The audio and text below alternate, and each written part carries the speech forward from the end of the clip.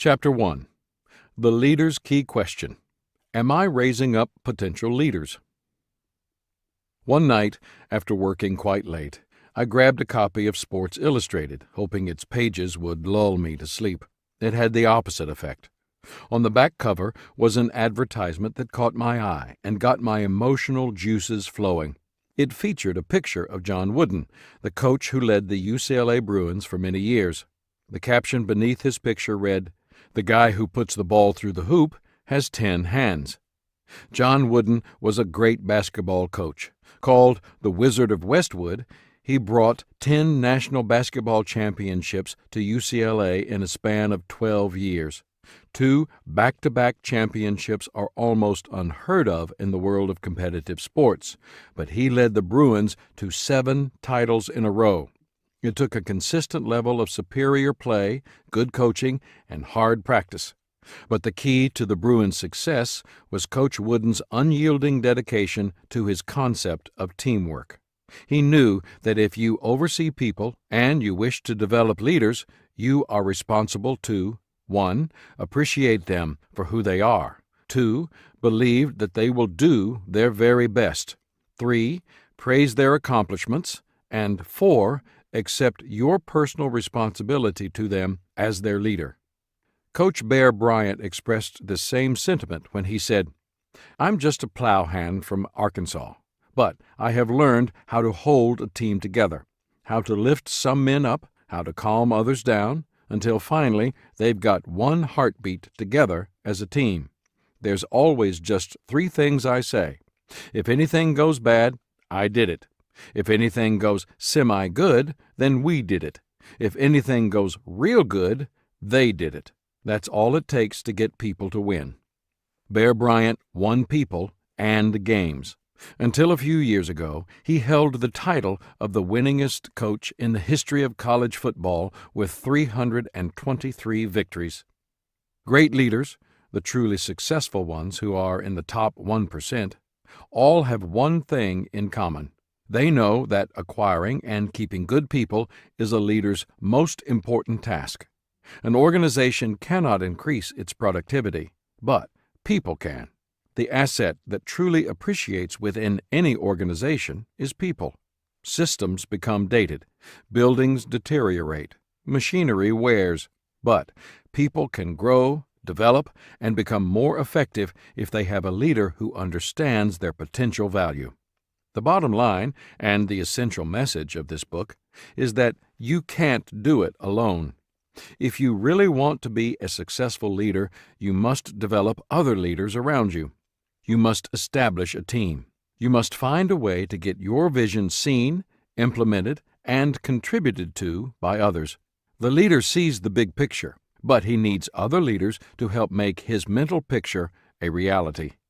Most leaders have followers around them. They believe the key to leadership is gaining more followers. Few leaders surround themselves with other leaders, but the ones who do bring great value to their organizations. And not only is their burden lightened, but their vision is also carried on and enlarged. Why leaders need to reproduce leaders. The key to surrounding yourself with other leaders is to find the best people you can, then develop them into the best leaders they can be. Great leaders produce other leaders. Let me tell you why. Those closest to the leader will determine the success level of that leader. The greatest leadership principle that I have learned in more than 30 years of leadership is that those closest to the leader will determine the success level of that leader. A negative reading of this statement is also true. The closest to the leader will determine the level of failure for that leader. In other words, the people close to me make me or break me. The determination of a positive or negative outcome in my leadership depends upon my ability as a leader to develop those closest to me. It also depends upon my ability to recognize the value that others bring to my organization. My goal is not to draw a following that results in a crowd. My goal is to develop leaders who become a movement. Stop for a moment and think of the 5 or 6 people closest to you in your organization. Are you developing them? Do you have a game plan for them? Are they growing? Have they been able to lift your load? Within my organizations, leadership development is continually emphasized. In their first training session, I give new leaders this principle. As a potential leader, you are either an asset or a liability to the organization. I illustrate this truth by saying, when there's a problem, a fire in the organization, you as a leader are often the first to arrive at the scene. You have in your hands 2 buckets. One contains water and the other contains gasoline. The spark before you will either become a greater problem because you pour the gasoline on it, or it will be extinguished because you use the bucket of water. Every person within your organization also carries 2 buckets. The question a leader needs to ask is, am I training them to use the gasoline or the water? An organization's growth potential is directly related to its personnel potential. When conducting leadership conferences, I often make the statement, grow a leader, grow the organization. A company cannot grow without until its leaders grow within. I am often amazed at the amount of money, energy, and marketing focus organizations spend on areas that will not produce growth. Why advertise that the customer is number one when the personnel have not been trained in customer service? When customers arrive, they will know the difference between an employee who has been trained to give service and one who hasn't. Slick brochures and catchy slogans will never overcome incompetent leadership. In 1981, I became senior pastor of Skyline Wesleyan Church in San Diego, California. This congregation averaged 1,000 in attendance from 1969 to 1981, and it was on an obvious plateau. When I assumed leadership responsibilities, the first question I asked was, why has the growth stopped? I needed to find an answer, so I called my first staff meeting and gave a lecture titled The Leadership Line. My thesis was, leaders determine the level of an organization. I drew a line across a marker board and wrote the number 1,000. I shared with the staff that for 13 years the average attendance at Skyline was 1,000. I knew the staff could lead 1,000 people effectively. What I did not know was whether they could lead 2,000 people. So I drew a dotted line and wrote the number 2,000, and I placed a question mark between the 2 lines. I then drew an arrow from the bottom 1,000 to the top 2,000 line and wrote the word change. It would be my responsibility to train them and help them make the necessary changes to reach our new goal. When the leaders changed positively, I knew the growth would become automatic. Now, I had to help them change themselves, or I knew I would literally have to change them by hiring others to take their place. From 1981 to 1995, I gave this lecture to Skyline on 3 occasions. The last time, the number 4,000 was placed on the top line. As I discovered, the numbers changed, but the lecture didn't. The strength of any organization is a direct result of the strength of its leaders. Weak leaders equal weak organizations. Strong leaders equal strong organizations. Everything rises and falls on leadership. Potential leaders help carry the load. Businessman Roland Young said, "I am a self-made man, but I think if I had to do it over again, I would call in someone else." Usually, leaders fail to develop other leaders either because they lack training or because they possess wrong attitudes about allowing and encouraging others to come alongside them. Often, leaders wrongly believe that they must compete with the people close to them instead of working with them. Great leaders have a different mindset. In Profiles in Courage, President John F. Kennedy wrote, "The best way to go along is to get along with others." This kind of positive interaction can only happen if the leader has an attitude of interdependency with others and is committed to win-win relationships. Take a look at differences between the 2 views leaders possess about people. Winning by competitiveness. Look at others as enemies. Concentrate on yourself. Become suspicious of others. Win only if you are good. Winning determined by your skills. Small victory, some joy. There are winners and losers. Winning by cooperation. Look at others as friends. Concentrate on others. Become supportive of others. Win if you or others are good. Winning is determined by the skills of many. Large victory. Much joy. There are only winners. Peter Drucker was correct when he said, "No executive has ever suffered because his people were strong and effective. The leaders around me lift my load in many ways. Here are two of the most important ones. 1. They become a sounding board for me. As a leader, I sometimes hear counsel that I don't want to hear, but need to hear. That's the advantage of having leaders around you. Having people who know how to make decisions.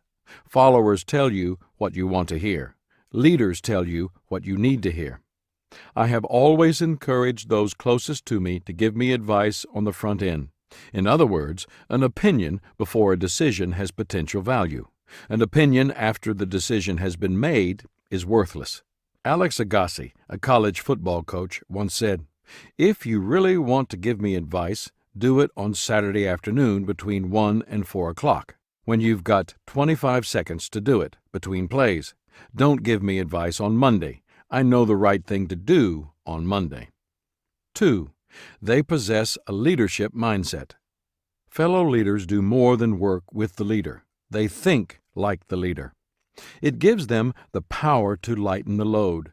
This becomes invaluable in areas such as decision-making, brainstorming, and providing security and direction to others.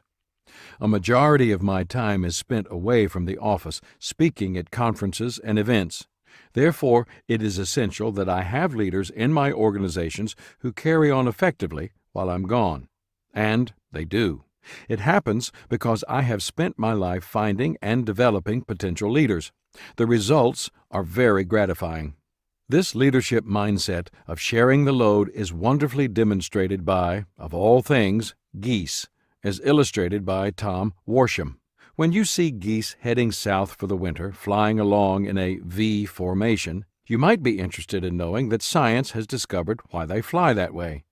Research has revealed that as each bird flaps its wings, it creates an uplift for the bird immediately behind it. By flying in a V formation, the whole flock adds at least 71% greater flying range than if each bird flew on its own. People who share a common direction and sense of community get where they are going more quickly and easily because they are traveling on one another's thrust. Whenever a goose falls out of formation, it suddenly feels the drag and resistance of trying to go it alone. It quickly gets back into formation to take advantage of the lifting power of the birds immediately in front. If we, as people, have as much sense as a goose, we will stay in formation, and so will those who are headed the same way we are. When the lead goose gets tired, he rotates back in the V, and another goose flies the point. It pays to take turns doing hard jobs. The geese honk from behind to encourage those up front to keep up their speed. What do we say when we honk from behind? And finally, when a goose gets sick or is wounded by gunfire and falls out, 2 other geese fall out of formation and follow it down to help and protect it. They stay with the goose until it is either able to fly again or dead, and then they launch out on their own or with another formation to catch up with their group. If we have the sense of geese, we will stand by each other like that. Whoever was the first to call another person a silly goose didn't know enough about geese. Leaders attract potential leaders. Birds of a feather really do flock together. I really believe that it takes a leader to know a leader, grow a leader, and show a leader. I have also found that it takes a leader to attract a leader. Attraction is the obvious first step. Yet I find many people in leadership positions who are unable to accomplish this task.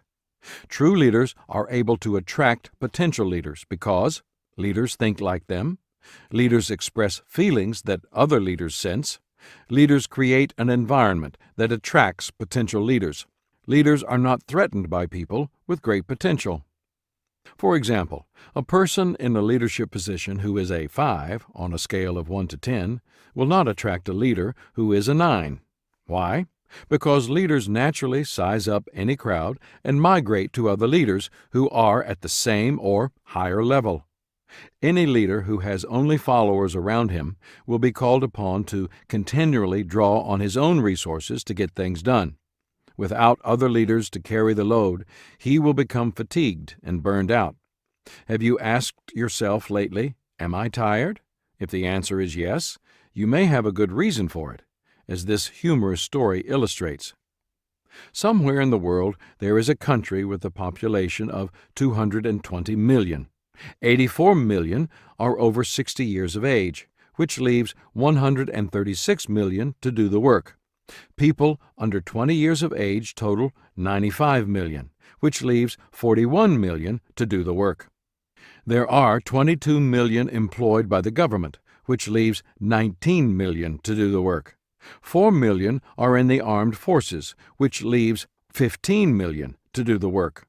Deduct 14,800,000, the number in state and city offices, and that leaves 200,000 to do the work.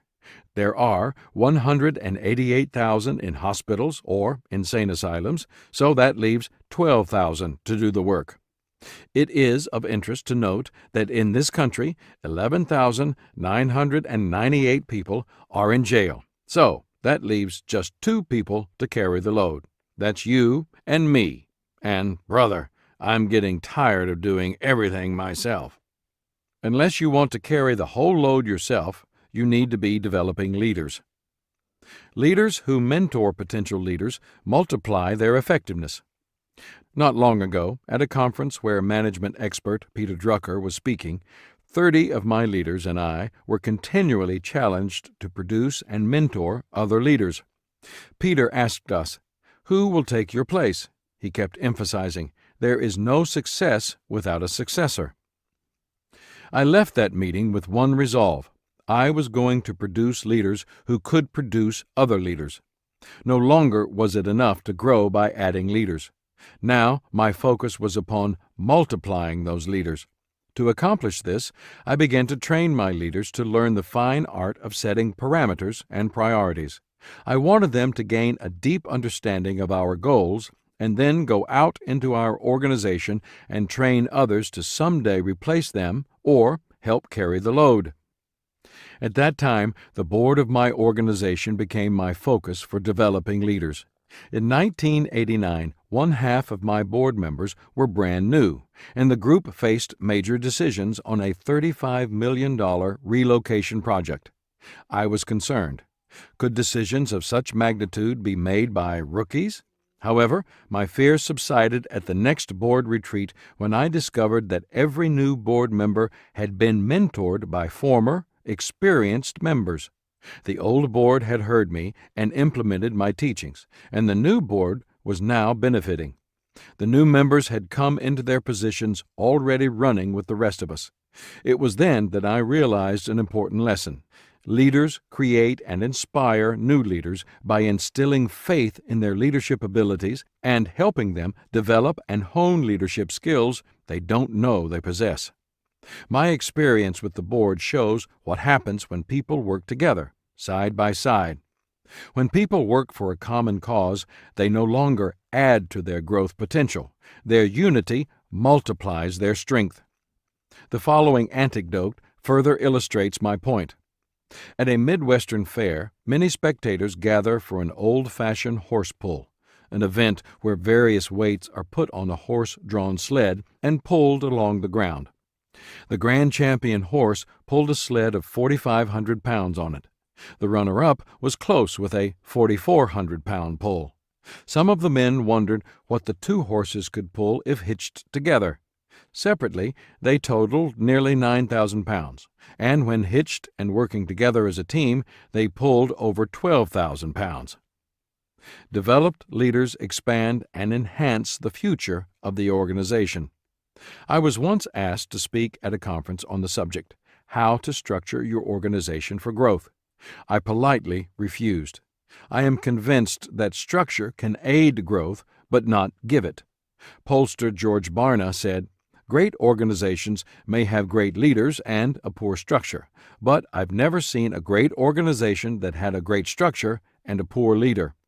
Structure can mean the difference between a bad organization and a good one, but the difference between a good organization and a great one is leadership." Henry Ford knew this. He said, "You can take my factories, burn up my buildings, but give me my people, and I'll bring my business right back again." What did Henry Ford know that so many other people in leadership positions don't know? He knew that buildings and bureaucracy are not essential to growth. A company must organize around what it is trying to accomplish, not around what is being done. I have seen people in an organization do things a particular way simply because the bureaucracy states it must be done that way, even when it hinders what the organization is trying to accomplish. Organize around tasks, not functions. Too often we are like the community that built a new bridge. The residents of a small town built a new bridge. Then they decided that, if they had a new bridge, they'd better hire a watchman to keep an eye on it. So they did. Someone noted that the watchman needed a salary, so they hired an accountant. He, in turn, pointed out the need for a treasurer. With a watchman, an accountant, and a treasurer, they had to have an administrator, so residents appointed one. Congress then voted a cut in funding, and personnel had to be cut back, so they fired the watchman. Don't let the machinations or trappings of your organization make you lose sight of what's to be accomplished. One of the things my father taught me was the importance of people above all other elements in an organization. He was the president of a college for 16 years. One day, as we sat on a campus bench, he explained that the most expensive workers on campus were not the highest paid. The most expensive ones were the people who were non-productive. He explained that developing leaders took time and cost money. You usually had to pay leaders more, but such people were an invaluable asset. They attracted a higher quality of person. They were more productive, and they continued to add value to the organization. He closed the conversation by saying, "Most people produce only when they feel like it. Leaders produce even when they don't feel like it." The more people you lead, the more leaders you need. Moses was the greatest leader in the Old Testament. How would you like to relocate 1.5 million complaining people? It was hard and tiring. And as his nation grew, Moses became more tired, and the people's needs went unmet. The problem? Moses was trying to do it all himself. You can find his disorganization chart in the accompanying PDF. Jethro, the father-in-law of Moses, suggested that he find, recruit, and train other leaders to assist him in his leadership responsibilities. Moses followed that advice, and soon he had other leaders helping him carry the load. The result? This needed change gave added strength to Moses and enabled all the needs of the people to be met. Zig Ziglar says, "Success is the maximum utilization of the ability that you have." I believe a leader's success can be defined as maximum utilization of the abilities of those under him. Andrew Carnegie explained it like this: "I wish to have, as my epitaph, 'Here lies a man who was wise enough to bring into his service men who knew more than he.' It is my desire to help you do exactly that." Chapter 2. The Leader's Toughest Challenge. Those who believe in our abilities do more than stimulate us. They create an atmosphere in which it becomes easier for us to succeed. Creating an environment that will attract leaders is vital to any organization. Doing that is the job of leaders. They must be active. They must generate activity that is productive, and they must encourage, create, and command changes in the organization. They must create a climate in which potential leaders will thrive. The leaders in any organization must be the environmental change agents. They must be more like thermostats than thermometers. At first glance, a person could confuse these instruments. Both are capable of measuring heat. However, they are really quite different. A thermometer is passive. It records the temperature of its environment, but can do nothing to change that environment. A thermostat is an active instrument. It determines what the environment will be. It affects change in order to create a climate. The attitude of the leader, coupled with a positive atmosphere in the organization, can encourage people to accomplish great things, and consistent accomplishment generates momentum. Many times the momentum is the only difference between a winning positive growth climate and a losing negative growth climate. Leaders cannot afford to overlook the importance of momentum. With momentum, leaders look better than they actually are. With momentum, followers increase their performance. Without momentum, leaders look worse than they actually are. Without momentum, followers decrease their performance. Momentum is the greatest of all change agents. More than 90% of the successful changes we've instituted in our organization have been the result of creating momentum before asking people to change. To maximize the value of momentum, leaders must 1. Develop an appreciation for it early. 2. Know the key ingredients of it immediately. And 3.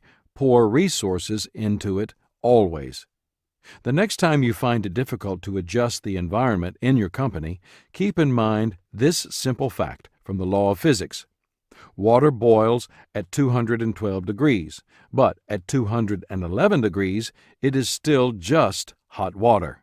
1 extra degree, an increase of less than 0.5%, can make the difference between a pot of languishing liquid and a bubbling cauldron of power. 1 degree can create a full head of steam, enough power to move a train weighing tons. That 1 degree is usually momentum. Leaders in some organizations don't recognize the importance of creating a climate conducive to building potential leaders.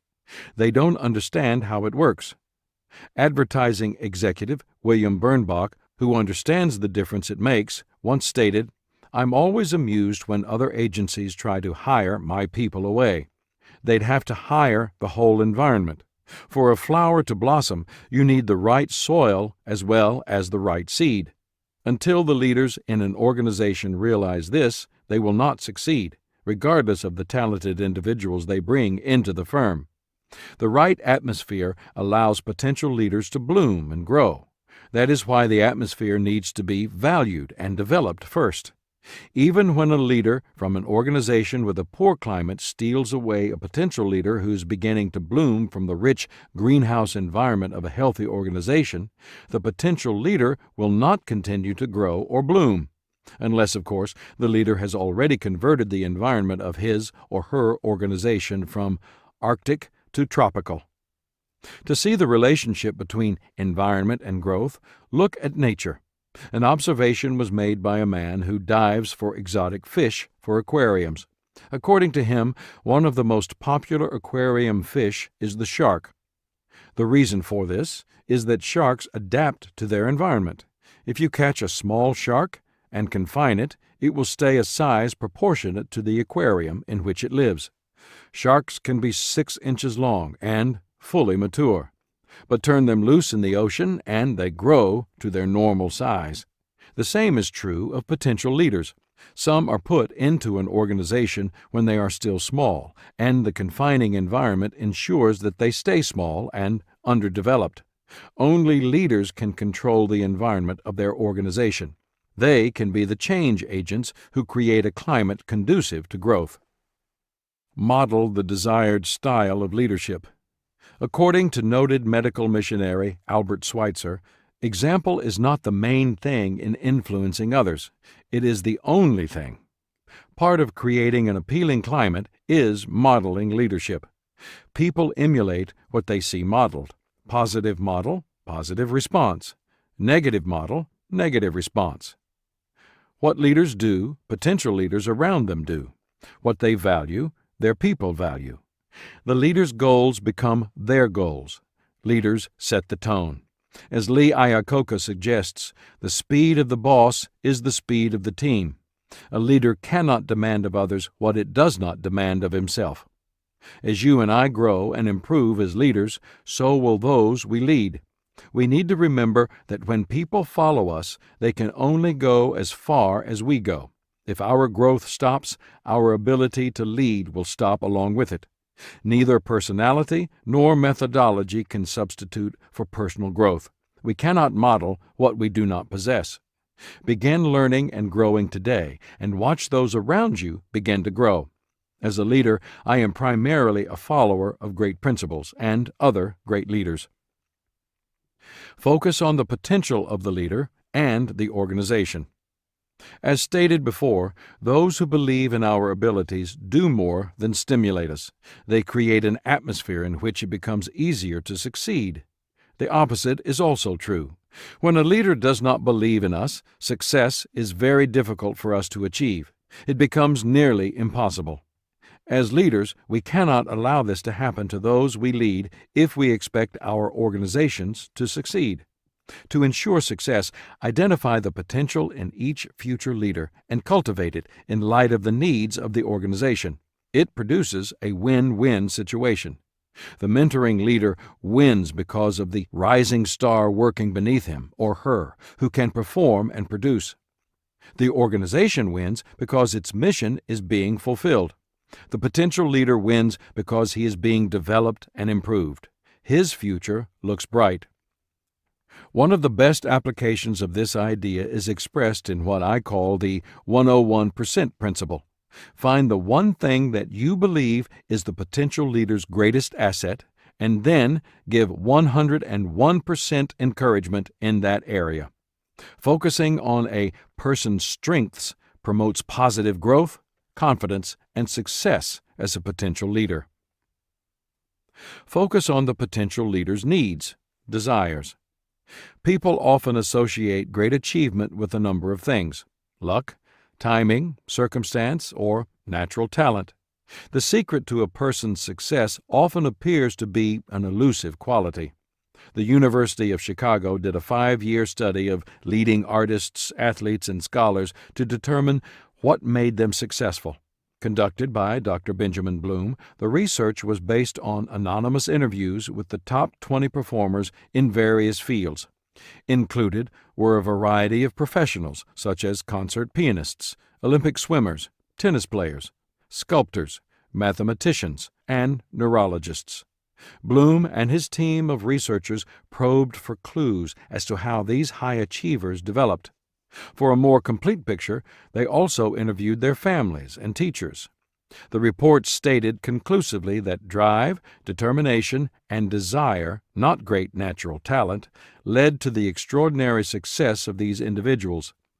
Great leaders know the desires of the people they lead. As much as potential leaders respect the knowledge and ability of their leaders, these are secondary matters to them. They don't care how much their leaders know until they know how much their leaders care about their needs, their dreams, their desires. Once a leader is genuinely interested in the well-being of those around him, the determination and drive of the people in that group are activated in a remarkable way. The starting point of all achievement is drive, determination, and desire. Napoleon Bonaparte is known as one of history's greatest leaders. One of his leadership secrets was knowing the needs of his men. He first determined what his men wanted most. Then he did everything possible to help them get it. He knew this was a key to successful motivation. Most leaders do the opposite. They first decide what they want. Then they try to persuade others to want the same thing as much as they do. Look for the leader within the person. There is no future in any job. The future lies in the person who holds the job. It takes a leader with vision to see the future leader within the person. Michelangelo, when questioned about his masterpiece, David, answered that the sculpture had always existed within the stone. He had simply chiseled away the rock around it. Leaders must have the same kind of vision when viewing potential leaders. Some of the qualities to look for in a person include the following: positiveness, the ability to work with and see people and situations in a positive way; servanthood, the willingness to submit, play team ball, and follow the leader; growth potential, a hunger for personal growth and development, the ability to keep growing as the job expands. Follow through, the determination to get the job done completely and with consistency. Loyalty, the willingness to always put the leader and the organization above personal desires. Resiliency, the ability to bounce back when problems arise. Integrity, the trustworthiness and solid character, consistent words and walk. Big picture mindset, the ability to see the whole organization and all of its needs. Discipline, the willingness to do what is required regardless of personal mood. Gratitude, an attitude of thankfulness that becomes a way of life. When searching for these traits within a person, the leader should emulate gold prospectors. They are always on the lookout for potential gold mines. Every mountain is a possible opportunity to strike it rich. When they find traces of ore, they assume there is a vein and begin digging. The same is true in every organization. If you, as a leader, look for and find traces of gold in your people, start digging. You will uncover the mother lode. Place an emphasis on production, not position and title. Organizations that place great emphasis on titles and positions are teaching their employees to do the same. Employees in that type of environment can often become preoccupied with moving up the ladder to the next position or with receiving a more important-sounding title. When it comes down to it, titles are worth little. A lofty title doesn't help a poor producer. A lowly title doesn't hinder a super producer. Position, like a title, doesn't make a leader either. In developing the leader within you, I described the 5 levels of leadership: position, permission, production, personal development, and personhood. Position is the lowest level. A person who stands on his position will never have influence beyond his or her job description. Seniority also provides little in and of itself. A survey was conducted by Account Temps, a temporary personnel service and placement organization. Executives and personnel directors were asked for the most influential factors in evaluating an employee for promotion. The results: 66% named specific accomplishments, 47% named general work habits and performance, and only 4% cited seniority as being important. Time on the job is no substitute for production in the job. In an organization emphasizing production, attention and energy are devoted to doing the job and doing it well. There is a team atmosphere, with accomplishing the mission of the organization as the goal. That is the kind of climate where leaders emerge. As Charles Wilson, the former president of General Electric, said, "No matter what size the bottle, the cream always came to the top." Provide growth opportunities. There is a story of a tourist who paused for a rest in a small town in the mountains. He went over to an old man sitting on a bench in front of the only store in town and inquired, "Friend, can you tell me something this town is noted for?" "Well," replied the old man, "I don't rightly know except that it's the starting point to the world.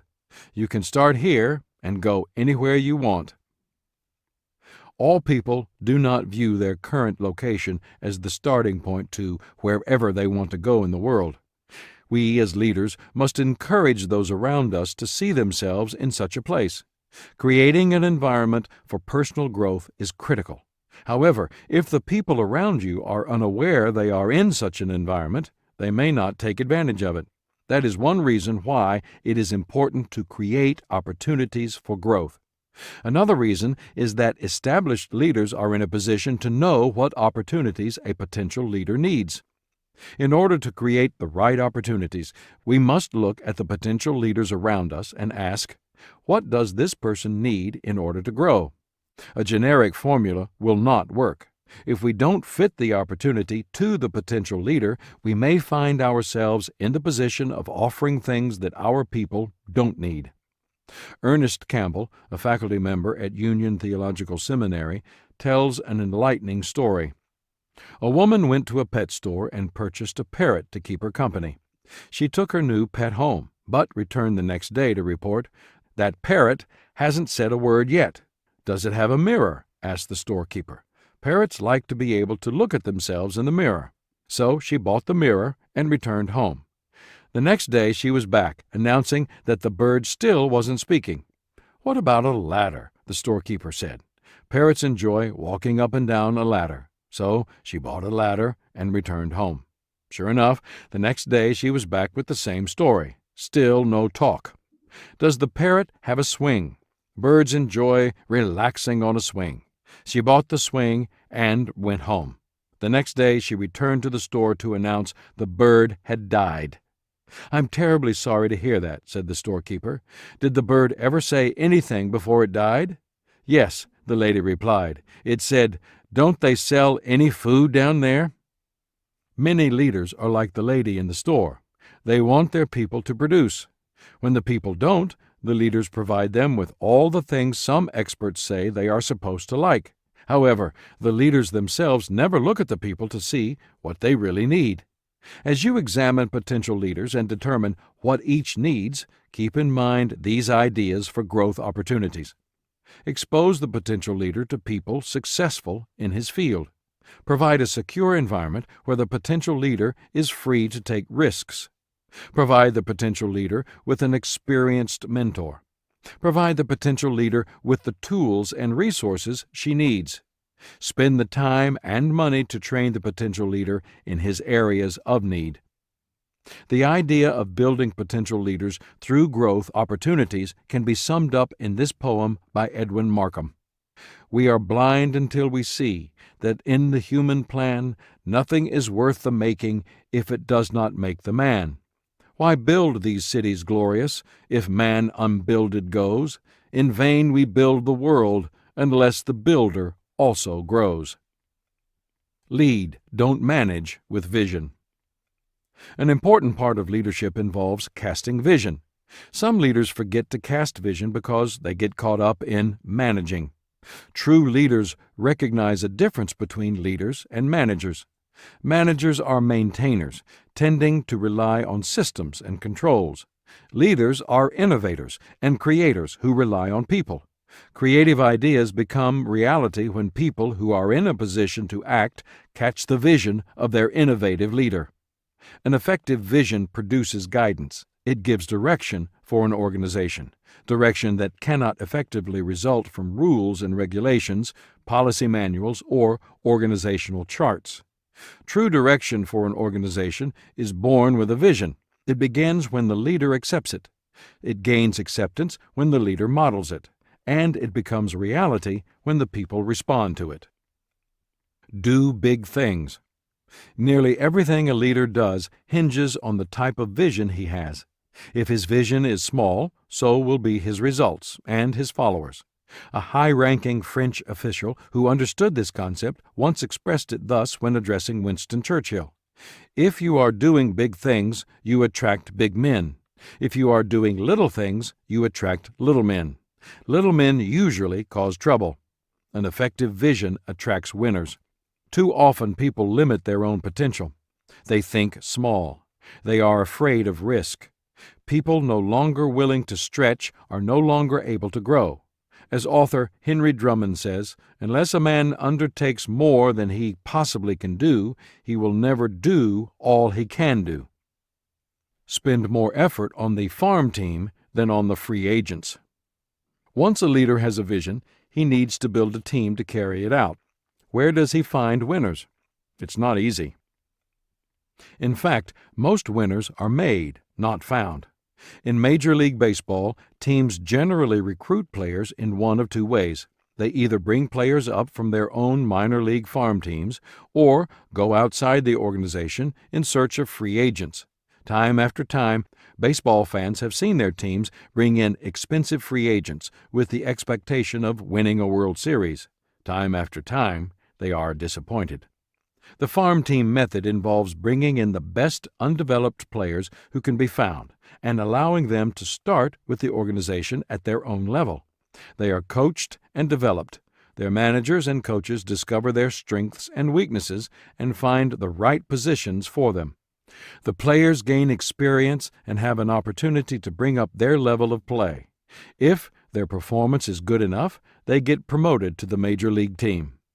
The vast majority of the leadership in our organization is recruited and promoted from within. It has not always been easy, but there are tremendous advantages in using the farm team method.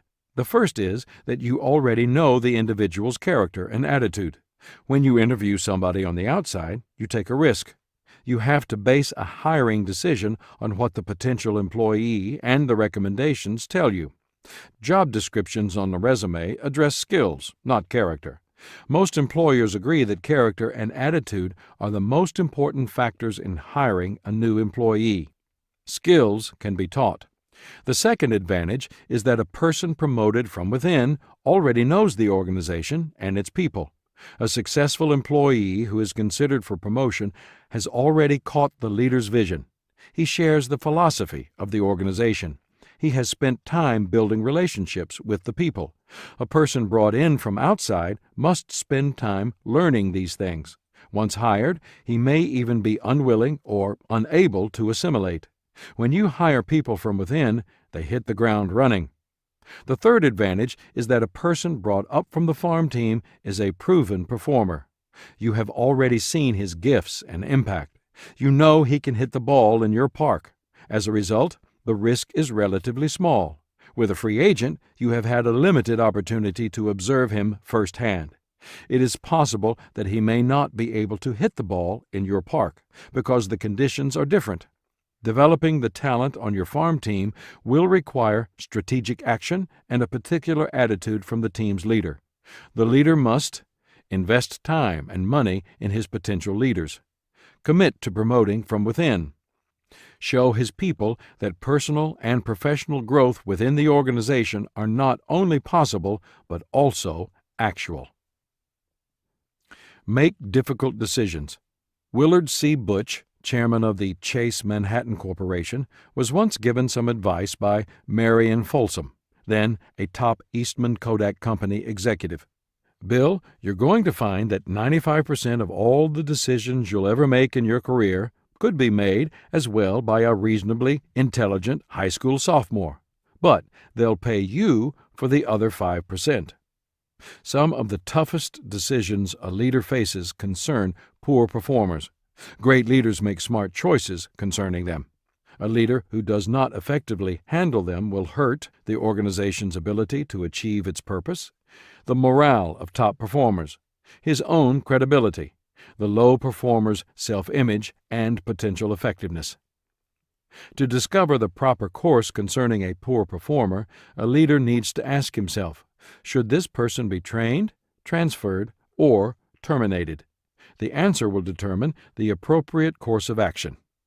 If low performance is due to poor or undeveloped skills, it calls for training. Likewise, training can often benefit an employee needing to be taught the organization's philosophy or vision. Training is often the most positive of solutions because it invests in the employee. It is also more economical to improve a current employee than start a new person from scratch.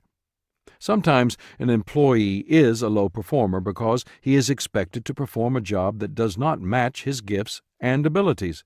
If the employee has a good attitude and a desire to succeed, he can be transferred to a position matching his gifts.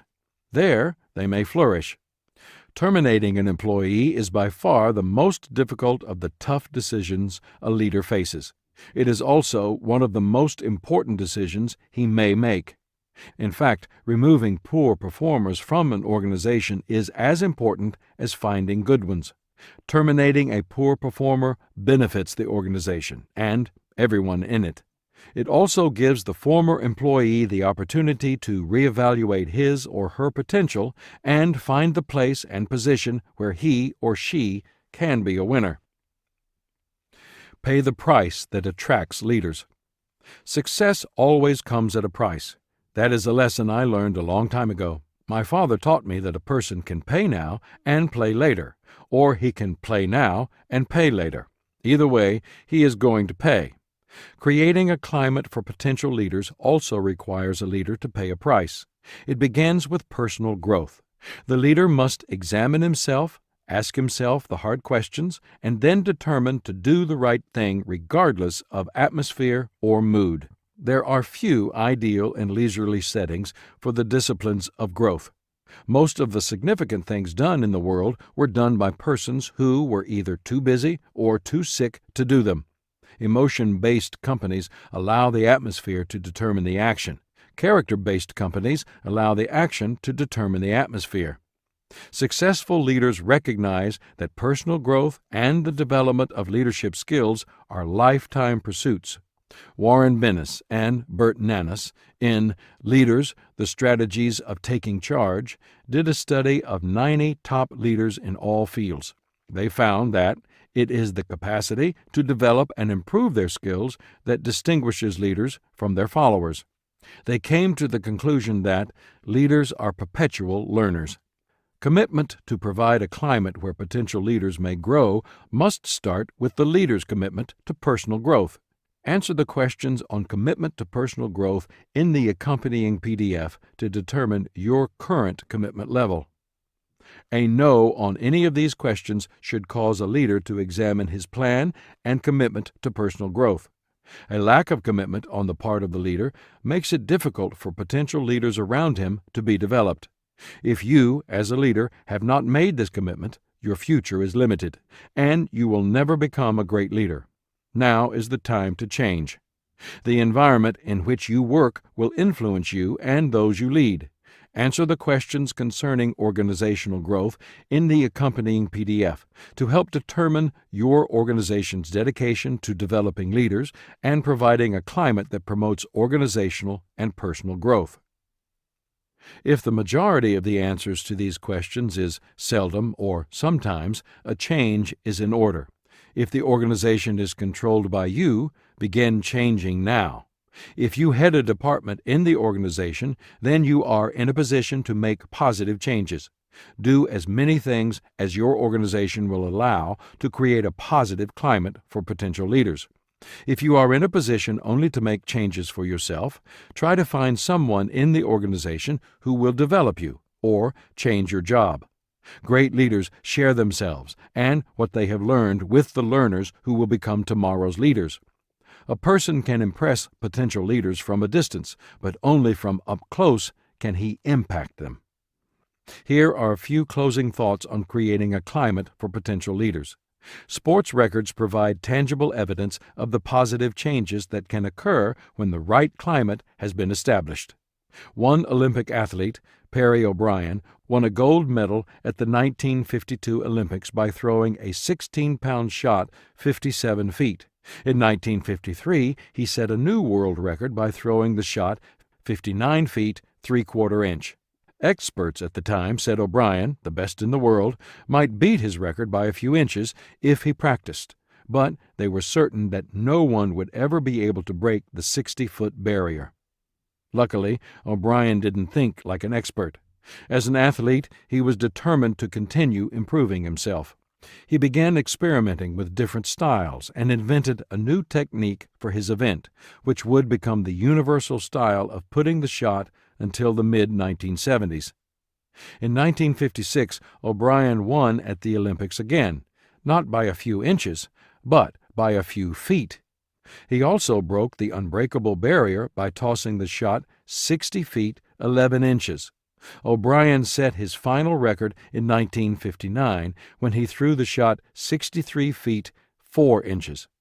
From that time on, every competitive shot putter has tossed the shot beyond that length. Today, the record is over 75 feet. The same is true for the 4-minute mile. No one, the experts said, would ever be able to run the mile in less than 4 minutes. Then, in 1954, a young medical student named Roger Bannister did the impossible by breaking that barrier. Today, every world-class runner can run the mile in less than 4 minutes. Why? Because one man decided to keep improving. One man decided to pay the price of personal growth. He was willing to lead. As a result, he created a climate for those achievers who followed him. Are you the type of leader who is willing to pay the price and create a climate in which your people can follow you and emerge as the leaders of tomorrow? Chapter 3. The Leader's Primary Responsibility. There is something much more important and scarce than ability.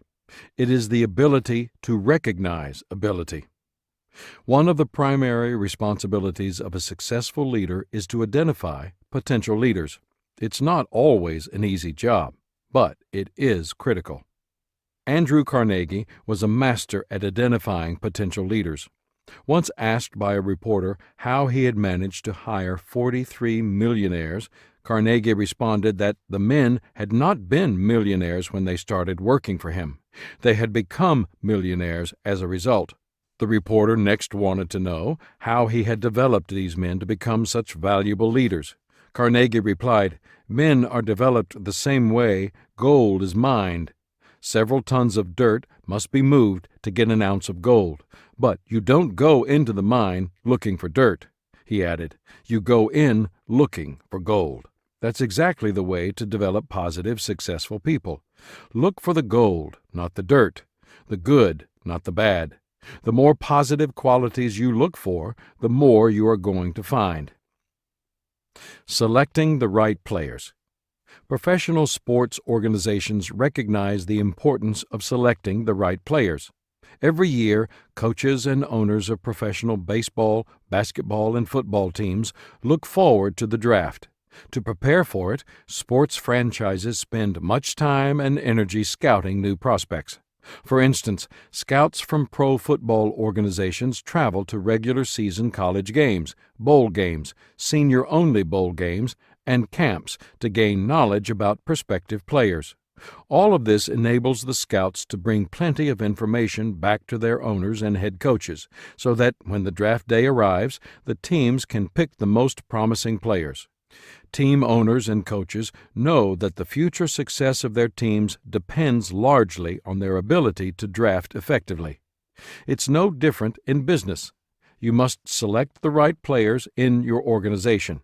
If you select well, the benefits are multiplied and seem nearly endless. If you select poorly, the problems are multiplied and seem endless.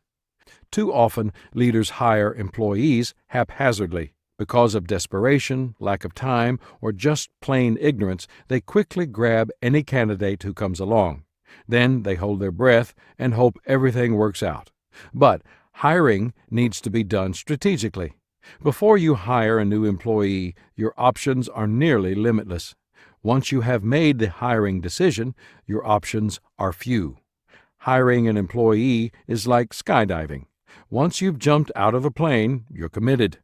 The key to making the right choice depends on two things. 1, your ability to see the big picture, and 2, your ability to judge potential employees during the selection process. It is a good idea to start with an inventory. I use this one because I always want to look inside as well as outside the organization to find candidates. I call this list the 5 A's. Assessment of needs. What is needed? Assets on hand. Who are the people already in the organization who are available? Ability of candidates. Who is able? Attitude of candidates. Who is willing? Accomplishments of candidates. Who gets things done? Notice that the inventory begins with an assessment of needs. The leader of the organization must base that assessment on the big picture. While he was manager of the Chicago Cubs, Charlie Grimm reportedly received a phone call from one of his scouts. The man was excited and began to shout over the telephone, "Charlie, I've landed the greatest young pitcher in the land. He struck out every man who came to bat, 27 in a row. Nobody even hit a foul until the 9th inning. The pitcher is right here with me. What shall I do?" Charlie replied, "Sign up the guy who got the foul. We're looking for hitters." Charlie knew what the team needed. There is one situation that supersedes a needs analysis: when a truly exceptional person is available but doesn't necessarily match the current need. Do whatever you can to hire him or her anyway. In the long run, that person will positively impact the organization. You see this kind of decision-making in sports. Football coaches generally draft players to fill specific needs. If they lack a strong running back, they draft the best running back available. But sometimes they get an opportunity to draft an impact player, a superstar who can instantly change the whole complexion of the team. Incidentally, impact players usually possess not only athletic ability, but also leadership skills. Even as rookies, they have all the qualities to be team captains. When I have an opportunity to hire someone who is exceptional, a superstar, I do it. Then I find a place for him or her. Good people are hard to find, and there is always room for one more productive person in an organization. Usually, we are not judging superstars, and the decisions are harder to make. How do pro sports teams evaluate potential players? Many use a grid that yields a score for each player based on his abilities. In the same way, we need to have a tool to help evaluate people's potential as leaders. You can find a list of 25 characteristics to rate yourself as a potential leader in the accompanying PDF. In Inc. magazine, marketing expert I. Martin Jackness identifies a trend he has seen in hiring. He terms it in the law of diminishing expertise. Simply stated, leaders tend to hire people whose ability and expertise are beneath their own. As a result, when organizations grow and more people are hired, the number of people with low expertise far exceeds the leaders who have great expertise. Here's how this works. Let's say, for example, you are an outstanding leader with great vision, self-discipline, right priorities, and super problem-solving skills. You score a 95 on the assessment of current leadership qualities. So you decide to start your own business, called Leader to Leader, Inc. Your business does so well that you soon need 4 new employees. You would like to hire 4 95s, but chances are 95s want to work for themselves, just as you do, and are not available. You need help, so you hire 4 85s, not as skilled as you, but each a leader in his or her own right. I must mention at this crucial stage in the company's development, you may have been tempted to hire less than 85s for your staff. You may be thinking to yourself, the 4 people I hire just have to follow me and my direction, and the company will do fine. I can settle for a couple of followers who are 65s. That is the critical error many leaders make. By selecting followers rather than potential leaders, the leader of the organization limits its potential for growth. But for the moment, let's say you don't make that mistake, and you hire 4 leaders with scores of 85. You and your team of leaders are doing great. The business can hardly keep up with demand. Then you land a national account. Your hard work has paid off. But you now estimate that you will need about 100 employees working around the clock to carry the load. You now need to build a whole organization. You begin with your faithful 4 employees. They're good leaders. They helped you make it, and you're dedicated to promoting from within. They are going to be your 4 managers.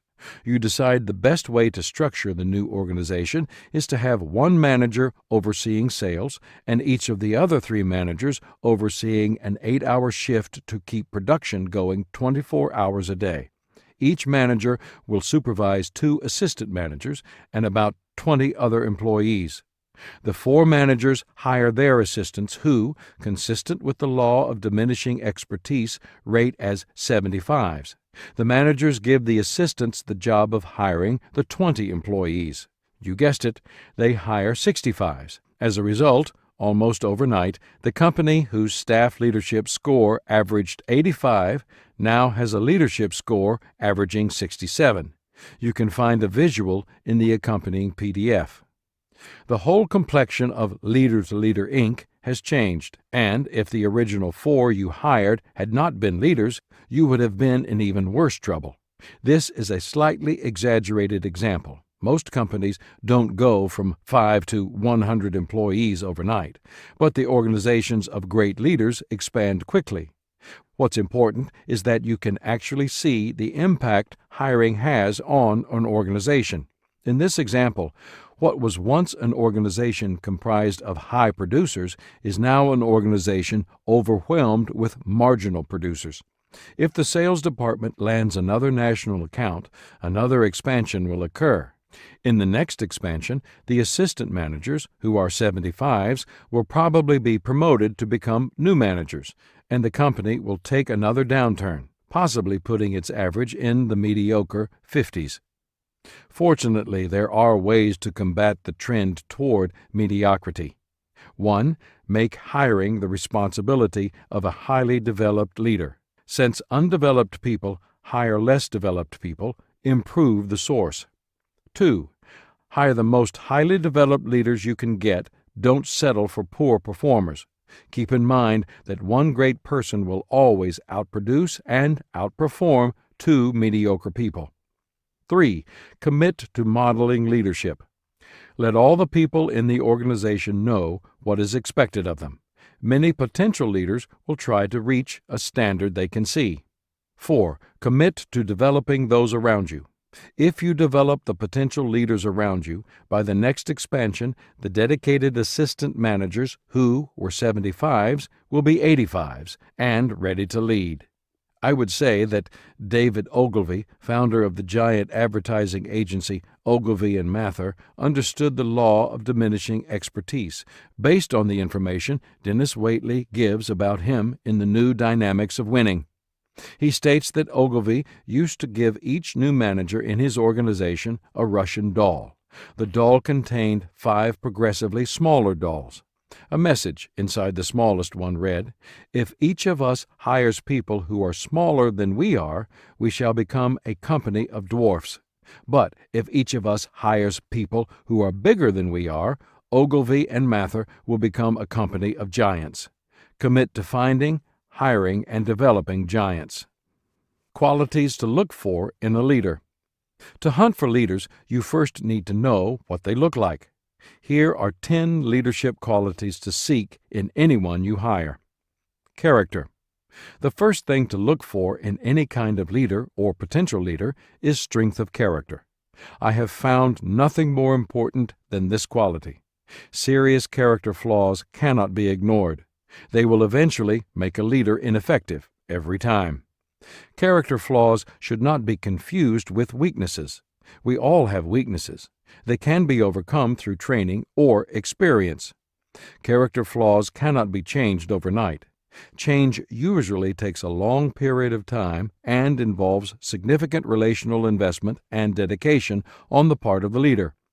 Any person that you hire who has character flaws will be the weak link in your organization. Depending on the nature of the character flaw, the person has the potential to destroy the organization.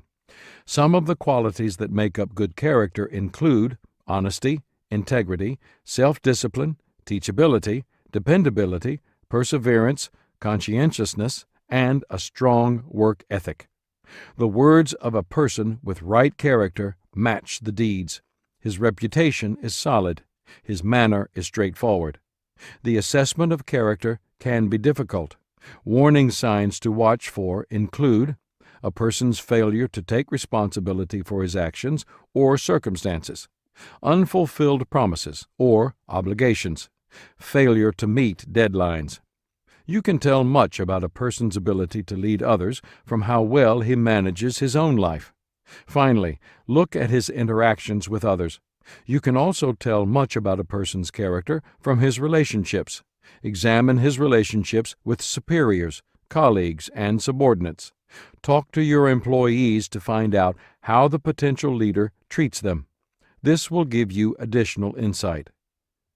Influence. Leadership is influence. Every leader has these 2 characteristics. A, he is going somewhere, and B, he is able to persuade others to go with him. Influence by itself is not enough. That influence must be measured to determine its quality. When looking at a potential employee's influence, examine the following. What is the leader's level of influence? Does that person have followers due to position? He uses the power of his job title. Has he developed relationships which motivate? Production. He and his followers consistently produce results. Personnel development. He has developed others around him. Or personhood. he transcends the organization and develops people in a world-class scale. Who influences the leader? Who is he following? People become like their models. Is his model ethical? Does his model have the right priorities? Whom does he influence? Likewise, the quality of the follower will indicate the quality of the leader. Are his followers positive producers or a bunch of mediocre yes-men? Stuart Briscoe, in Discipline for Ordinary People, tells the story of a young clergyman who officiated at the funeral of a war veteran. The veteran's military friends wanted to participate in the service to honor their comrade, so they requested that the young pastor lead them down to the casket for a moment of remembrance and then out through the side door. The occasion failed to have the desired effect when the clergyman led them through the wrong door. In full view of the other mourners, the men marched with military precision into a broom closet and had to beat a hasty and confused retreat. Every leader must know where he is going, and every follower had better be sure he's behind a leader who knows what he's doing. Positive attitude. A positive attitude is one of the most valuable assets a person can have in life. My belief in this is so strong that I wrote an entire book on the subject. The Winning Attitude, Your Key to Personal Success. So often, what people say their problem is really isn't their problem. Their problem is the attitude which causes them to handle life's obstacles poorly. The individual whose attitude causes him to approach life from an entirely positive perspective is someone who can be called a no-limit person. In other words, the person doesn't accept the normal limitations of life as most people do. He or she is determined to walk to the very edge of his potential, or his product's potential, before he accepts defeat. People with positive attitudes are able to go places where others can't. They do things that others can't. They are not restricted by self-imposed limitations. A person with a positive attitude is like a bumblebee. The bumblebee should not be able to fly, because the size, weight, and shape of its body in relationship to its wingspread makes flying aerodynamically impossible. But the bumblebee, being ignorant of scientific theory, flies anyway and makes honey every day. This no-limit mindset allows a person to start each day with a positive disposition, as did an elevator operator I once read about. One Monday morning, in a full elevator, the man began humming a tune. One passenger, irritated by the man's mood, snapped, "What are you so happy about?" "Well, sir," replied the operator happily, "I ain't never lived this day before." Not only does the future look bright when the attitude is right, but the present is much more enjoyable too. The positive person understands that the journey is as enjoyable as the destination. Think of the attitude like this. It is the advance man of our true selves. Its roots are inward, but its fruit is outward. It is our best friend or our worst enemy. It is more honest and more consistent than our words. It is an outward look based on past experiences. It is a thing which draws people to us or repels them. It is never content until it is expressed. It is the librarian of our past. It is the speaker of our present. It is the prophet of our future. Attitude sets the tone not only for the leader with the attitude, but also for the people following him. Excellent people skills. A leader without people skills soon has no followers. Andrew Carnegie, a fantastic leader, is reported to have paid Charles Schwab a salary of $1 million a year simply because of his excellent people skills. Carnegie had other leaders who understood the job better and whose experience and training were better suited to the work, but they lacked the essential human quality of being able to get others to help them, and Schwab could get the best out of his fellow workers. People may admire a person who has only talent and ability, but they will not follow him, not for long. Excellent people skills involve a genuine concern for others, the ability to understand people, and the decision to make positive interaction with others a primary concern. Our behavior towards others determines their behavior toward us. A successful leader knows this. Evident gifts. Every person God creates has gifts. One of our jobs as leaders is to make an assessment of those gifts when considering a person for employment. I think of every job candidate as a wannabe leader. My observation is that there are 4 types of wannabes. Never be. Some people simply lack the ability to do a particular job. As I mentioned before, all people are gifted. However, not all are gifted for the particular task at hand.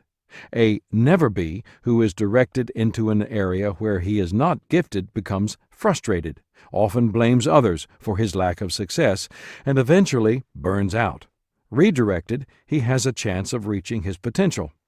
Could-be. A could-be is a person with the right gifts and abilities, but lacking self-discipline.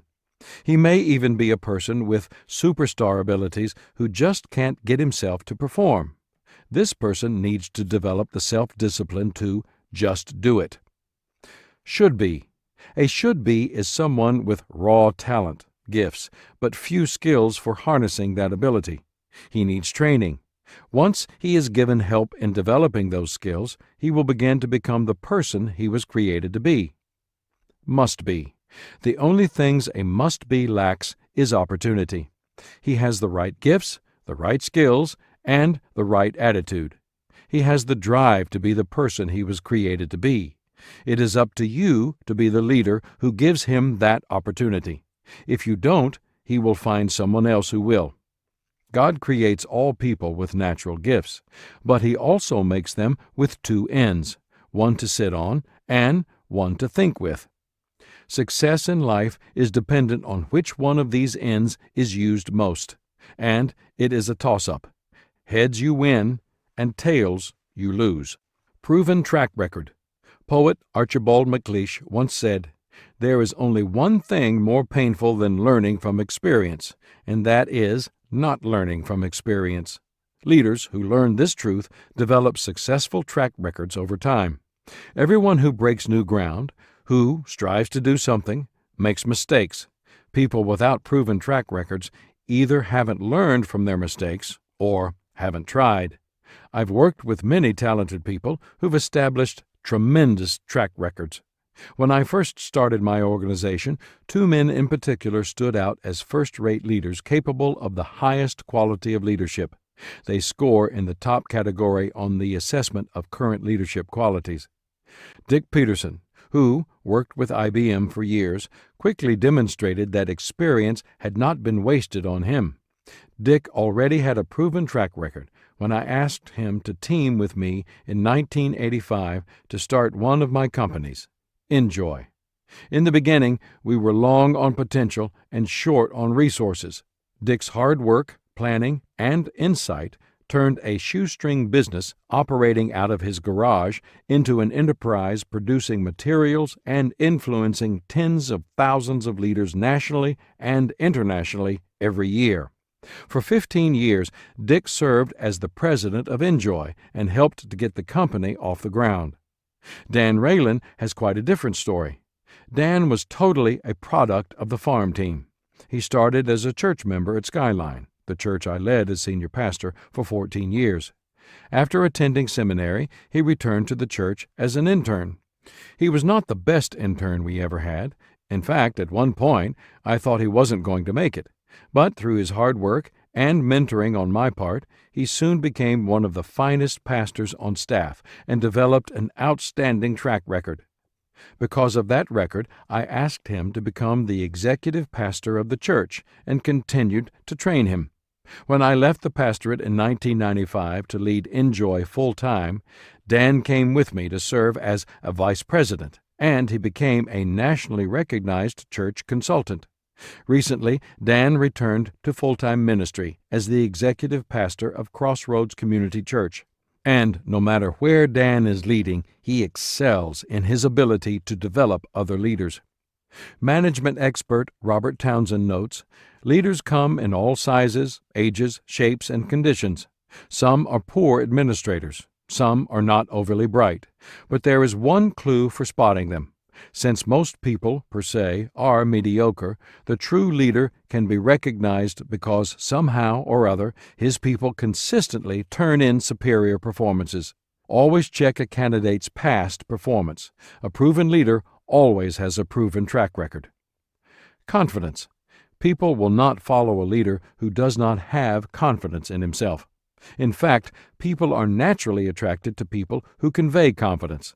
An excellent example can be seen in an incident in Russia during an attempted coup. Army tanks had surrounded the government building housing President Boris Yeltsin and his pro-democracy supporters. High-level military leaders had ordered the tank commander to open fire and kill Yeltsin. As the army rolled into position, Yeltsin strolled from the front of the building, climbed up on the tank, looked the commander in the eye, and thanked him for coming over to the side of democracy. Later, the commander admitted that they had not intended to go over to his side. Yeltsin had appeared so confident and commanding that the soldiers talked after he left and decided to join him. Confidence is characteristic of a positive attitude. The greatest achievers and leaders remain confident regardless of circumstances. There's a wonderful story about baseball great Ty Cobb's confidence. When Cobb was 70 years old, a reporter asked, "What do you think you'd hit if you were playing these days?" Cobb, a lifetime .367 hitter, said, "About .290, maybe .300. The reporter said, "That's because of the travel, the night games, the artificial turf, and all the new pitches like the slider, right?" "No," said Cobb. "It's because I'm 70. Strong, confident leaders recognize and appreciate confidence in others. Confidence is not simply for show. Confidence empowers. A good leader has the ability to instill within his people confidence in himself. A great leader has the ability to instill within his people confidence in themselves. Self-discipline. Great leaders always have self-discipline, without exception. Unfortunately, our society seeks instant gratification rather than self-discipline. We want instant breakfast, fast food, movies on demand, and quick cash from ATMs. But success doesn't come instantly, neither does the ability to lead. As General Dwight D. Eisenhower said, "There are no victories at bargain prices." Because we live in a society of instant gratification, we cannot take for granted that the potential leaders we interview will have self-discipline, that they will be willing to pay the price of great leadership. When it comes to self-discipline, people choose one of two things: the pain of discipline, which comes from sacrifice and growth, or the pain of regret, which comes from the easy road and missed opportunities. Each person in life chooses. In Adventures in Achievement, E. James Rohn says that the pain of discipline weighs ounces. Regret weighs tons. There are two areas of self-discipline we must look for in potential leaders. The first is in the emotions. Effective leaders recognize that their emotional reactions are their own responsibility. A leader who decides not to allow other people's actions to dictate his reactions experiences an empowering freedom.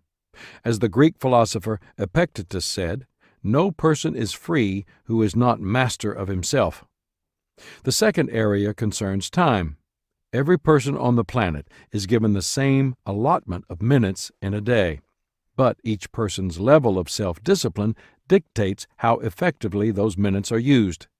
Disciplined people are always growing, always striving for improvement, and they maximize the use of their time. I have found 3 things that characterize disciplined leaders. They have identified specific long- and short-term goals for themselves. They have a plan for achieving those goals.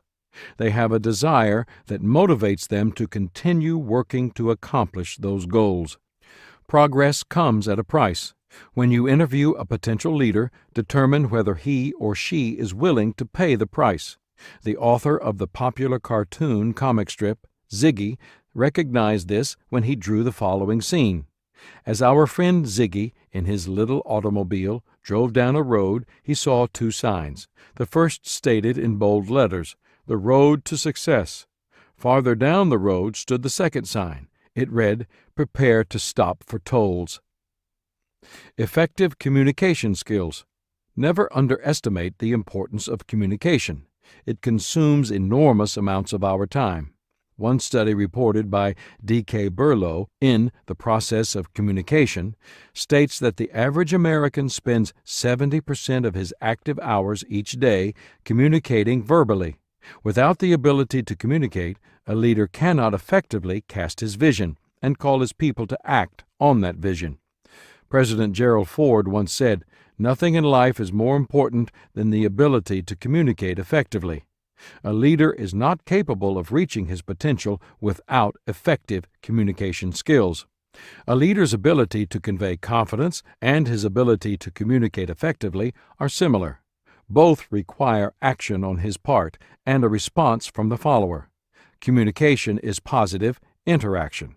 When communication is one-sided, it can be comical. You may have heard the story of the frustrated judge preparing to hear a divorce case. "Why do you want a divorce?" the judge asked. "On what grounds?" "All over. We have an acre and a half," responded the woman. No, said the judge. "Do you have a grudge?" "Yes, sir. Fits 2 cars." "I need a reason for the divorce," said the judge impatiently. "Does he beat you up?" "Oh, no. I'm up at 6 every day to do my exercises. He gets up later." "Please," said the exasperated judge, "what is the reason you want a divorce?" "Oh," she replied, "we can't seem to communicate with each other." When I look at a potential leader's communication skills, I look for the following: a genuine concern for the person he is talking to. When people sense that you have a concern for them, they are willing to listen to what you have to say. Liking people is the beginning of the ability to communicate. The ability to focus on the responder. Poor communicators are focused on themselves and their own opinions. Good communicators focus on the response of the person they're talking to. Good communicators also read body language. When I interview a potential employee and he can't read my body language that I'm ready to move on to another subject, it sends up a red flag. The ability to communicate with all kinds of people. A good communicator has the ability to set a person at ease. He can find a way to relate to nearly anyone of any background. Eye contact with the person he's speaking to. Most people who are being straight with you are willing to look you in the eye. Personal integrity and conviction make communication credible. A warm smile. A smile overcomes innumerable communication barriers, crossing the boundaries of culture, race, age, class, gender, education, and economic status. If I expect a person to lead, I must also expect him to be able to communicate. Discontent with the status quo. I've told my staff before that status quo is Latin for the mess we're in. Leaders see what is, but more important, they have vision for what could be. They are never content with things as they are. To be leading, by definition, is to be in front, breaking new ground, conquering new worlds, moving away from the status quo. Donna Harrison states, "Great leaders are never satisfied with current levels of performance. They constantly strive for higher and higher levels of achievement. They move beyond the status quo themselves, and they ask the same of those around them." Dissatisfaction with the status quo does not mean a negative attitude or grumbling. It has to do with willingness to be different and take risks. A person who refuses to risk change fails to grow. A leader who loves the status quo soon becomes a follower. Raymond Smith, former CEO and chairman of the Bell Atlantic Corporation, once remarked, "Taking the safe road, doing your job, and not making any waves may not get you fired, right away at least, but it sure won't do much for your career or your company over the long haul. We're not dumb. We know that administrators are easy to find and cheap to keep. Leaders, risk-takers, are in very short supply, and ones with vision are pure gold." Risk seems dangerous to people more comfortable with old problems than new solutions. The difference between the energy and time it takes to put up with the old problems and the energy and time it takes to come up with new solutions is surprisingly small. The difference is attitude. When seeking potential leaders, seek people who seek solutions. Good leaders deliberately seek out and find potential leaders. Great leaders not only find them, but also transform them into other great leaders. An ability to recognize ability and a strategy for finding leaders make it happen. What is your plan for locating and identifying potential leaders? Chapter 4. The Leader's Crucial Task. Organizations today fail to tap into their potential. Why? Because the only reward they give their employees is a paycheck. The relationship between employer and employee never develops beyond that point. Successful organizations take a different approach. In exchange for the work a person gives, he receives not only his paycheck, but also nurturing from the people for whom he works. And nurturing has the ability to transform people's lives. Once you have identified potential leaders, you need to begin the work of building them into the leaders they can become. To do this, you need a strategy. I use the BEST acronym as a reminder of what people need when they get started with my organization. They need me to B. Believe in them, E. Encourage them, S. Share with them, T. Trust them. The BEST technique is the beginning of the next element of developing the leaders around you, nurturing potential leaders. Nurturing benefits everyone. Who wouldn't be more secure and motivated when his leader believes in him, encourages him, shares with him, and trusts him? People are more productive when nurtured. Even more important, nurturing creates a strong emotional and professional foundation within workers who have leadership potential. Later, using training and development, a leader can be built on that foundation. The nurturing process involves more than just encouragement. It also includes modeling. In fact, the leader's major responsibility in the nurturing process is modeling. Leadership, a strong work ethic, responsibility, character, openness, consistency, communication, and a belief in people. Even when he is in the process of giving to the people around him, he is also modeling. The modeling process is at its best when a leader chooses a model of his own to emulate, and then becomes a model to his team members. As 18th century writer Oliver Goldsmith once said, "People seldom improve when they have no other model but themselves to copy." We leaders must provide ourselves as models to copy. Mark Twain once joked, "To do right is wonderful. To teach others to do right is even more wonderful, and much easier." I have a corollary to Twain's idea. To lead others to do right is wonderful. To do right and lead them is more wonderful and harder. Like Twain, I recognize that the self-disciplines of doing right and then teaching others to do right are made difficult by human nature. Everyone can find excuses for not giving to those around them. Great leaders know the difficulties and nurture their people anyway. They know that there are people who will respond positively to what they give, and they focus on those positive results. Here are the things I have found a leader must do to nurture the potential leaders around him. Choose a leadership model for yourself. As leaders, you and I are first responsible for finding good models for ourselves. Give careful thought to which leaders you will follow, because they will determine your course. I have developed 6 questions to ask myself before picking a model to follow. Does my model's life deserve a following? This question relates to quality of character. If the answer is not a clear yes, I have to be very careful. I will become like the people I follow, and I don't want models with flawed character. Does my model's life have a following? The question looks at credibility. It is possible to be the very first person to discover a leader worth following, but it doesn't happen very often. If the person has no following, he or she may not be worth following. If my answer to either of the first 2 questions is no, I don't have to bother with the other 4. I need to look for another model. What is the main strength that influences others to follow my model? What does the model have to offer me? What is his best? Also, note that strong leaders have weaknesses as well as strengths. I don't want to inadvertently emulate the weaknesses. Does my model produce other leaders? The answer to this question will tell me whether the model's leadership priorities match mine in regard to developing new leaders.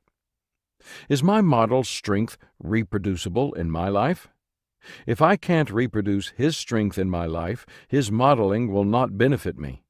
For instance, if you admire Shaquille O'Neal's ability as a basketball center, but you're only 5 feet 9 inches tall and weigh 170 pounds, you are not going to be able to reproduce his strengths.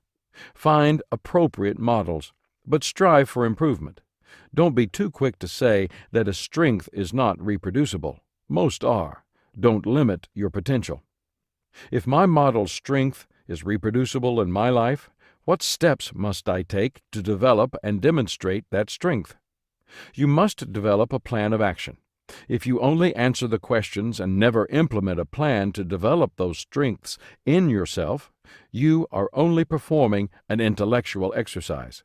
The models we choose may or may not be accessible to us in a personal way. Some may be national figures, such as a president, or they may be people from history. They can certainly benefit you, but not the way a personal mentor can. Guidelines for mentoring relationships. When you find someone who can personally mentor you, use these guidelines to help develop a positive mentoring relationship with that person. Ask the right questions. Give thought to questions you will ask before you meet with your mentor. Make them strategic for your own growth. Clarify your level of expectations. Generally, the goal of mentoring is improvement, not perfection. Perhaps only a few people can be truly excellent, but all of us can become better. Accept a subordinate learning position. Don't let ego get in the way of learning. Trying to impress the mentor with your knowledge or ability will set up a mental barrier between you. It will prevent you from receiving what he is giving. Respect the mentor, but don't idolize him. Respect allows us to accept what the mentor is teaching, but making the mentor an idol removes the ability to be objective and critical, faculties we need for adapting a mentor's knowledge and experience to ourselves.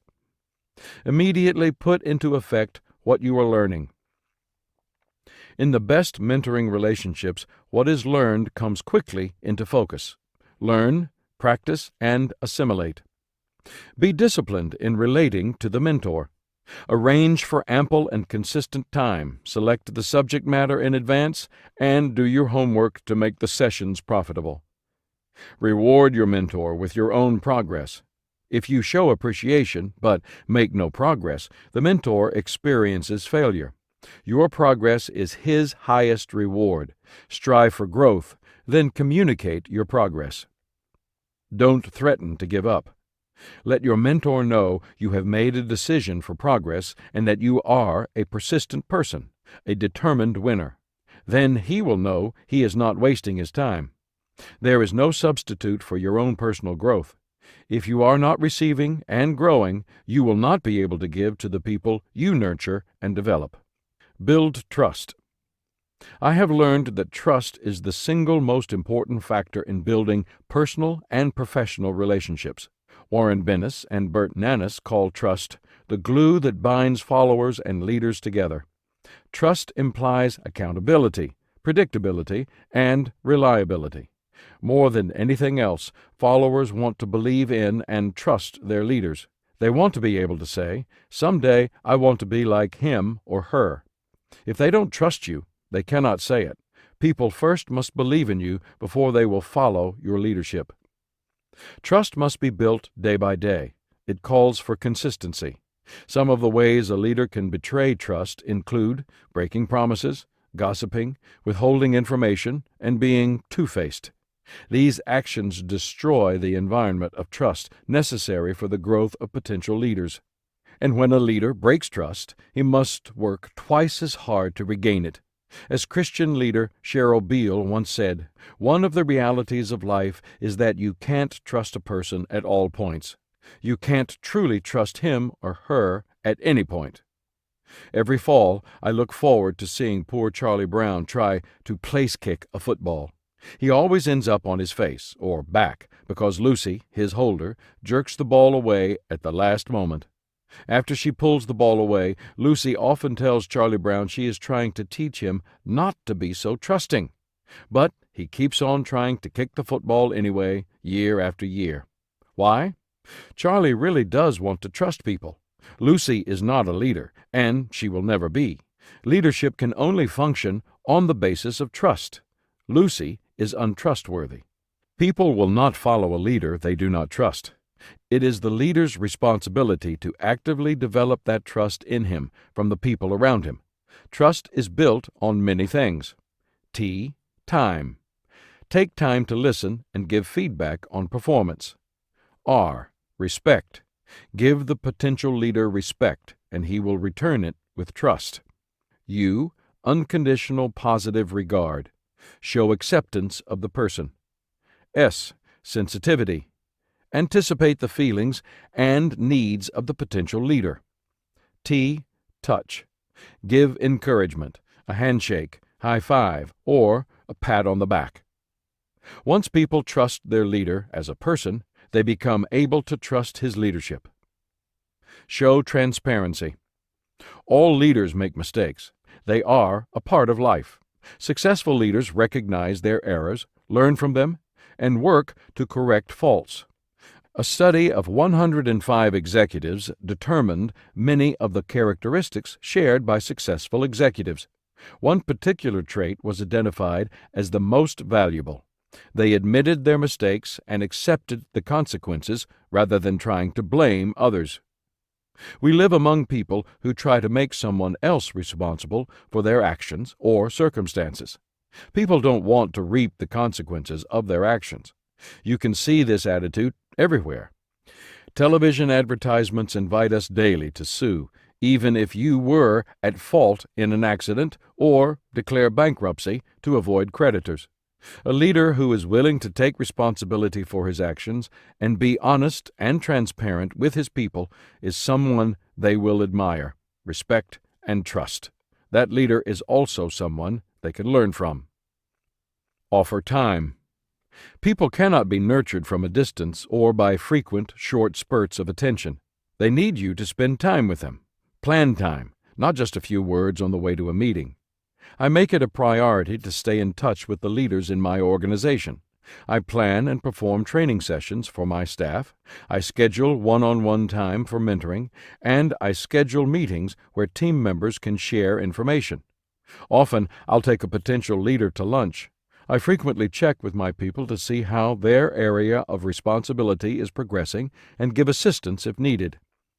We live in a fast-paced, demanding world, and time is a difficult thing to give. It is a leader's most valuable commodity. Peter Drucker wrote, "Nothing else, perhaps, distinguishes effective executives as much as their tender loving care of time." Time is valuable, but time spent with a potential leader is an investment. When you give of yourself, it benefits you, the organization, and the receiver. Nurturing leaders must maintain a giving attitude.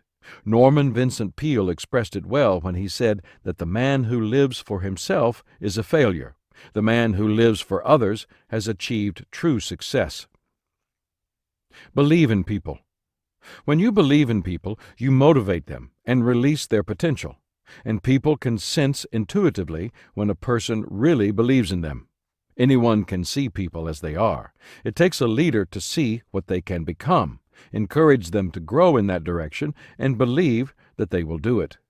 People always grow toward a leader's expectations, not his criticism and examinations. Examinations merely gauge progress. Expectations promote progress. You can hire people to work for you, but you must win their hearts by believing in them in order to have them work with you. Give encouragement. Too many leaders expect their people to encourage themselves, but most people require outside encouragement to propel them forward. It is vital to their growth. Physician George Adams found encouragement to be so vital to a person's existence that he called it oxygen to the soul. New leaders need to be encouraged. When they arrive in a new situation, they encounter many changes and undergo many changes themselves. Encouragement helps them reach their potential. It empowers them to give them energy to continue when they make mistakes. Use lots of positive reinforcement with your people. Don't take acceptable work for granted. Thank people for it. Praise a person every time you see improvement, and personalize your encouragement any time you can. Remember, what motivates one person may leave another cold or even irritated. Find out what works with each of your people and use it. UCLA basketball coach John Wooden told players who scored to give a smile, wink, or nod to the player who gave them a good pass. "What if he's not looking?" asked a team member. Wooden replies, "I guarantee he'll look." Everyone values encouragement and looks for it, especially when his leader is a consistent encourager. Exhibit consistency. Consistency is a crucial part of nurturing potential leaders, just as it is in any other kind of nurturing. When we are consistent, our people learn to trust us. They are able to grow and develop because they know what to expect from us. They can answer the question, "What would my leader do in this situation?" when they face difficult decisions. They become secure because they know what our response to them will be, regardless of circumstances. Perhaps you've heard the story about the farmer who had experienced several bad years. He went to see the manager of his bank. "I've got some good news and some bad news to tell you. Which would you like to hear first?" the farmer asked. "Why don't you tell me the bad news first and get it over with?" the banker replied. "Okay. With the bad drought and inflation and all, I won't be able to pay anything on my mortgage this year, either on the principal or the interest." "Well, that is pretty bad." "It gets worse. I also won't be able to pay anything on the loan for all that machinery I bought, not on the principal or interest." "Wow, is that ever bad?" "It's worse than that. You remember I also borrowed to buy seed and fertilizer and other supplies. Well, I can't pay anything on that either, principal or interest." "That's awful, and that's enough. Tell me what the good news is." "The good news," replied the farmer with a smile, "is that I intend to keep on doing business with you." Fortunately, most of our potential leaders do better than our friend the farmer. Unlike him, they won't need consistent support for quite so long before they are able to turn things around. When we believe in our potential leaders and we consistently support and encourage them, we give them the added strength they need to hang in there and perform well for us. Hold hope high. Hope is one of the greatest gifts leaders can give to those around them. Its power should never be underestimated. It takes a great leader to give hope to people when they can't find it within themselves. Winston Churchill recognized the value of hope. He was Prime Minister of England during some of the darkest hours of World War II. He was once asked by a reporter what his country's greatest weapon had been against Hitler's Nazi regime.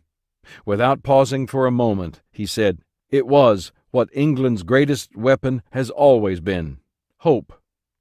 People will continue working, struggling, and trying if they have hope. Hope lifts morale. It improves self-image. It re-energizes people. It raises their expectations. It is the leader's job to hold hope high, to instill it in the people he leads. Our people will have hope only if we give it to them. And we will have hope to give if we maintain the right attitude. Claire Booth Luce, in Europe in the Spring, quotes Battle of Verdun hero Marshall Faulk as saying, "There are no hopeless situations. There are only men who have grown hopeless about them." Maintaining hope comes from seeing the potential in every situation and staying positive despite circumstances. Dr. G. Campbell Morgan tells the story of a man whose shop burned to the ground in the Great Chicago Fire. He arrived at the ruins the next morning, carrying a table, and set it up amid the charred debris.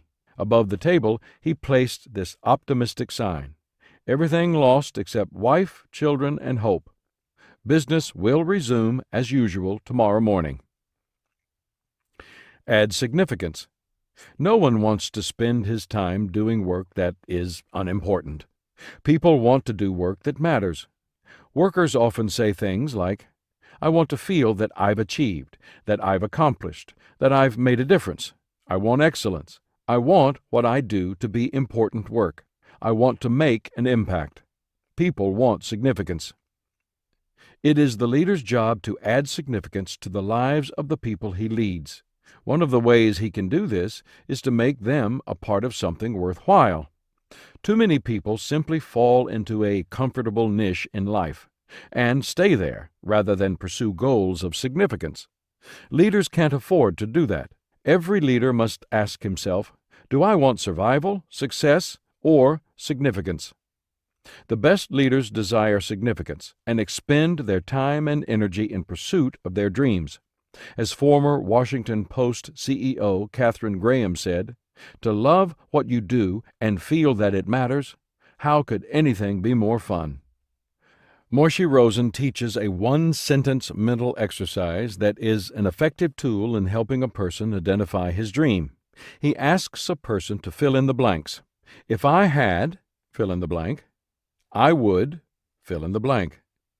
The idea is that if you had anything you wanted, unlimited time, unlimited money, unlimited information, unlimited staff, all the resources you could ask for, what would you do? Your answer to that question is your dream. Acting on your dream adds significance to your life.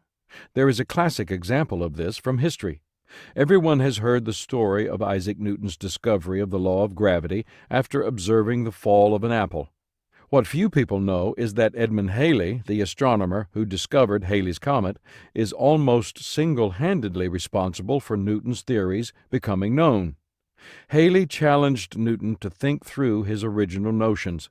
He corrected Newton's mathematical errors and prepared geometrical figures to support his work. Not only did he encourage Newton to write his great work, Mathematical Principles of Natural Philosophy, but he edited the work, supervised its publication, and financed its printing, even though Newton was wealthier and could easily afford the printing costs. Halley encouraged Newton to act on his dream, and it added immeasurable significance to Newton's life. Newton began to reap the rewards of prominence almost immediately.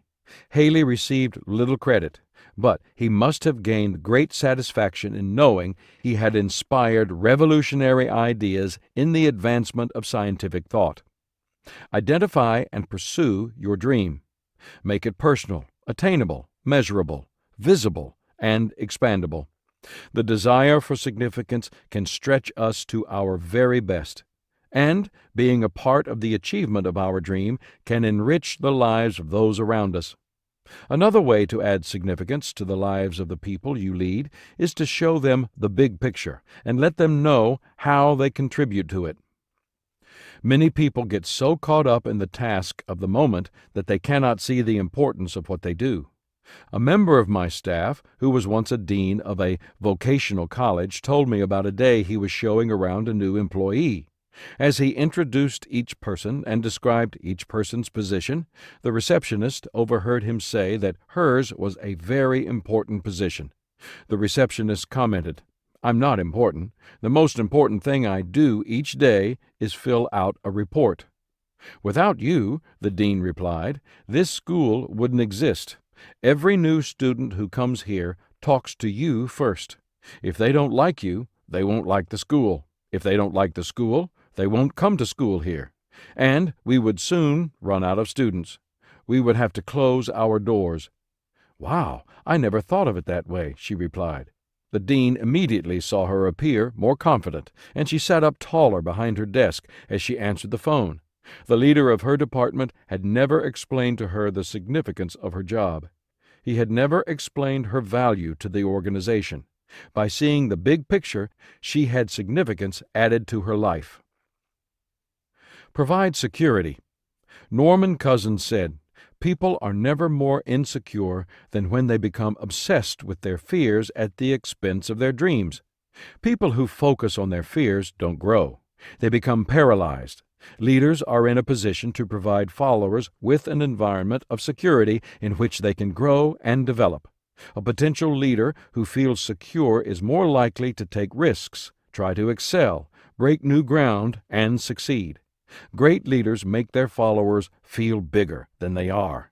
Soon the followers begin to think, act, and produce bigger than they are. Finally, they become what they think they are." Henry Ford once said, "One of the great discoveries a man makes, one of his great surprises, is to find he can do what he was afraid he couldn't do." A nurturing leader provides the security a potential leader needs to make that discovery. Reward production. People rise to our level of expectations.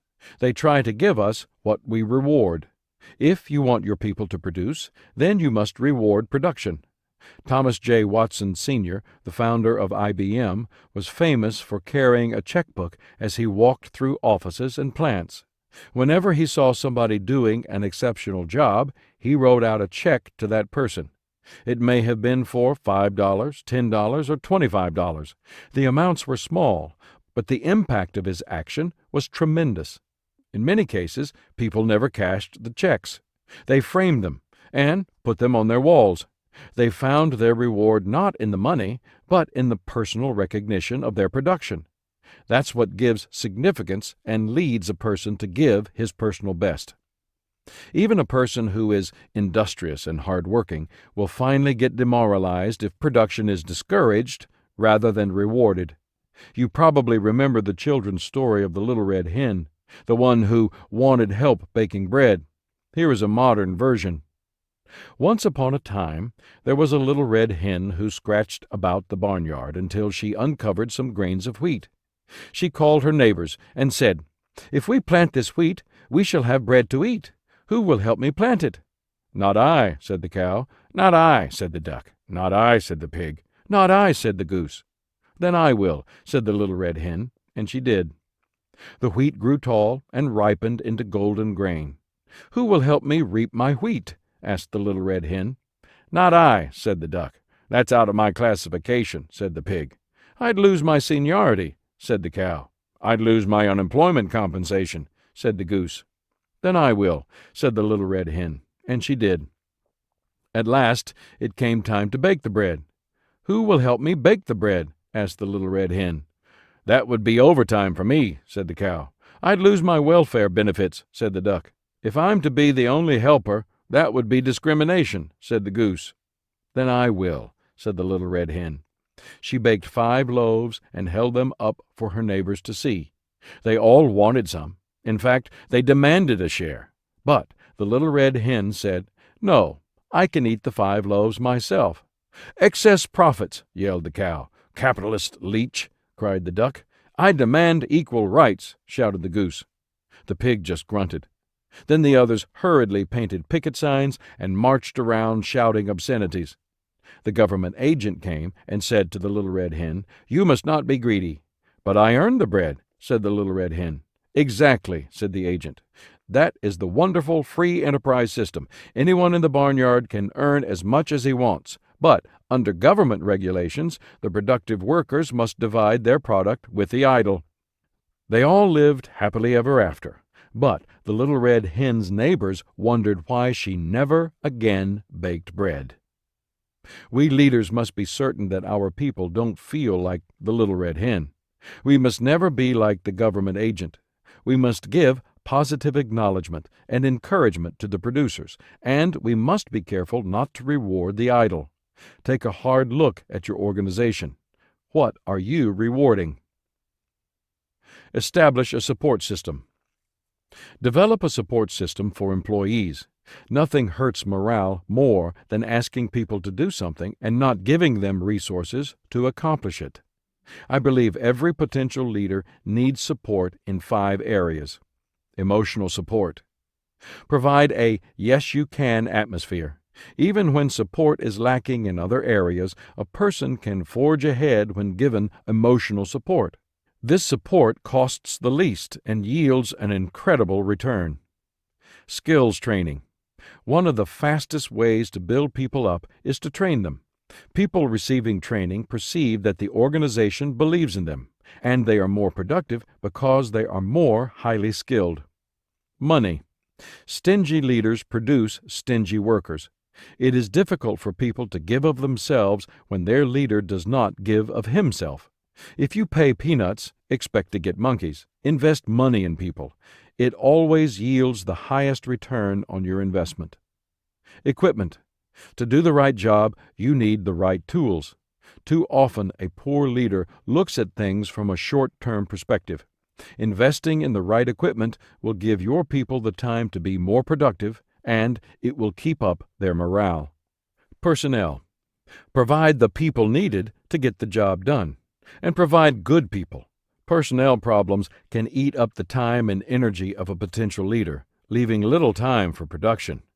Create a support system for all the people around you, but increase it for any individual only as he grows and is successful. I have found the familiar 80-20 principle that I discussed at length in Developing the Leader Within You holds especially true here. The top 20% of the people in the organization will perform 80% of the organization's production.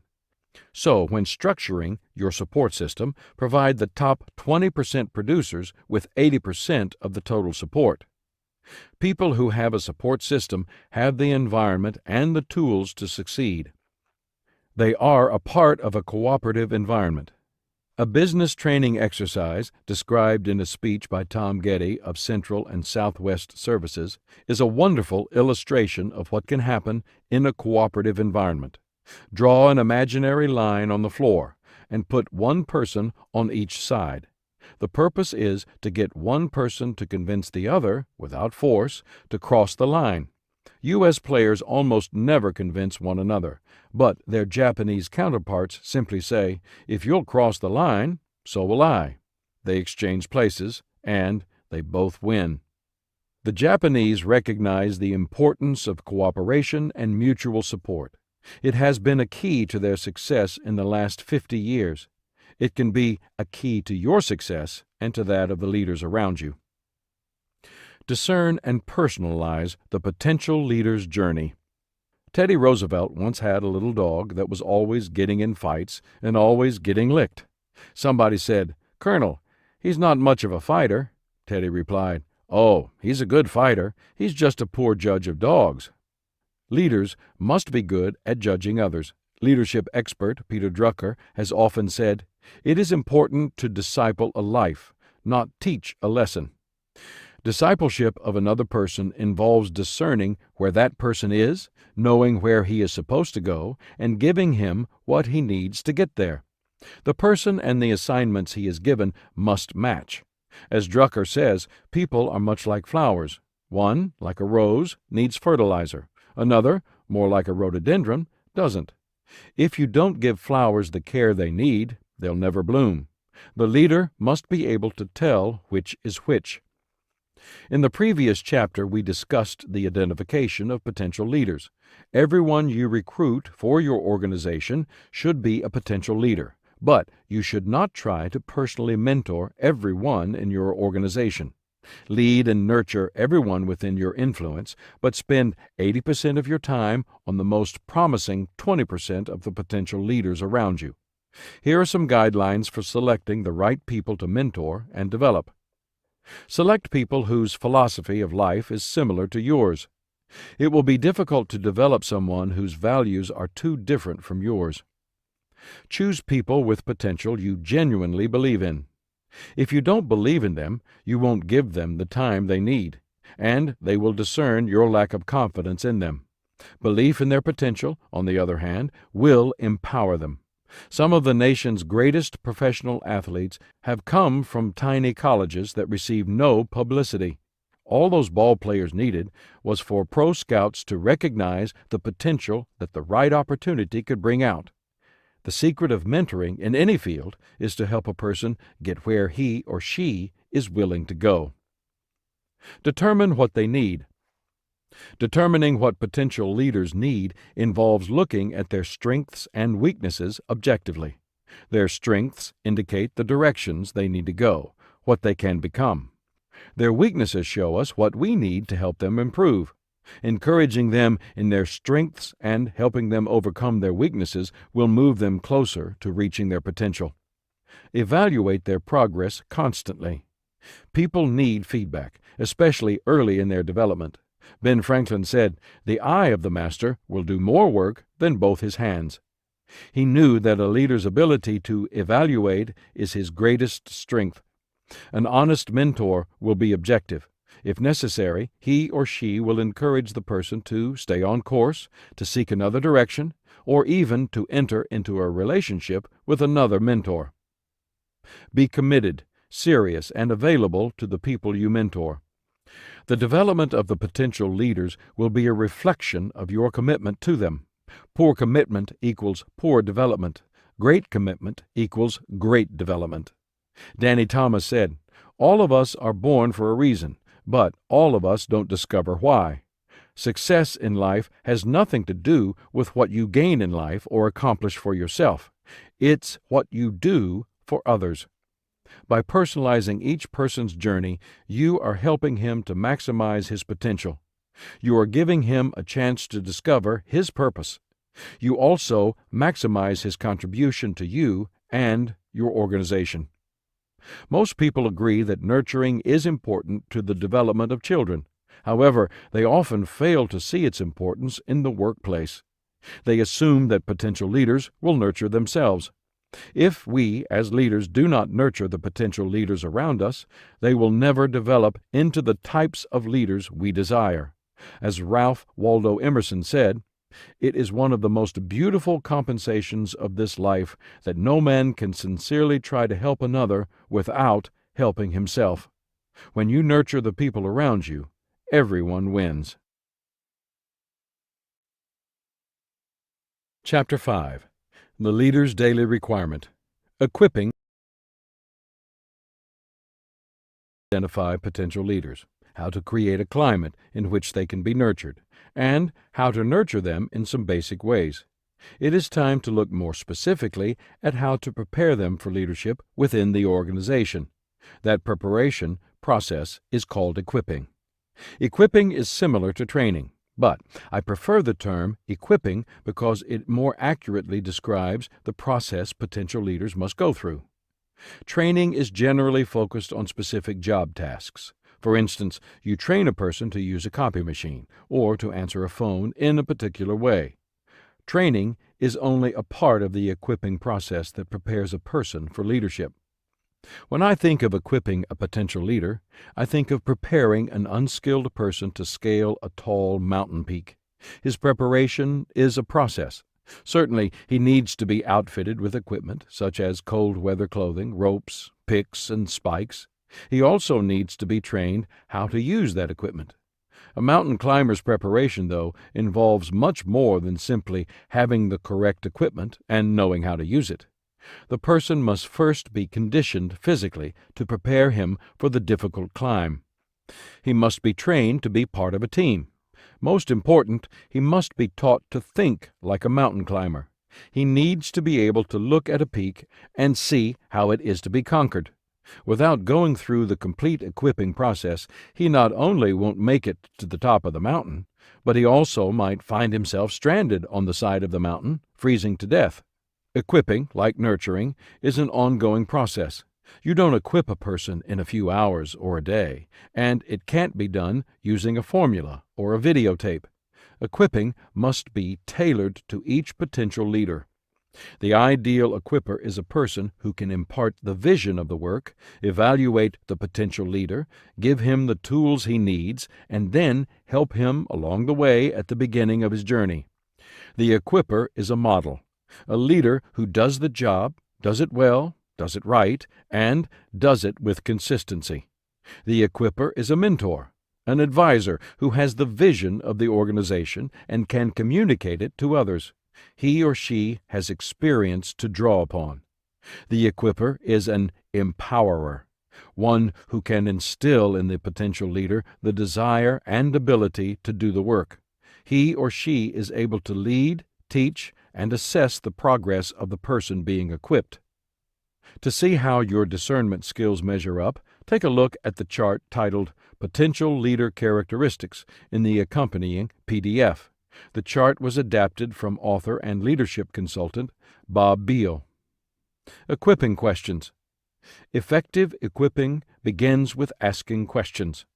We ask them to determine the direction our equipping efforts must take. If we don't, we may find ourselves teaching the wrong people the wrong things for the wrong purpose. I begin the process with analysis of the organization, myself, and the potential leaders. To get the information I need, I ask 3 sets of questions. Questions about the organization. These questions will determine what equipping needs to be done and the direction it should take to best serve the organization. What is the statement of purpose for the organization?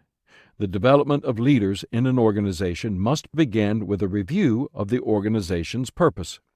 Presumably, the purpose of your organization is already in writing. If not, write it down, or ask someone in authority to provide you with a statement of purpose.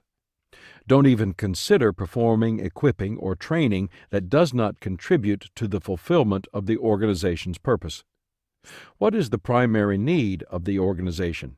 If you know what the organization needs most in order to fulfill its purpose, then you know its primary equipping need. Define that need as specifically as possible. Is there a training program in place to meet that need? If there isn't, you know where to start. If there is, then use the ideas in this chapter to improve it. What areas within the organization have the greatest growth potential? When you train and equip to prepare for growth, you play to your strengths. You are being proactive rather than reactive. You are putting yourself in a position to meet the future totally prepared. Do those potential growth areas have the needed leaders to accomplish the task? Without leaders ready to make things happen, the area of growth potential will never move from potential to reality. If the leaders don't already exist, they will have to be equipped and developed. Questions about myself. The questions concerning the organization indicate the direction the equipping must take. The next set of questions will make clear how the equipping will be done. As the leader, I set the tone for the equipping process. Am I willing to pour my life into others? Giving to potential leaders is a way of life for the best leaders. They do it daily. The development of their people is more important than the development of their own status. They are willing to share the credit when things go right. Equipping involves sacrifice. Am I committed to an equipping organization? Equipping requires commitment. It takes time and effort on the part of an organization's leadership. Everyone knows it's quicker and easier for a leader to do a job himself than it is for him to teach other people to do it. But doing it yourself is a short-term solution. The longer, harder road of equipping others pays in the long run, but it requires commitment from everyone in the organization. Am I effective in the areas I need to equip? This is a tough question that requires an honest answer. If the answer is no, the leader must locate a person, inside or outside the organization, effective in those areas who can do some of the training. Either that, or he had better go out and get himself equipped. Have I developed a prospect list of potential leaders? As I mentioned in Chapter 3, a good leader is always looking for potential leaders. You always begin with the best people you can. As you nurture them, a group of people with the most potential will emerge. From that group, draw up a prospect list of potential leaders to be considered for equipping and development. What assumptions have you made that need to be changed? People often get a false first impression of other people. Many times, leaders build their expectations of the people they will develop on assumptions from those false first impressions. When you are aware that you have made some assumptions, you can go beyond the superficial and move to a new level in your relationships with your potential leaders. It allows you to better understand where they are, what they need, and what you can provide them. Questions about the potential leader. Once you have identified the organization's equipping needs, examine yourself, and develop a prospect list, you are ready to select the people to be equipped. The goal is now to narrow the field of prospective leaders down to the few with the most potential. Ask yourself these questions about each person to find the ones with the highest potential. Is this person compatible philosophically with the organization and my leadership? If the answer is no, don't even consider equipping or mentoring this person. There must be compatibility first. Otherwise, no amount of training in the world will make this person the type of leader you want and need. Does this person show a potential for growth? Potential for growth does not guarantee growth, but a lack of growth potential guarantees no growth will occur. If the person does not appear to have the desire and the ability to grow, look for another candidate. Are there lingering questions I have about this person? The time to have lingering questions answered is before the person is selected for equipping. Take time to interview, then do follow-up interviews to answer other questions that occur to you later. You may want to have someone you respect in your organization do an interview as well. He or she will sometimes see things you missed. If you can positively answer 95% of your questions about this person, then the person is probably a good candidate. The one exception is character. If you have any lingering questions concerning his character, don't choose him for development. Am I selecting this person because of obvious strengths or because I don't see any glaring weaknesses? When you look at a potential leader and don't see even one great strength, don't choose him for equipping and development, even if you see no great weaknesses. As tempting as it may be to select that person, don't do it. Why? Because if you do, you are asking for mediocrity. Management expert Peter Drucker, in The Effective Executive, explains that Abraham Lincoln made this mistake early in his presidency when selecting generals. He sought men without glaring weaknesses. As a result, the well-equipped Union Army fared poorly against the Confederates.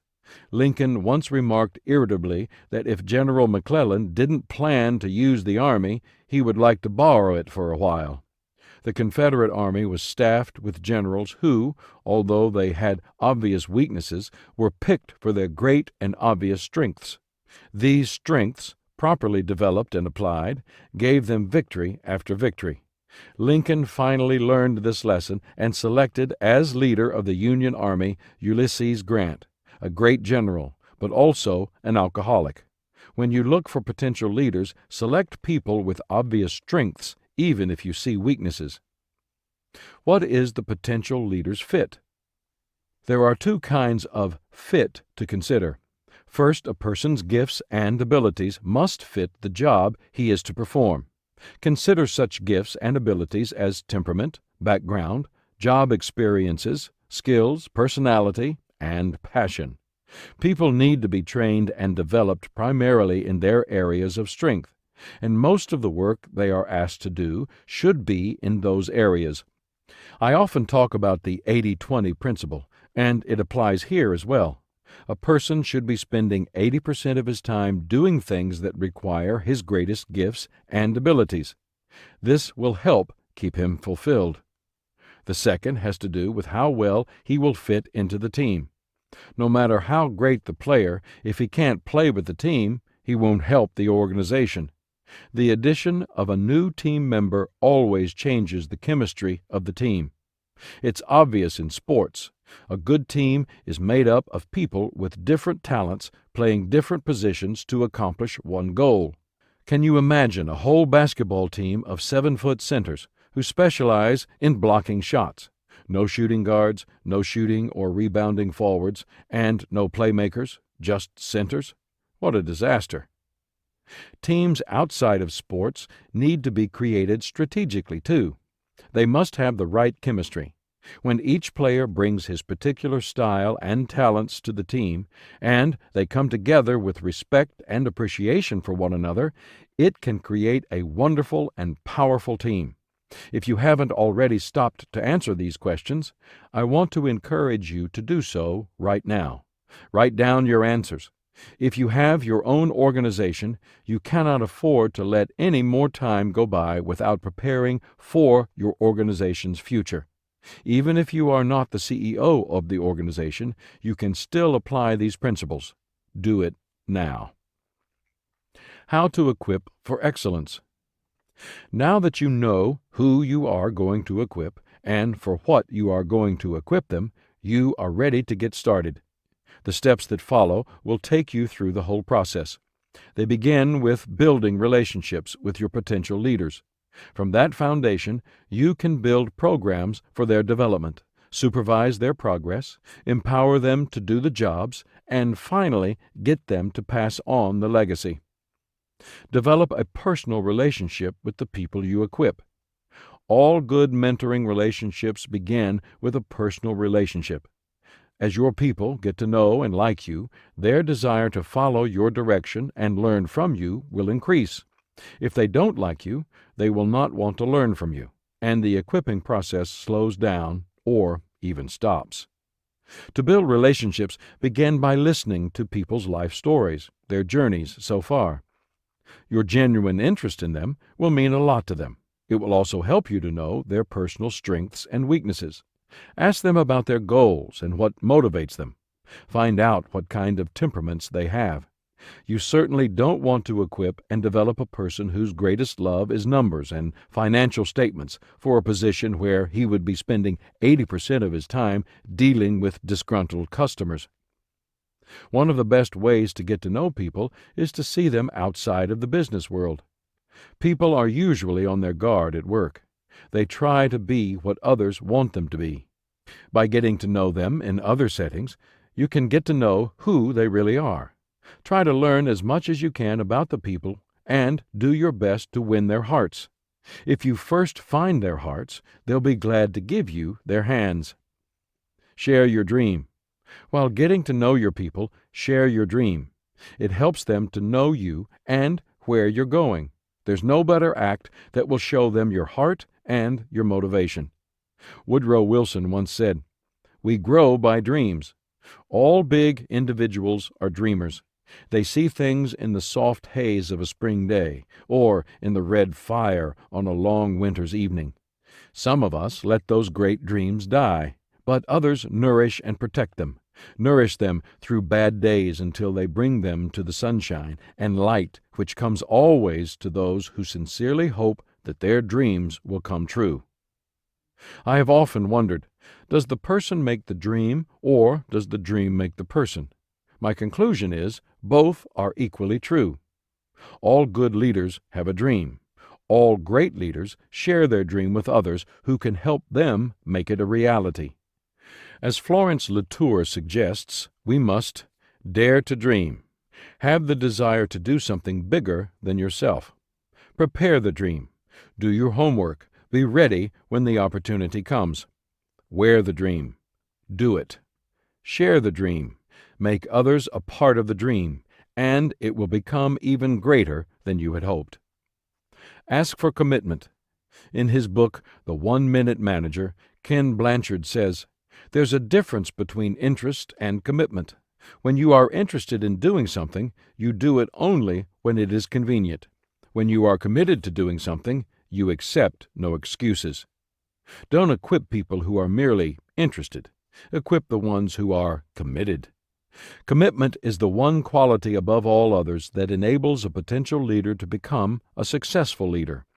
Without commitment, there can be no success. Football coach Lou Holtz recognized the difference between being merely involved and being truly committed. He pointed out, the kamikaze pilot that was able to fly 50 missions was involved, but never committed. To determine whether your people are committed, first you must make sure they know what it will cost them to become leaders. That means that you must be sure not to undersell the job. Let them know what it's going to take. Only then will they know what they are committing to. If they won't commit, don't go any further in the equipping process. Don't waste your time. Set goals for growth. People need clear objectives set before them if they are to achieve anything of value. Success never comes instantaneously. It comes from taking many small steps. A set of goals becomes a map a potential leader can follow in order to grow. As Shad Helmstetter states in You Can Excel in Time of Change, it is the goal that shapes the plan. It is the plan that sets the action. It is the action that achieves the result. And it is the result that brings the success. And it all begins with the simple word, goal. We, as equipping leaders, must introduce our people to the practice of setting and achieving goals. Lily Tomlin once said, "I always wanted to be somebody, but I should have been more specific." Many people today find themselves in the same situation. They have some vague idea of what success is, and they know they want to achieve it, but they haven't worked out any kind of plan to get there. I have found that the greatest achievers in life are people who set goals for themselves and then work hard to reach them. What they get by reaching the goals is not nearly as important as what they become by reaching them. When you help your people set goals, use the following guidelines. Make the goals appropriate. Always keep in mind the job you want the people to do and the desired result, the development of your people into effective leaders. Identify goals that will contribute to that larger goal. Make the goals attainable. Nothing will make people want to quit faster than facing unachievable goals. I like the comment made by Ian McGregor, former Amax Corporation chairman of the board. I work on the same principle as people who train horses. You start with low fences, easily achieved goals, and work up. It's important in management never to ask people to try to accomplish goals they can't accept. Make the goals measurable. Your potential leaders will never know when they have achieved their goals if they aren't measurable. When they are measurable, the knowledge that they have been attained will give them a sense of accomplishment. It will also free them to set new goals in place of the old ones. Clearly state the goals. When goals have no clear focus, neither will the actions of the people trying to achieve them. Make the goals require a stretch. As I mentioned before, goals have to be achievable. On the other hand, when goals don't require a stretch, the people achieving them won't grow. The leader must know his people well enough to identify attainable goals that require a stretch. Put the goals in writing. When people write down their goals, it makes them more accountable for those goals. A study of a Yale University graduating class showed that the small percentage of graduates who had written down their goals accomplished more than all the other graduates combined. Putting goals in writing works. It is also important to encourage your potential leaders to review their goals and progress frequently. Ben Franklin set aside time every day to review 2 questions. In the morning, he asked himself, "What good shall I do today?" In the evening, he asked, "What good have I done today?" Communicate the fundamentals. For people to be productive and satisfied professionally, they have to know what their fundamental responsibilities are. It sounds simple, but Peter Drucker says one of the critical problems in the workplace today is that there is a lack of understanding between the employer and employee as to what the employee is to do. Often employees are made to feel that they are vaguely responsible for everything. It paralyzes them. Instead, we need to make clear to them what they are and are not responsible for. Then they will be able to focus their efforts on what we want, and they will succeed. Look again at how a basketball team works. Each of the 5 players has a particular job. There is a shooting guard whose job is to score points. The other guard is a point guard. His job is to pass the ball to people who can score. Another player is a power forward who is expected to get rebounds. The small forward's job is to score. The center is supposed to rebound, block shots, and score. Each person on the team knows what his job is, what his unique contribution to the team must be. When each concentrates on his particular responsibilities, the team can win. One of the best ways to clarify expectations is to provide your people with job descriptions. In the description, identify the 4 to 6 primary functions you want the person to perform. Avoid long laundry lists of responsibilities. If the job description can't be summarized, the job is probably too broad. Also, try to make clear what authority they have, the working parameters for each function they are to perform, and what the chain of authority is within the organization. Another essential that has to be communicated to new leaders is how they are to prioritize. I tell people that everything they do is either an A or a B priority. The concept helps them understand what is most important. A priorities are ones that move the organization, department, or job function forward. They break ground, open doors to new opportunities, or develop new markets. They promote growth within people or the organization. B priorities are concerned with maintenance. They are required for things to continue running smoothly, such as answering letters or phone calls and taking care of details. They are things that cannot be neglected, but they don't add value to the organization. I have found that people often expend their best on B priorities because they seem urgent, and they give A priorities what's left over. I always encourage my people to give 80% of their time and energy to the A priorities, and the remaining 20% to the B group. Finally, a leader must communicate to his or her people that their work has value to the organization and to the individual leader. To the employee, this often is the most important function of all. Perform the 5-step process of training people. Part of the equipping process includes training people to perform the specific tasks of the jobs they are to do.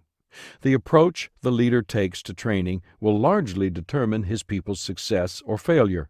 If he takes a dry academic approach, the potential leaders will remember little of what's taught. If he simply throws the people into the job without any direction, potential leaders may feel like they have been tossed into the front lines of a battlefield. The best type of training takes advantage of the way people learn.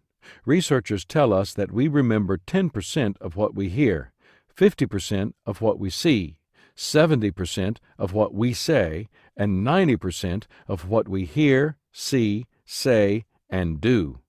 Knowing that, we have to develop an approach to how we will train. I have found the best training method to be a 5-step process. Step 1. I model. The process begins with my doing the tasks while the person being trained watches. When I do this, I try to give the person an opportunity to see me go through the whole process. Too often when leaders train, they begin in the middle of the task and confuse the people they are trying to teach. When people see the task performed correctly and completely, it gives them something to try to duplicate. Step 2. I mentor. During this next step, I continue to perform the task, but this time the person I'm training comes alongside me and assists in the process. I also take time to explain not only the how, but also the why of each step. Step 3. I monitor. We exchange places this time. The trainee performs the task, and I assist and correct. It's especially important during this phase to be positive and encouraging to the trainee. It keeps him trying and makes him want to improve rather than give up. Work with him until he develops consistency. Once he's gotten down the process, ask him to explain it to you. It will help him to understand and remember. Step 4.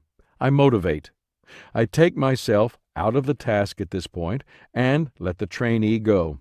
My task is to make sure he knows how to do it without help and to keep encouraging him so he will continue to improve. It is important for me to stay with him until he senses success. It's a great motivator. At this time, the trainee may want to make improvements to the process. Encourage him to do it, and at the same time, learn from him. Step 5. I multiply. This is my favorite part of the whole process. Once the new leaders do the job well, it becomes their turn to teach others how to do it. As teachers know, the best way to learn something is to teach it. And the beauty of this is it frees me to do other important developmental tasks while others carry on the training. Give the big three. All the training in the world will provide limited success if you don't turn your people loose to do the job. I believe that if I get the best people, give them my vision, train them in the basics, and let them go, I will get a high return from them. As General George S. Patton once remarked, never tell people how to do things. Tell them what to do, and they will surprise you with their ingenuity.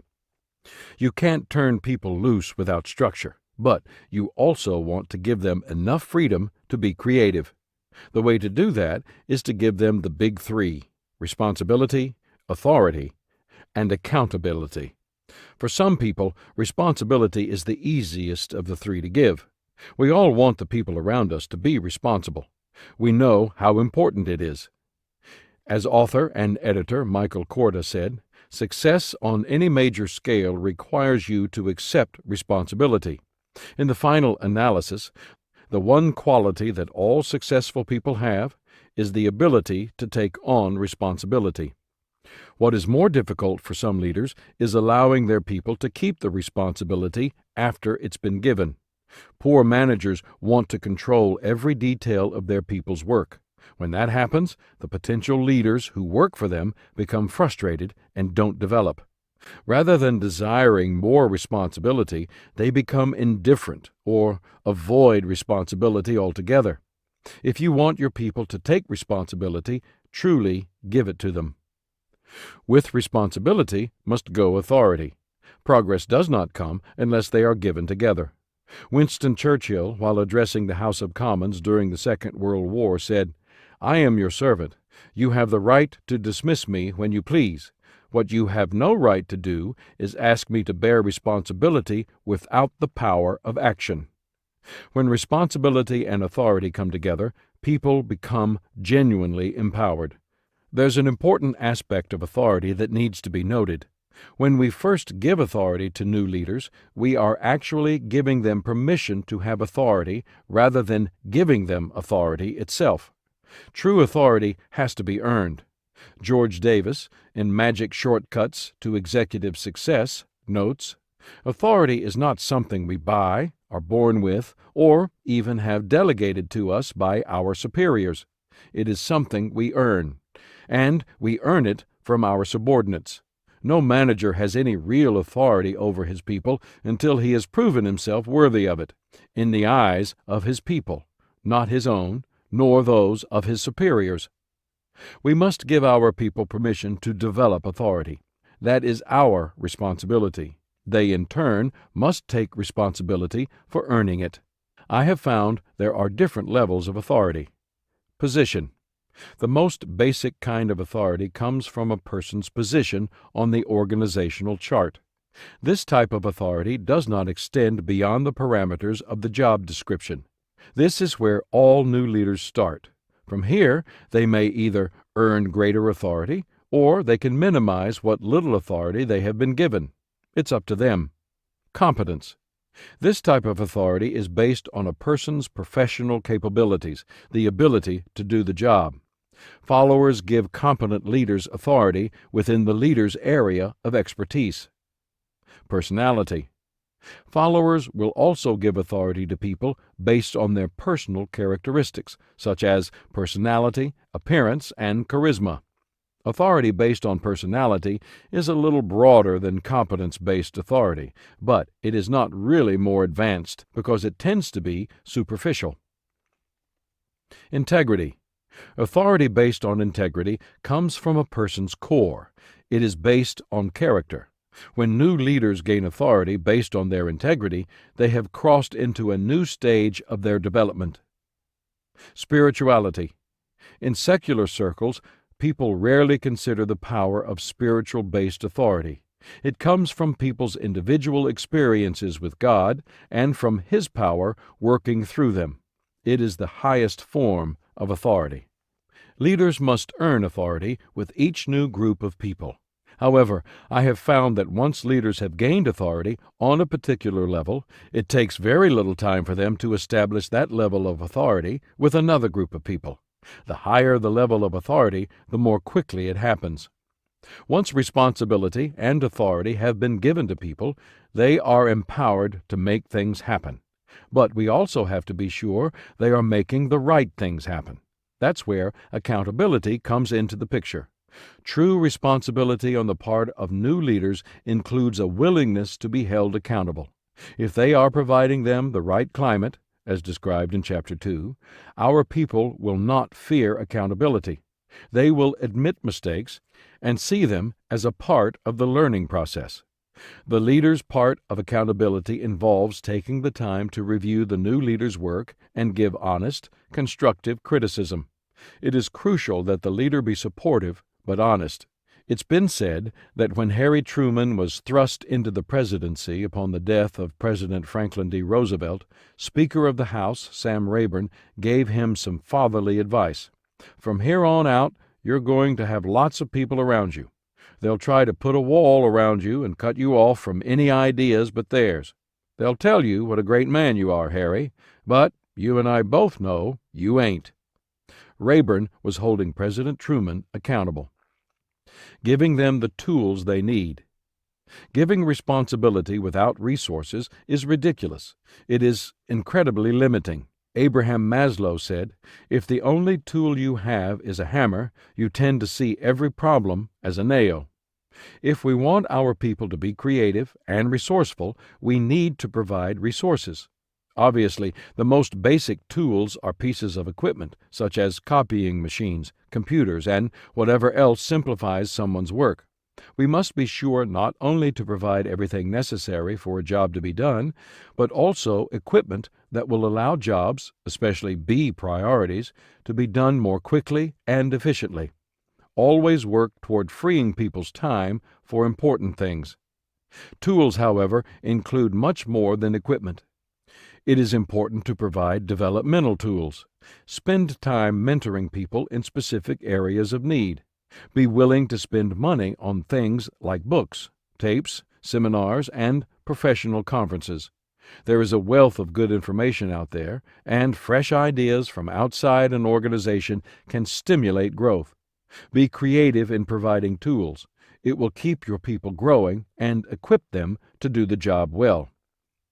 Check on them systematically. I believe in touching base with people frequently. I like to give mini evaluations all the time. Leaders who wait to give feedback only during annual formal evaluations are asking for trouble. People need the encouragement of being told they're doing well on a regular basis. They also need to hear as soon as possible when they are not doing well. It prevents a lot of problems with the organization, and it improves the leader. How often I check on people is determined by a number of factors.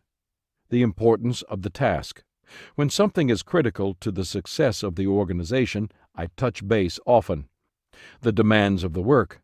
I find that if the work is very demanding, the person performing it needs encouragement more often. He may also need questions answered or need help solving difficult problems. Occasionally, when the job is really tough, I tell the person to take a break. Demanding work can lead a person to burnout. The newness of the work. Some leaders have no problem tackling a new task, no matter how different it is from previous work. Others have a great difficulty adapting. I check often on the people who are less flexible or creative. The newness of the worker. I want to give new leaders every possible chance to succeed, so I check on newer people more often. That way, I can help them anticipate problems and make sure that they have a series of successes. By that, they gain confidence. The responsibility of the worker. When I know I can give a person a task and it will always get done, I may not check on that person until the task is complete. With less responsible people, I can't afford to do that. My approach to checking on people also varies from person to person. For instance, rookies and veterans should be treated differently. But no matter how long people have been with me, there are some things I always do. Discuss feelings. I always give my people an opportunity to tell me how they feel. I also tell them how I'm feeling. It clears the air, and it makes it possible for us to get down to business. Measure progress. Together, we try to determine their progress. I often ask questions to find out what I need to know. If people are hitting obstacles, I remove the ones I can. Give feedback. This is a crucial part of the process. I always give them some kind of evaluation. I'm honest, and I do my homework to make sure I'm accurate. I give constructive criticism. This lets them know how they're doing, corrects problems, encourages improvements, and speeds the work. Give encouragement. Whether the person is doing well or poorly, I always give encouragement. I encourage poor performers to do better. I encourage peak performers. I praise milestones. I try to give hope and encouragement when people are experiencing personal issues. Encouragement keeps people going. Though it doesn't happen very often, I occasionally have a person whose progress is repeatedly poor. When that happens, I try to determine what's gone wrong. Usually, poor performance is a result of one of three things. 1. A mismatch between the job and the person. 2. Inadequate training or leadership. Or 3. Deficiencies in the person performing the work. Before I take any action, I always try to determine what the issues are. I line up my facts to be sure there really is a deficiency in performance and not just a problem with my perception. Next, I define as precisely as possible what that deficiency is. Finally, I check with the person who is not performing to get the other side of the story. Once I've done my homework, I try to determine where the deficiency is. If it's a mismatch, I explain the problem to the person, move him to a place that fits, and reassure him of my confidence in him. If the problem involves training or leadership issues, I back up and redo whatever step hasn't been performed properly. Once again, I let the person know what the problem was and give him plenty of encouragement. If the problem is with the person, I sit down with him and let him know about it. I make it clear where his failures are and what he must do to overcome them. Then I give him another chance. But I also begin the documentation process in case I have to fire him. I want him to succeed, but I will waste no time letting him go if he doesn't do what it takes to improve. Conduct periodic equipping meetings.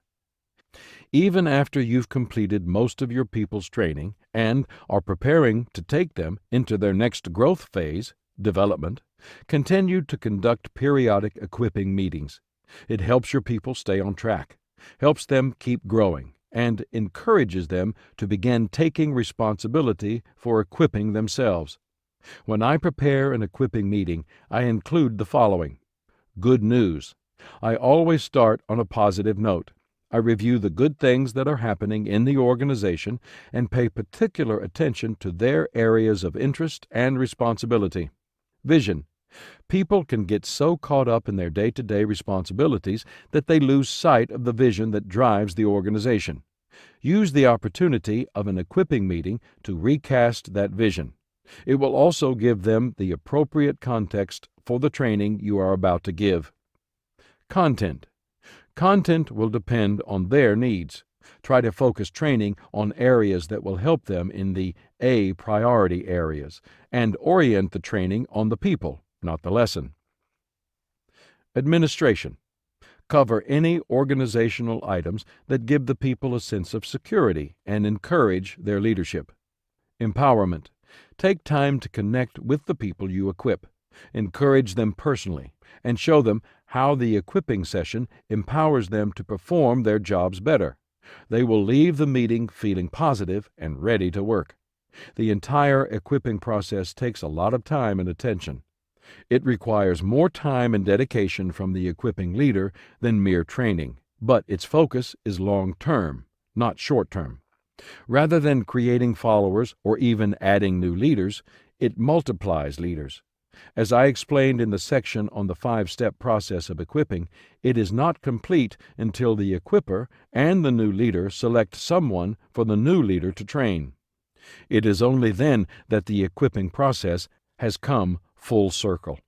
Without a successor, there can be no success.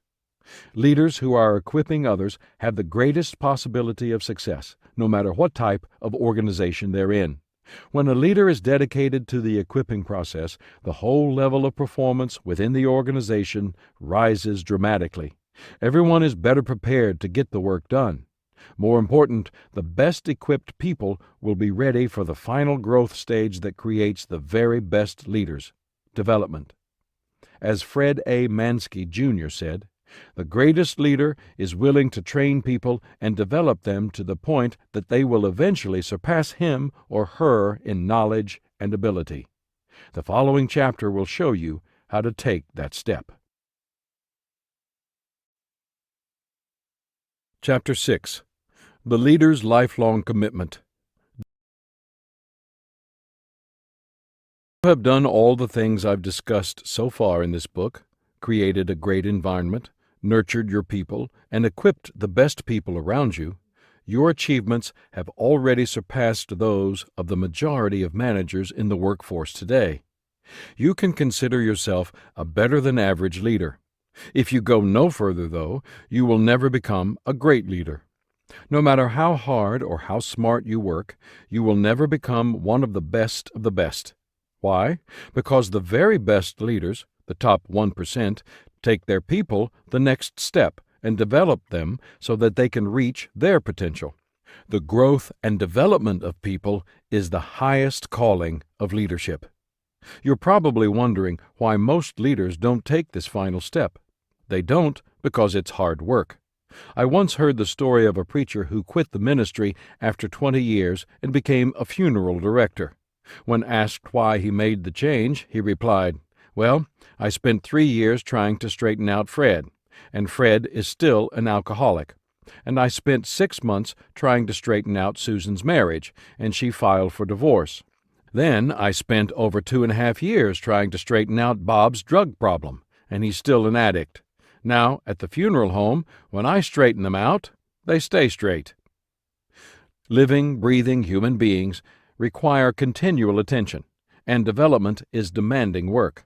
It takes more attention and commitment than either nurturing or equipping. To see the difference in emphasis in nurturing, equipping, and development, look at the table titled Comparison of Nurturing, Equipping, and Developing, which you can find in the accompanying PDF. Take a look at the qualities associated with developing leaders. They are based on what the potential leaders need, on their growth. The process is designed to build into them, to bring out their best qualities, to develop their character, and to help them discover and reach their potential. Because the development of leaders requires time, attention, and commitment, a developer can only work with a few people at a time, as the last entry in the table indicates. Nurture all of your people and equip many, but develop only a few, the few who are ready and willing. There is another important difference between equipping and developing people.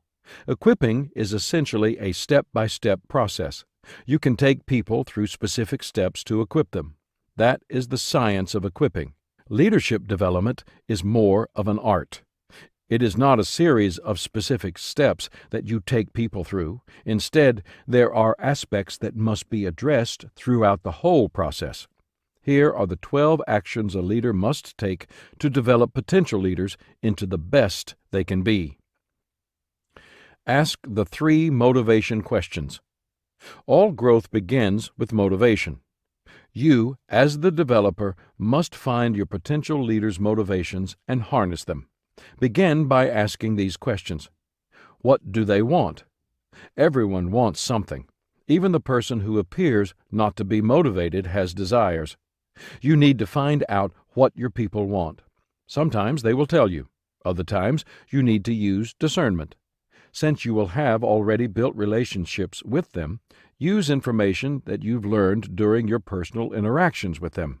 No matter how, you need to find out what will motivate them to develop. Do they have a way of getting what they want? Whenever people want something but see no way to get it, they will not be motivated. One of your jobs as the leader is to determine how your potential leaders can achieve what they desire and show them a way to do it. Because you have already traveled the road of achievement, you may be able to see the way more clearly and can help point the way. Sometimes you may even have the power to create a way for them to achieve what they want on a personal level. Will they be rewarded if successful? Sometimes even people who have goals and see ways of achieving lack motivation. Why? Because they don't believe the rewards will outweigh the work required to achieve them. As their leader, you can share from your own experience that the rewards are worth the effort. You are also in a position to show them how their personal goals and desires coincide with those of the organization. When both have the same goals, the rewards are multiplied. For example, if the goal of one of your people is to become an outstanding salesperson, that goal also benefits the organization, and the organization will reward it in commission or salary. As a result, if the person achieves that goal, he will receive the personal benefits to himself as well as the monetary rewards from the organization. The rewards are multiplied. Ask the question to find your people's motivation and then harness that motivation to help them develop. Be a good listener. Good leaders are good listeners. Listening to your people will add to your success and to their development. When you listen to their ideas and opinions, especially before you make decisions, you give them a chance to increase their contribution.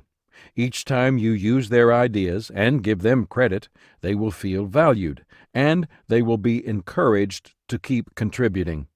This is one of the best ways to get them to start thinking creatively. They will also develop judgment and begin to understand the reasons why you use some of their ideas and choose not to use others.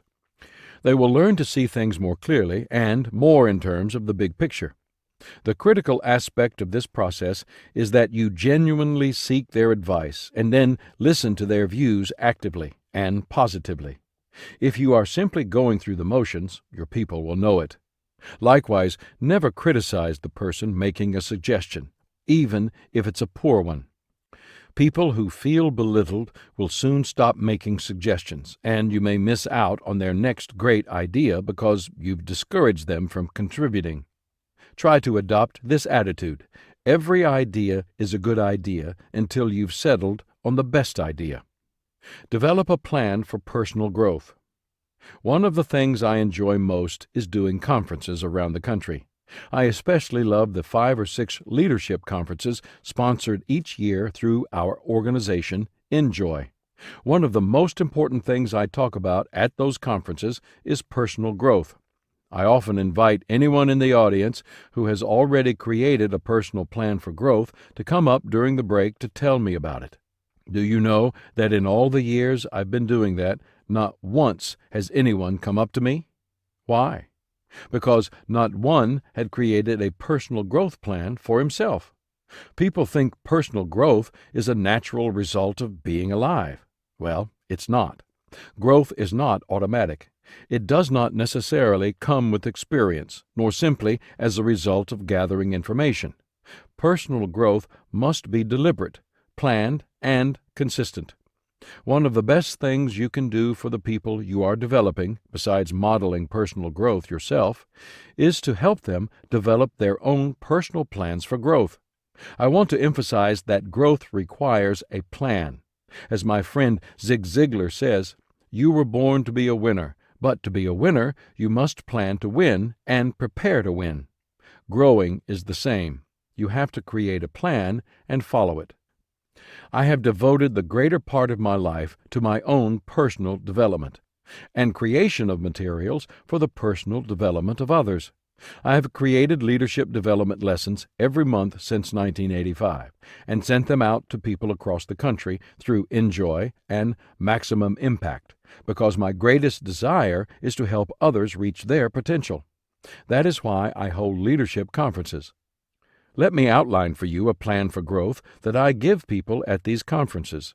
Help your people adapt it to their needs, and use it yourself if you aren't already using another plan that works for you. Practical steps for personal growth. Set aside time daily for growth. There are 2 important concepts in this step. First, time for growth must be planned. Getting sidetracked is one of the easiest things in the world to do. Growth time that is not strategically planned into the day soon disappears because our lives are busy. People must find a time that works for them and schedule it into their calendar.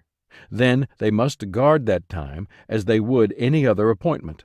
Second, the time set aside must be set aside daily, for no fewer than 5 days a week. Educators report that people learn more effectively in shorter, regular sessions than long, infrequent blocks of time. A daily discipline pays dividends. Here is the weekly plan that I recommend at my conferences. Monday, 1 hour with God.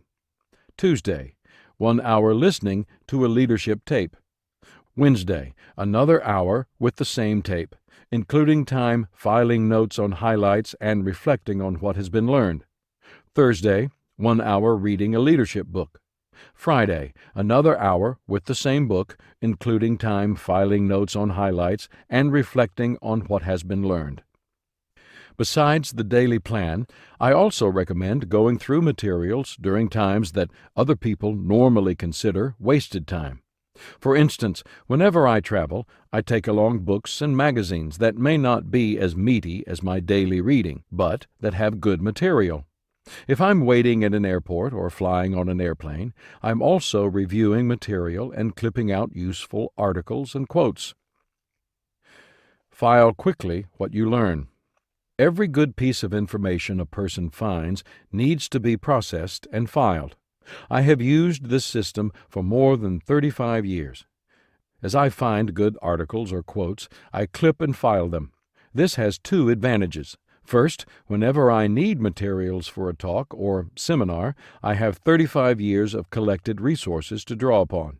Second, each time I reduce an article down to its most relevant sentence or paragraph, I have processed through all the information, digested it, summarized it, and learned it.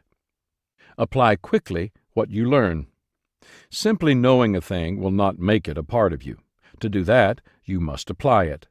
Each time you learn something new, it's good to ask yourself, where, when, and how can I use this? I prefer to do more than simply make a mental connection with the things I learn, so I use this system.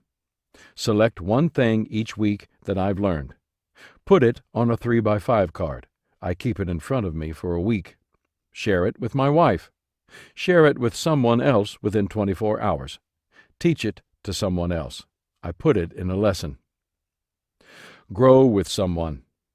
I have a number of people around me who share things with me and whom I deliberately share things with.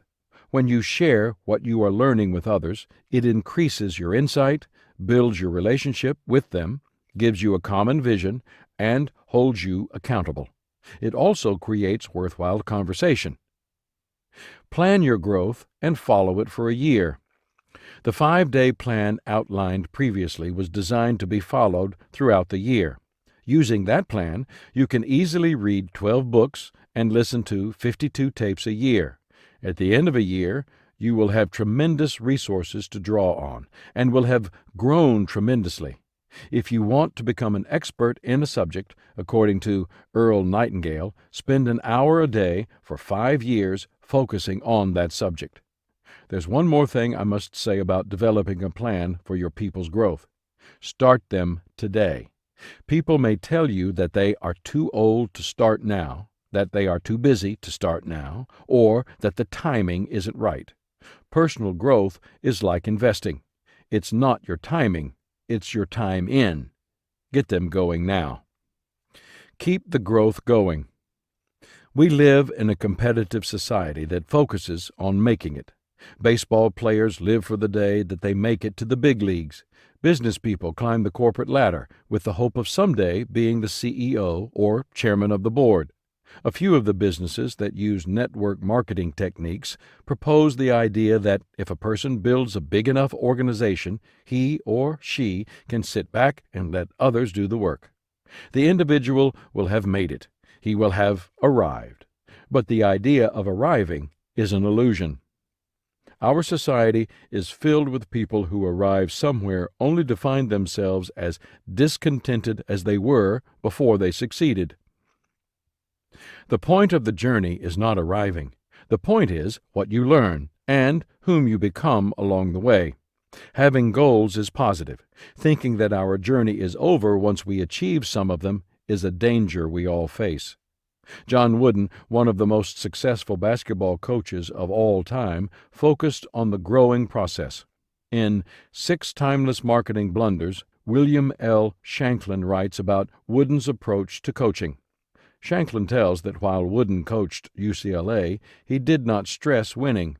He emphasized preparation, teamwork, a willingness to change, and the desire for each person to perform at peak potential. His focus was on the process, not the end product. The same thing is true in industry. From a quality control expert, I heard, "In quality control, we are not concerned about the product, we are concerned about the process. If the process is right, the product is guaranteed." The same is true when it comes to personal growth. As the developers of leaders, we must keep our people growing. We must model growth, encourage it, and reward it. We must show our people how to keep growing for the long haul. We are to be like trees which grow their entire lives. There is no such thing as a full-grown tree. The day a tree stops growing is the day it dies. Use the 4-stage process of adaptation. It takes most people time to adopt new ideas and adapt to new situations. They usually have to go through 4 stages before new concepts become their own. I have found that they usually accept things in this order. Visually. Most people are visual. They usually have to see something new in order to understand it. Emotionally. After people see something new, then they respond to it emotionally. Give them time to work through their emotions before going on to the next phase. Experientially. Once people understand something and have accepted it emotionally, they are ready to give it a try. Experience enables them to reach the final phase. Convictionally. After people see something, accept it emotionally, and experience it positively, it becomes truly a part of their thinking, their belief systems. If you are aware of these phases, you will be able to bring people along in their development without as many obstacles. Follow the idea grid. Even though you will be helping your people create a personal growth plan and encouraging them to do as much growing as possible on their own, you will also need to teach them yourself. Ideally, you will share with them what you are learning in your own development. I continue to do this with the people in my organization. The best method I have found is represented in the acronym IDEA.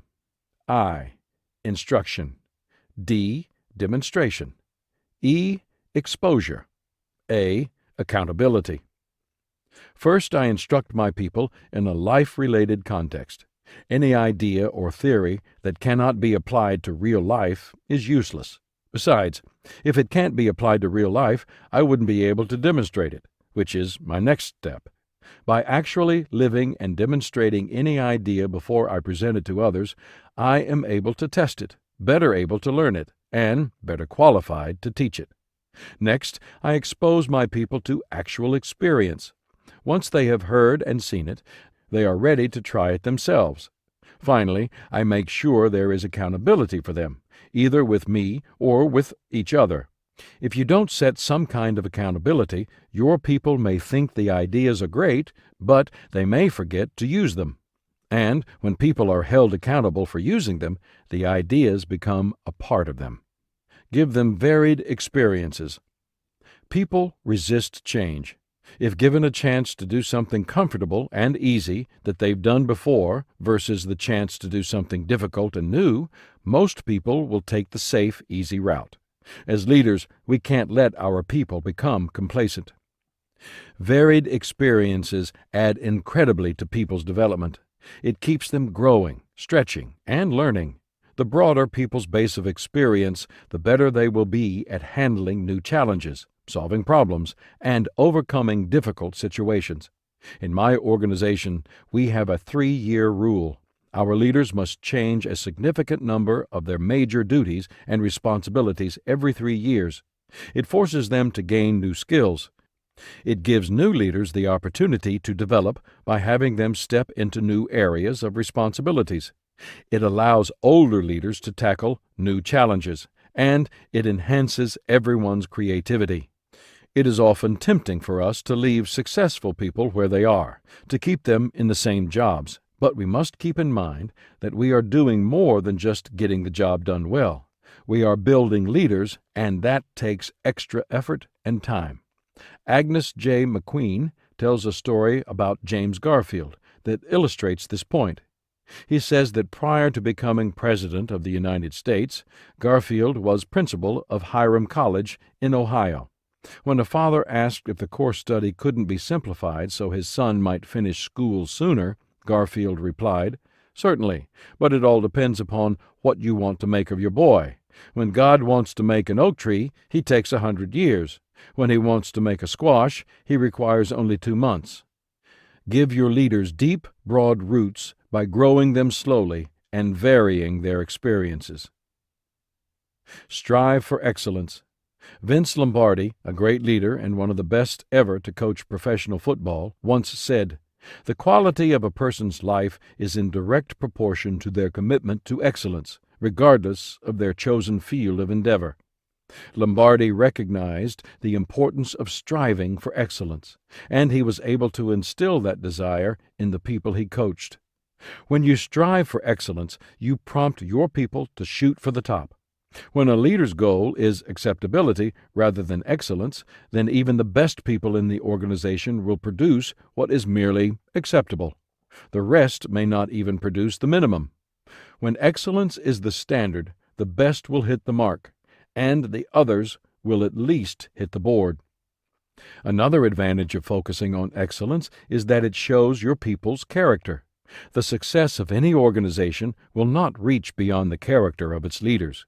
Excellence breeds character, and character breeds excellence. Demand excellence from your people, and they will develop into people who also demand excellence of themselves and the people they lead. Implement the law of effect. Educational psychologist E.L. Thorndike did work in behavior modification around the turn of the century. It led him to discover what he called the law of effect. Simply stated, it is this: behaviors immediately rewarded increase in frequency. Behaviors immediately punished decrease in frequency. We must ask ourselves what is being rewarded in our organizations. Do we reward personal growth and development? If so, our people will be growing. Several years ago, I developed a list of behaviors and qualities that I expect from people in my organization, and I determined to reward those behaviors. I call it the RISE program. R, rewards. I, indicating. S, staff. E, expectations. In other words, I decided to give rewards to staff members to indicate they were meeting or exceeding expectations. The qualities I value most highly and reward are a positive attitude, loyalty, personal growth, leadership reproduction, and creativity. Notice that personal growth is on the list. I want to encourage you to decide what you value, determine to reward it in your people, and put personal growth on your list. You will find that once you set up a positive reward system for achieving the right goals, your people will become their own best managers and they will develop as leaders. Care enough to confront. Rewarding the positive takes effort, but it is pretty easy to do. Confronting negative behavior is tougher. Many people avoid confrontation. Some fear being disliked and rejected. Others are afraid confrontation will make things worse by creating anger and resentment in the person they confront. But when a person's behavior is inappropriate, avoiding confrontation always worsens the situation. First, the organization suffers because the person is not acting in its best interest. Second, you suffer because the person's deficiencies reduce your effectiveness. And finally, when a person is acting inappropriately and isn't told, you have robbed him of an important opportunity to learn and grow in his development process. Anytime a leader avoids a confrontation, he should ask himself whether he is holding back for his own good or for the good of the organization. If it is for himself, he is acting under selfish motives. Confrontation, in its best form, is a win-win situation. In this country, we have been conditioned to believe that conflict always produces a winner and a loser. But that does not have to be true. To produce a win-win, we must approach a confrontation with the right attitude. Think of confrontation as a chance to help and develop your people, and never confront in anger or out of a desire to show power. Do it with respect and the other person's best interest at heart. Here are the 10 guidelines I use to make sure I'm doing just that. Confront ASAP. The longer I wait, the less likely I am to do what must be done. Another benefit to confronting immediately is that I am not likely to have to argue with the person over details. Separate the person from the wrong action. I am to address myself to the action and confront it, not the person. I must continue to support and encourage the person. Confront only what the person can change. If I ask a person to change something he can't, he will become frustrated, and it will strain our relationship. Give the person the benefit of the doubt. I always try to start from the assumption that people's motives are right and work from there. If I can give them the benefit of the doubt, I do, especially in areas that are open to interpretation or are unclear. Be specific. The person I'm confronting can only address and change what is specifically identified. If I can't identify specifics, I may be making some false assumptions. Avoid sarcasm. Sarcasm indicates anger with people, not their actions. When confronting, I avoid sarcasm. Avoid words like always and never. When I tell a person never to do a certain behavior, I am asking him to cling blindly to a rule, even in situations where it's not the best thing to do. I'd rather encourage him to use his head and take the right course of action in any given situation, based on right principles. Tell the person how you feel about what was done wrong. If the person's actions have offended me, I tell him right then and there. I don't want to be going back over old ground later in order to vent emotions. Give the person a game plan to fix the problem. I always want to help the person succeed, not fail. If I can help him fix the problem, everybody wins. Affirm him or her as a person and a friend. I prepare to confront in the same way that I fix a sandwich. I put the confrontation in the middle, like meat. On both sides, I put affirmation and encouragement. Positive confrontation is a sure sign that you care for a person and have his best interests at heart. Each time you build up your people and identify their problems, you give them an opportunity to grow. Make the hard decisions. In Chapter 2, I pointed out that leaders must be willing to make difficult decisions in order to create a climate that encourages development. Some of those difficult decisions concern letting employees go, but there are hard decisions to be made during your leader's development process, too. People respond differently to development, and I have found from personal experience that each person who does grow will plateau at one of 6 levels of development. Level 1. Some growth. Some people experience growth at a very slow rate, and their growth lacks direction. These people improve almost imperceptibly. They may be competent, but they will never shine in their jobs.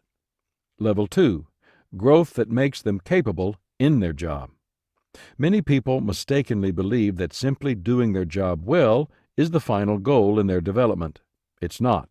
Without a good developer or a strong desire for personal growth, many people stop here in the growth process. Level 3. Growth that makes them able to reproduce themselves in their job.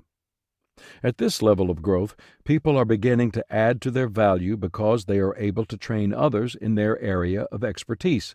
Some people who are technically strong but have marginal leadership skills are able to do this. Others with strong leadership skills can do it despite marginal technical abilities. People who are strong in both areas often move up to the next level. Level 4. Growth that takes them to a higher level job. The jump from level 3 to level 4 is difficult. It requires that people are willing to dedicate themselves to growing both personally and professionally. As they are able to broaden their thinking and experience, they become more capable and valuable to their organization and leaders. Level 5. Growth that allows them to take others higher. It is at this level that great leaders begin to emerge. These people are true developers of people, and they no longer add value to their leaders and organization, they multiply it. Level 6. Growth that allows them to handle any job. People who develop this level are rare. If you have the privilege of helping people to this level, treat them with the greatest love and respect. These people are leaders who could make it anywhere, and they have skills and abilities that transcend any particular field or industry.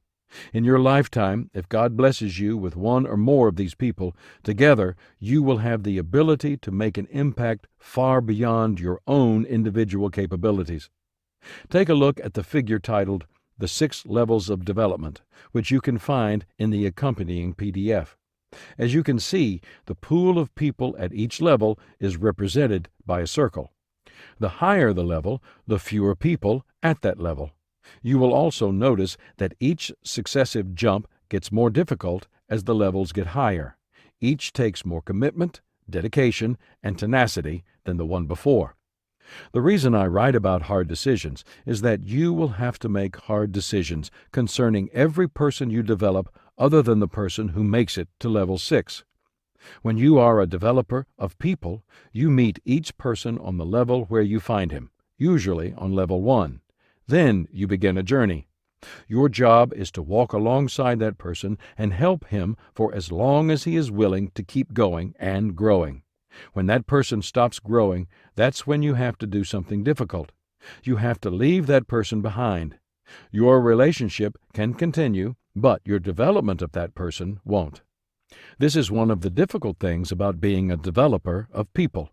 We give people so much time, attention, and love that leaving one behind can be like letting go of one of your children. But you can't force a person to keep growing to the highest level. You have to make the hard decision of leaving that person on his own plateau.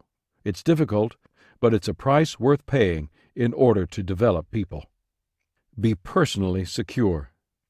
To be a great developer of people, you must be personally secure, because taking your people to the height of their potential may mean they will pass you by. As I mentioned in Chapter 1, Andrew Carnegie wanted to be remembered as a man who was wise enough to bring into his service men who knew more than he. It takes a very secure person to face that possibility. But without such a mindset, you may be competing with your people instead of developing them. As you prepare to lead and develop the people around you, I'd like you to keep in mind something Harvey Firestone said. It is only as we develop others that we permanently succeed. All of the certificates of recognition we receive in life will fade. The monuments we build will crumble. The trophies will corrode. But what we do for others will make a lasting impact on our world. Chapter 7. The Leader's Highest Return. Anyone who has ever experienced being on a team, from playing on a professional sports team to being a member of the junior high band, knows that being a part of a successful team can be one of the most rewarding experiences in life. And on the right team, it can also be one of the most powerful. First, just what is a team? We know it's more than simply a group of people. If that's all it were, then people waiting at a trolley stop would make up a team. But they don't. I need to add that to be a team, a group must have a common goal, although that's not enough. Our people at the trolley stop have the common goal of waiting for the trolley car that will take them somewhere. Even if they had the same destination, it would help, but it would not be enough to make them a team. There must be cooperation. But once again, that doesn't complete the whole picture. Add Communication. There is no team without communication. Let's look again at our people waiting for the trolley to see how an ordinary group may act compared to a team. It's a hot, humid summer day. The group at the stop includes business people in suits, mothers with toddlers and infants in strollers, construction workers, and homeless people. Finally, a crowded trolley pulls up to the stop. When everyone sees that the cars are packed, they all scramble. Each person runs to get a spot. A woman with a stroller does her best to herd her 4 children to the door of one of the cars, but she can't find a place with enough room to fit her whole family. By the time she tries another car, the doors close and the trolley moves away. She will have to wait 30 minutes for the next trolley. The same trolley pulls into the next stop. Waiting is a team of 12 high school basketball players on a field trip with their coach. When they see how crowded the trolley cars are, they prepare to scramble too. One player shouts, "I'll check the first car to see if there's room." Another says, "I'll take the last one." The coach holds open the door to the full middle car because he knows that the trolley can't leave while a door is open. The player at the last car shouts, "There's room back here," as he holds that door open. Yet another player goes to find the teammate who went forward. As they reassemble in the last car, the coach counts to make sure everyone has made it. As important as teamwork is, and as powerful as it can be to the success of an organization, many leaders don't teach their people how to work in teams. Management consultant Kenneth Blanchard observed, "As I work in companies around the country, I often ask people what % of their time do they spend in groups. Although managers report 60 to 90% of their time is usually spent in group activities, they also say they get little or no training in skills needed to work efficiently in groups. I know of few companies that focus training on this important skill." Many leaders think that building a team and developing teamwork is only for sports. They don't realize that they can build a team within their organization. Nor do they have any idea how to approach the task. Developing leaders is wonderful. It's fulfilling and rewarding. But developing a team of leaders, that's incredible. A good team is always greater than the sum of its parts, but teams of leaders increase their effectiveness exponentially. With the right leaders teamed together, there is nothing they can't accomplish. Anyone who is developing leaders can also develop them into a team. It is the last development task that will yield the highest return. The qualities of a dream team. In all my years of people development and team building, I have found that all successful teams share some common characteristics. If you, as the team leader or coach, can cultivate these qualities in your group of leaders, they will become a cohesive team capable of leaping tall buildings or performing any other required task. Here are those characteristics. The team members care for one another. All great teams begin with this quality. It is the foundation upon which everything is built. Teams that don't bond can't build. Why? Because they never become a cohesive unit. One of the best descriptions of this quality that I have ever come across was given by South Carolina football coach Lou Holtz. He said that he had once watched a television program that examined why men died for their country. In the program, which looked at United States Marines, the French Foreign Legion, and the British Commandos, it was noted that men died for their country because of the love they had for their fellow man. In the show, they interviewed a soldier who had been wounded in combat and was recovering in a hospital when he heard his unit was going back out on a dangerous mission. The soldier escaped from the hospital and went with them, only to be wounded again. When asked why he did it, he said that after you work and live with people, you soon realize your survival depends on one another. For a team to be successful, the teammates have to know they will look out for one another. When a team member cares about no one but himself, the whole team suffers. Uncaring people on a team remind me of a couple of guys in a story I once read. 2 shipwrecked men sat together at one end of a lifeboat. As they watched intently, the people at the other end of the boat were bailing furiously. One man then said to the other, "Thank God that hole isn't in our end of the boat." I have found that one of the best ways to get members of a team to care about one another is to get them together outside of a work context in order to build relationships. Every year in our organization, we plan retreats and other events that put our people together in social settings. And during those times, we also make sure they spend part of their time with staff members they don't know very well. That way, they're not only building relationships, they're being prevented from developing cliques. The team members know what is important. One of the things I enjoy most about a team experience is how the team functions as a single unit. All of its parts have a common goal and purpose. This quality is developed by making sure each team member knows what is important to the team. This quality, like the previous one, is foundational to team building. Without it, team members cannot truly work together. In a sport, such as basketball, the players on a team recognize that scoring is what is important. When a team is more effective at scoring than the opponent, it wins. Because the team members know that, they spend their time improving and perfecting their ability to score.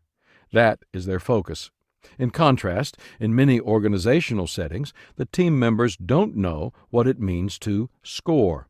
They may have a list of duties, but they don't know how those duties go together to make a score.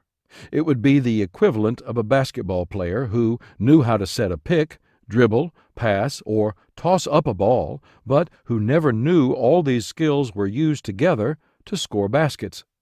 Without that knowledge, every time a player who was a good ball handler got the ball, he might dribble it until the shot clock ran out.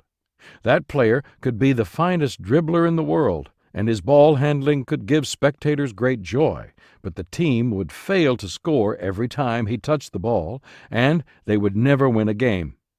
On the other hand, if he knew dribbling was merely a tool used by a player so the team could score, then his attitude, actions, and effectiveness would change dramatically, and the whole team's success would follow in the wake of those changes.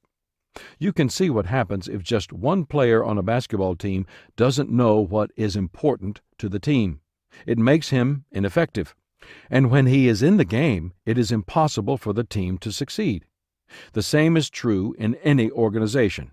Anyone who doesn't know what's important to the team not only fails to contribute to the team, but actually prevents the team from achieving success. That is why it is so important for the leader of the team to identify what is important to the team and to communicate that information to her team members. The team members communicate with one another. The third foundational quality of an effective team is communication. Just as it is important for the team leaders to communicate what is important to the team, the individual members of the team must communicate with one another. Without it, the players are likely to work against each other. Important tasks can be left undone, and team members can find themselves duplicating work. Anyone who has played basketball is familiar with the situation in which two players go up for a rebound and fight one another for the ball, only to find that they are on the same team. On teams where players communicate with one another, a third player will shout, "Same team," to make sure they don't lose the ball while trying to take it away from one another. That is what communication on the team is all about, letting each other know what's going on so the team's best interest is protected. The same is true in non-sporting organizations. Clear and formal lines of communication must be established. But, even more important, an atmosphere of positive communication must be established and encouraged on a daily basis. People on the team must be made to feel that they are in an environment where it is safe to offer suggestions or criticism without feeling threatened, freely trade information in the spirit of cooperation, and discuss ideas without being negatively criticized. Open communication among teammates increases productivity. The team members grow together. Once the members of the team care for one another, have a common goal, and communicate with one another, they are ready to start growing. Growth within a team is much like growth within a marriage. It is important and necessary, Without it, the team and its individual members do not improve. But, like marriage, the growth should include shared experiences and periods of communication so team members stay connected to one another. In a marriage, when growth is not continuously interactive, eventually the two people's lives develop parallel but very separate courses. They cease to function together as a team. If much time passes, their two courses move farther and farther apart until neither one knows what the other is doing. Finally, they won't care for each other, their goals will be different, and they will stop communicating. Their team is likely to fall apart. In an organization, it is the team's leader's responsibility to orchestrate the team's growth. He must make sure his people grow both personally and professionally, and he must ensure that their growth happens together as a team. When I work on growing my team members, I take several different approaches. First, we all learn together on a regular basis, at least once a month. In this way, I know there are some things everyone in the organization knows, and they share the common experience of learning these things together, regardless of their position or responsibilities. Secondly, I regularly build small teams of learners. I periodically have groups of 3 or 4 work together on a project that requires them to learn. It builds strong relational bonds between those people. It's a good idea, by the way, to vary the members of these teams so that different people are learning to work together. It also gives you an idea about the particular chemistry of different groups as they work together. Finally, I frequently send different people to conferences, workshops, and seminars. When they return, I ask them to teach others in the organization what they learned. It gets everyone used to teaching and learning from each other. Shared experiences and the give and take of communication are the greatest ways to promote team growth. There is a team fit. As people who care about each other grow together and work toward a common goal, they get to know each other better. They start to appreciate each other's strengths and become aware of each other's weaknesses. They begin to recognize and appreciate each player's unique qualities, and that leads to the development of a team fit. The type of fit a team has depends on many things. It is more than just the way a group of people with particular talents come together. We have probably all seen teams made up of talented players at each position who should have been able to play well together, but couldn't. Despite their talents, they didn't have the right chemistry. A good team fit requires an attitude of partnership. Every team member must respect the other players. They must desire to contribute to the team, and they must come to expect a contribution from every other person. Above all, they must learn to trust each other. It is trust that makes it possible for them to rely on one another. It allows them to make up for each other's weaknesses instead of trying to exploit them. It enables one team member to say to the other, "You go ahead and do this task because you are better at it than I am," without shame or manipulation. Trust allows team members to begin working as a single unit, to begin accomplishing the things that together they recognize as important. Once the players know and trust one another and develop a fit, the team's personality will begin to emerge. The team members place their individual rights beneath the best interest of the team.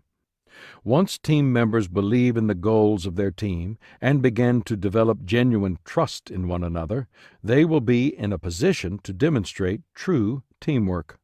Their mutual trust will make it possible for them to place their own rights and privileges beneath the best interest of the team. Notice that I mentioned the team members will be in a position to demonstrate true teamwork. That does not necessarily mean that they will. For there to be teamwork, several things must happen. First, they must genuinely believe that the value of the team's success is greater than the value of their own individual interests. They will be able to believe it only if they care about one another, and if their leader has effectively cast the vision of what is important. Then they will recognize that their success will come with the team's success. Second, for team members to place their individual rights beneath the team's best interest, personal sacrifice must be encouraged and rewarded. by the team leader and the other members of the team. As this happens, the people will come to identify themselves more and more with the team. At that point, they will recognize that individualism wins trophies, but teamwork wins pennants. Each team member plays a special role. As the team fit becomes stronger and each person is willing to put the team first, people begin to recognize their different roles on the team. They can do this because they know what must be accomplished to win, and they know their teammates' capabilities. With that knowledge and some encouragement from the team leader, people will gladly assume appropriate roles. Philip Van Auken, in The Well-Managed Ministry, recognizes this as the niche principle. He says, "People who occupy a special place on the team feel special and perform in a special way. Team niches humanize teamwork. In an ideal situation, each person's role is built on his or her greatest strengths. That way, each person's talents can be maximized. But it doesn't always work exactly that way.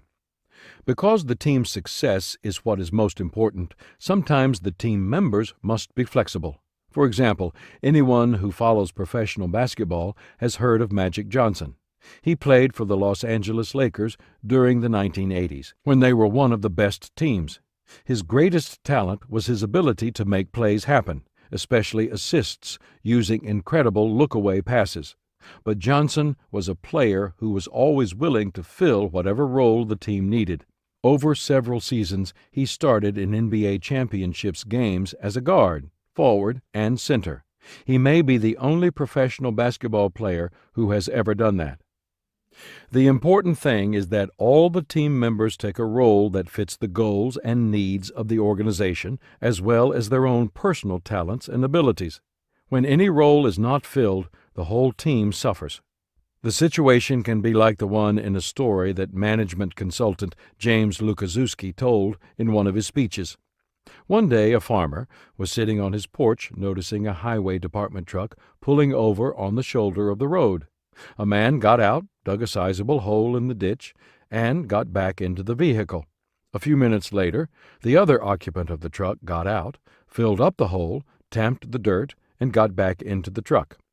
Then they drove forward on the shoulder about 50 yards and repeated the process, digging, waiting, refilling. After a half a dozen repetitions, the farmer sauntered over to them. "What are you doing?" he asked. "We're on a highway beautification project," the driver said, "and the guy who plants the trees is homesick today." As team leaders, we must recognize what roles need to be filled by our team members for the team to accomplish its goals. And when we see a role not being filled, we must make adjustments to the team to make sure the job gets done. An effective team has a good bench. In sports, the bench may be the most misunderstood resource of the team. Many starting players believe that they are important, while the people on the bench are not. They believe they could do without them. Others who spend much of their time on the bench don't recognize their own contribution. Some mistakenly believe that they don't have to bother preparing the way the starters do, that they don't have to be ready to play. But the truth is that a good bench is indispensable. Without a good bench, a team will never succeed. The first thing a good bench gives is depth. In sports, many teams can produce a winning season. But when the level of competition goes up, such as in a playoff or a national tournament, a team without depth just can't make it.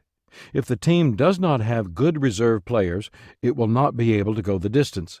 I have yet to see a championship team that did not have a good bench. In fact, developing a good bench is what much of this book is about.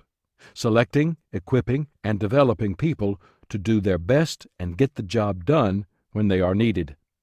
Having a pool of good players, able to play different roles, gives the team leader great flexibility in any situation. In basketball, for instance, a coach will start a game with one group of people when playing against an opponent whose players are particularly tall.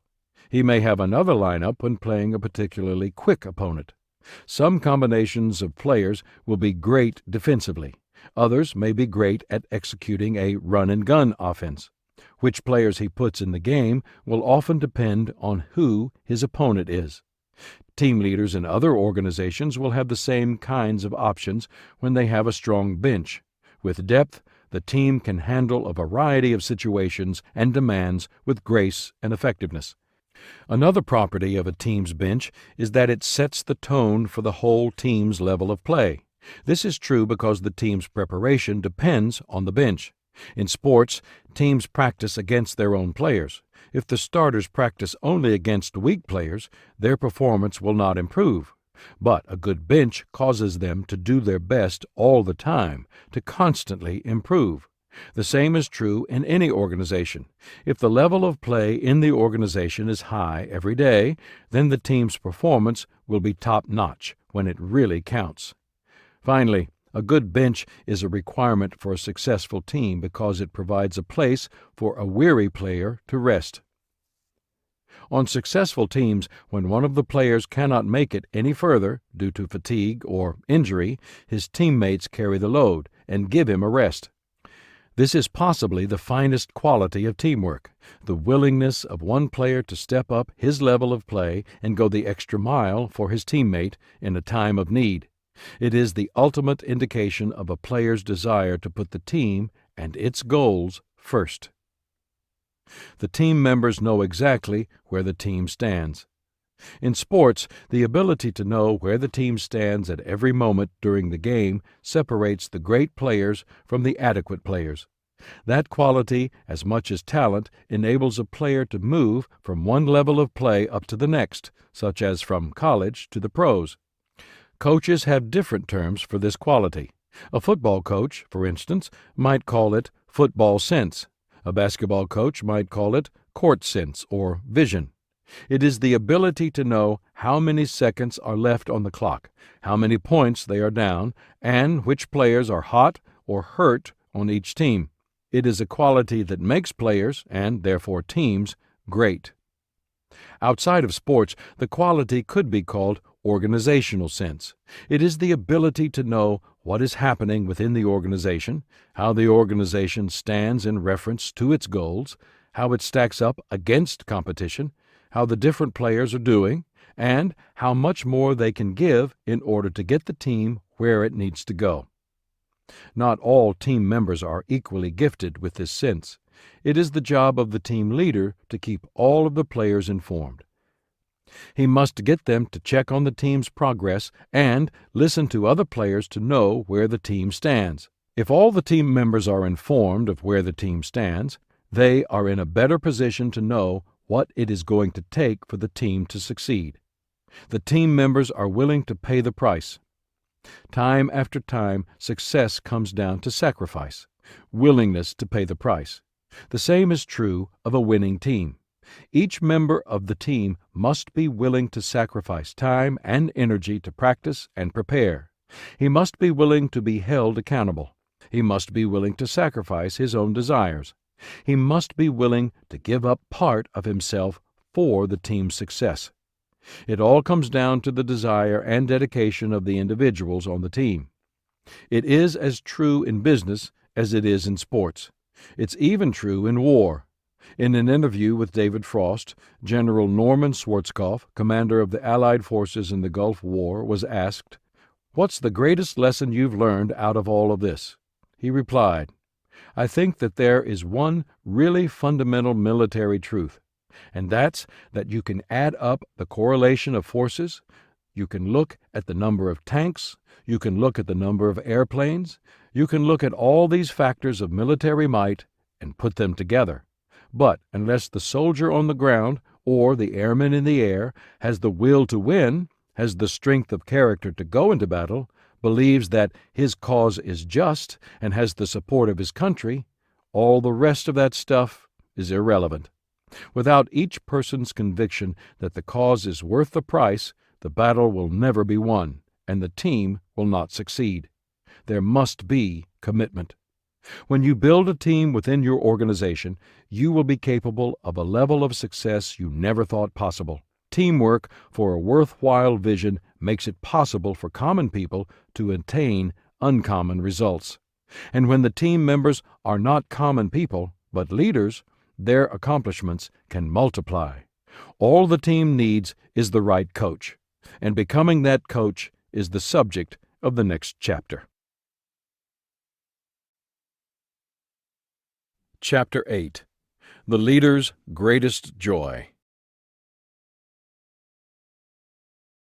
In 1992, American sports journalists could talk about nothing but the Dream Team, the United States Olympic basketball team composed of Michael Jordan, Larry Bird, Magic Johnson, Charles Barkley, and other basketball greats. Some players on that team have been called the best ever to play the game of basketball. When people watched them play, the question was not whether they would win or lose. The question was, what magnificent plays will I see, and how big a margin will the team win by? The team was such an assembly of stars that even the players on the opposing teams were asking them for their autographs. All coaches dream of having a team like that. Players who know the game inside out, who have the talent, the desire, and the discipline to compete and succeed on the highest level. Most leaders dream of the same thing, but most of them think it will never happen to them. And for many, that's true. It won't. Why? Because they don't know what it means to be a winning coach. Banker Walter Wriston, in Harvard Business Review, says, "The person who figures out how to harness the collective genius of the people in his or her organization is going to blow the competition away. That is what a great leader does. He harnesses the collective genius of his team members. He knows how to select, motivate, and empower his people. In over 30 years of leadership, I have been privileged to lead some wonderful teams of people. Through those years, I have discovered that in order to become a dream team coach, a leader must develop 10 qualities. The qualities of a dream team coach. As Charles Francis once said, you can buy a man's time. You can even buy his physical presence at a given place, but you cannot buy enthusiasm. You cannot buy loyalty. You cannot buy the devotion of hearts, minds, or souls. You must earn these. The following 10 characteristics of a dream team coach are qualities that will earn a team's respect and loyalty, and they will motivate and empower the people to play like a dream team. 1. A dream team coach chooses players well. Throughout the book, I have given a lot of attention to identifying and selecting potential leaders, and you already know how to go about developing people into effective individual players. Choosing the right people is vital. Red Auerbach, longtime Boston Celtics president, said, "How you select people is more important than how you manage them once they're on the job. If you start with the right people, you won't have problems later on. If you hire the wrong people, for whatever reason, you're in serious trouble, and all the revolutionary management techniques in the world won't bail you out." Another great sports leader, Lou Holtz, put it this way, "You've got to have great athletes to win. You can't win without good athletes, but you can lose with them. This is where coaching makes the difference." Both men recognized that you have to begin with the right raw materials to create a winning team. As Bob Beal says in Increasing Your Leadership Confidence, along with clear direction and sound finances, having the right players determines 60 to 80% of the success of any company or organization. If you want to give yourself a chance to win, start by picking winners. I can identify what a winner looks like for my organization. I can tell whether a person has the potential to be an all-star contributor. I want the people close to me to know my heart. This takes time for both of us and a desire on their part. Be loyal to me. They are an extension of me and my work. Be trustworthy. They must not abuse authority, power, or confidences. Be discerning. They make decisions for me. Have a servant's heart. They carry a heavy load because of my high demands. Be a good thinker. Our 2 heads are better than my 1. Be a finisher. They take authority and carry out the vision. Have a heart for God. My heart for God is my driving force. When a person displays those qualities, I know he or she has the potential to play on my dream team. 2. A dream team coach constantly communicates the game plan. Every good coach I've ever seen has worked from a game plan. He's got a plan not only for each individual game, but also for the development of the whole team over the course of the current and upcoming seasons. Once the game plan has been drawn up, he then communicates it to his team on an almost continual basis. Bear Bryant, the late University of Alabama football coach, effectively communicated his game plan to his players. He recognized there were specific things his players needed to know. 5 points explain what he believed a coach should do. Tell them what you expect of them. This tells them how they are to fit into the game plan so they know what they should try to do. Give them an opportunity to perform. This gives them a chance to be a part of the game plan, to carry out the vision. Let them know how they're getting along. This lets them have an opportunity to learn, improve, and increase their contribution. Instruct and empower them when they need it. This gives them the means to learn, improve, and increase their contribution. Reward them according to their contribution. This gives them incentive for their effort.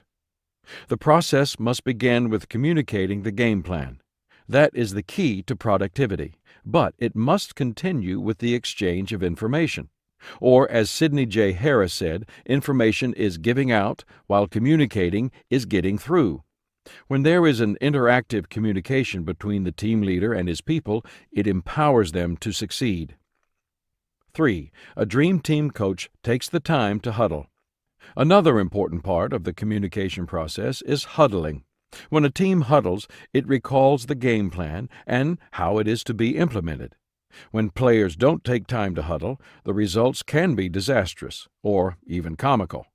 The story is told of a gentleman who was walking down a residential street when he noticed a man struggling with a washing machine at the doorway of his house. When he volunteered to help, the homeowner was overjoyed, and the two men together began to work and struggle with the bulky appliance. After several minutes of fruitless effort, the two stopped and just looked at each other. They were on the verge of total exhaustion.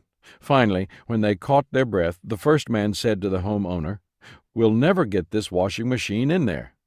To which the homeowner replied, "In? I'm trying to move it out." I find that things are never too busy or urgent to take the time to huddle.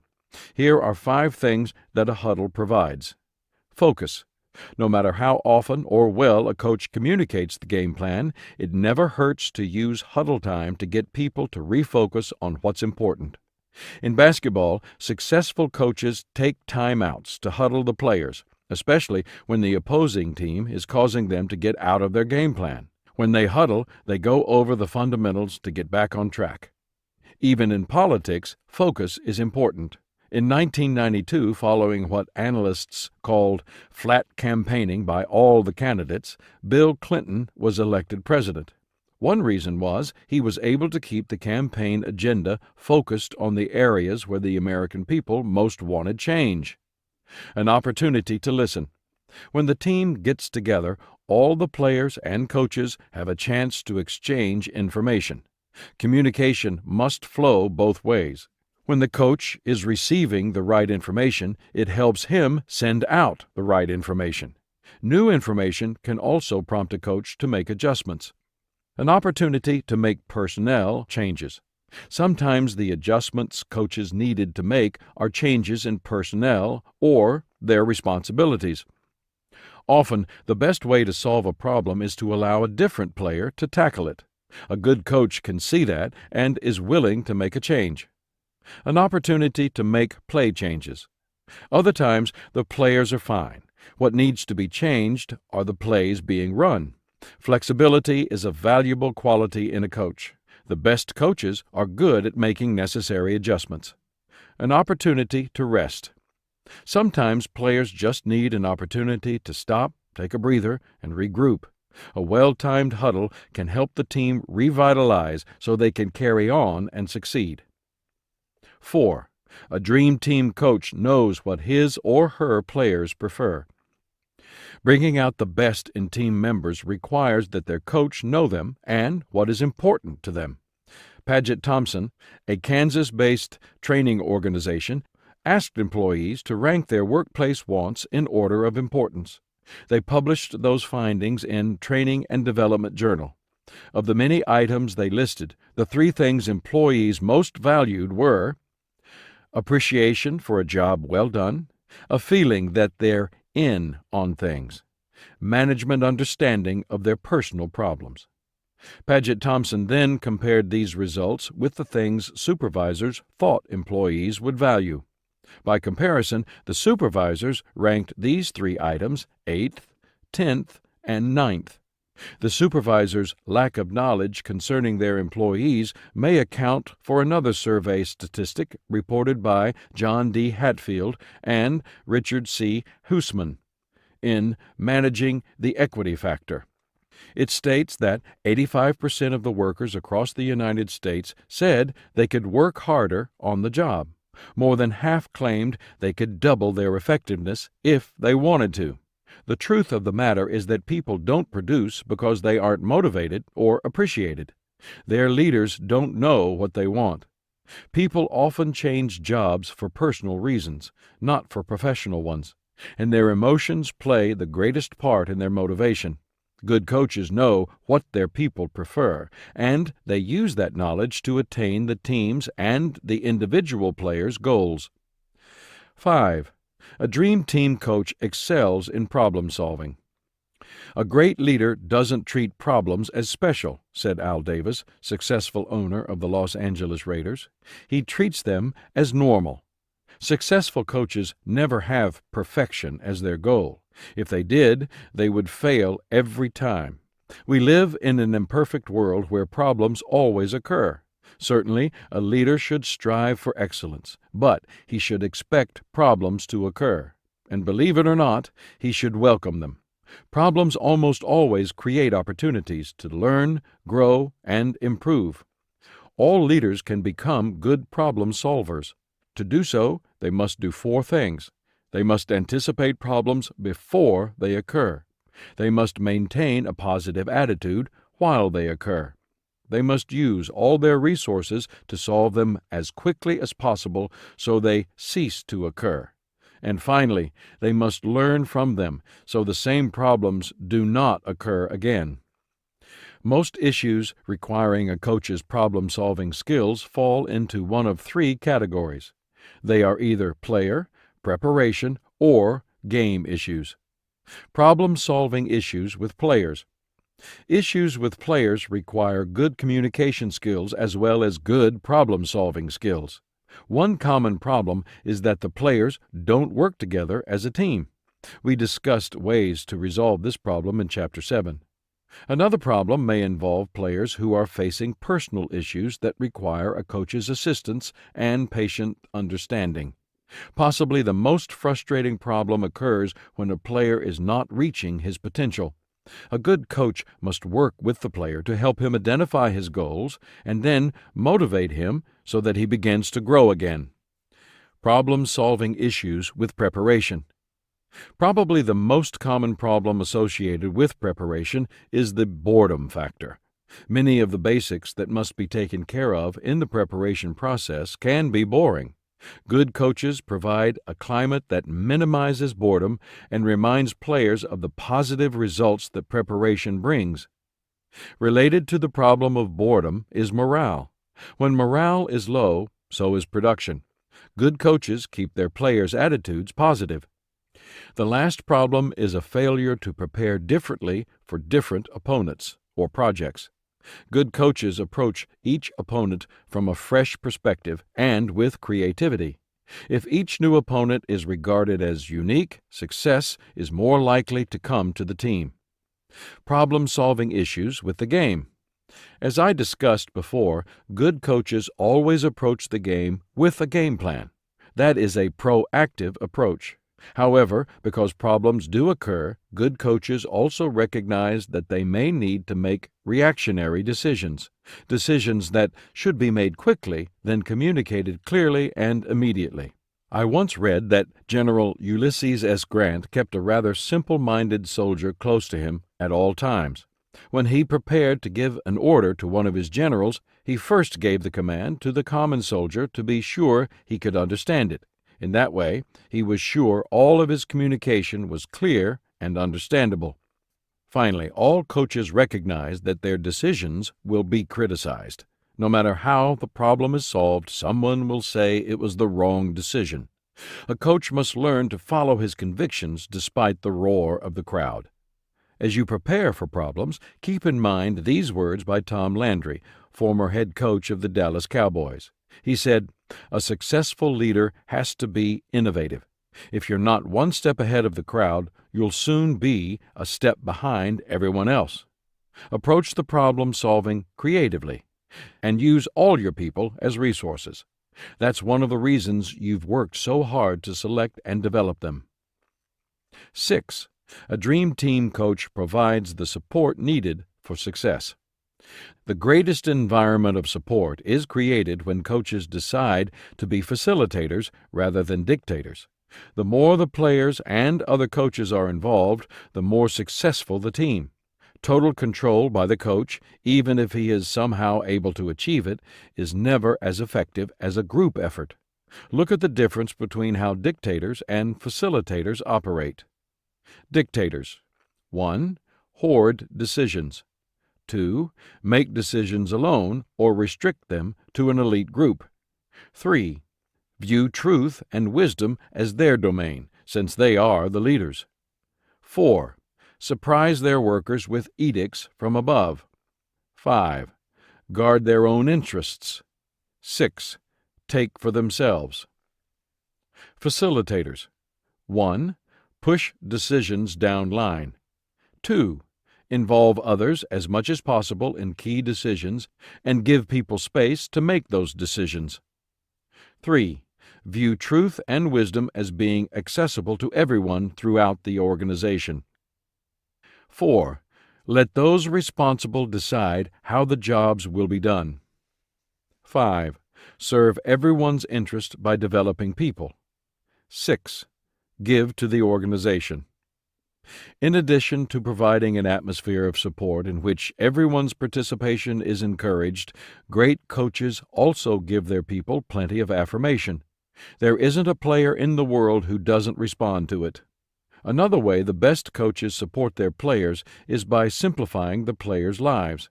Can you think of anyone who responds positively to bureaucratic red tape?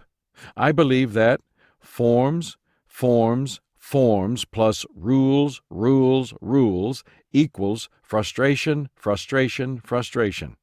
If I can simplify, I do.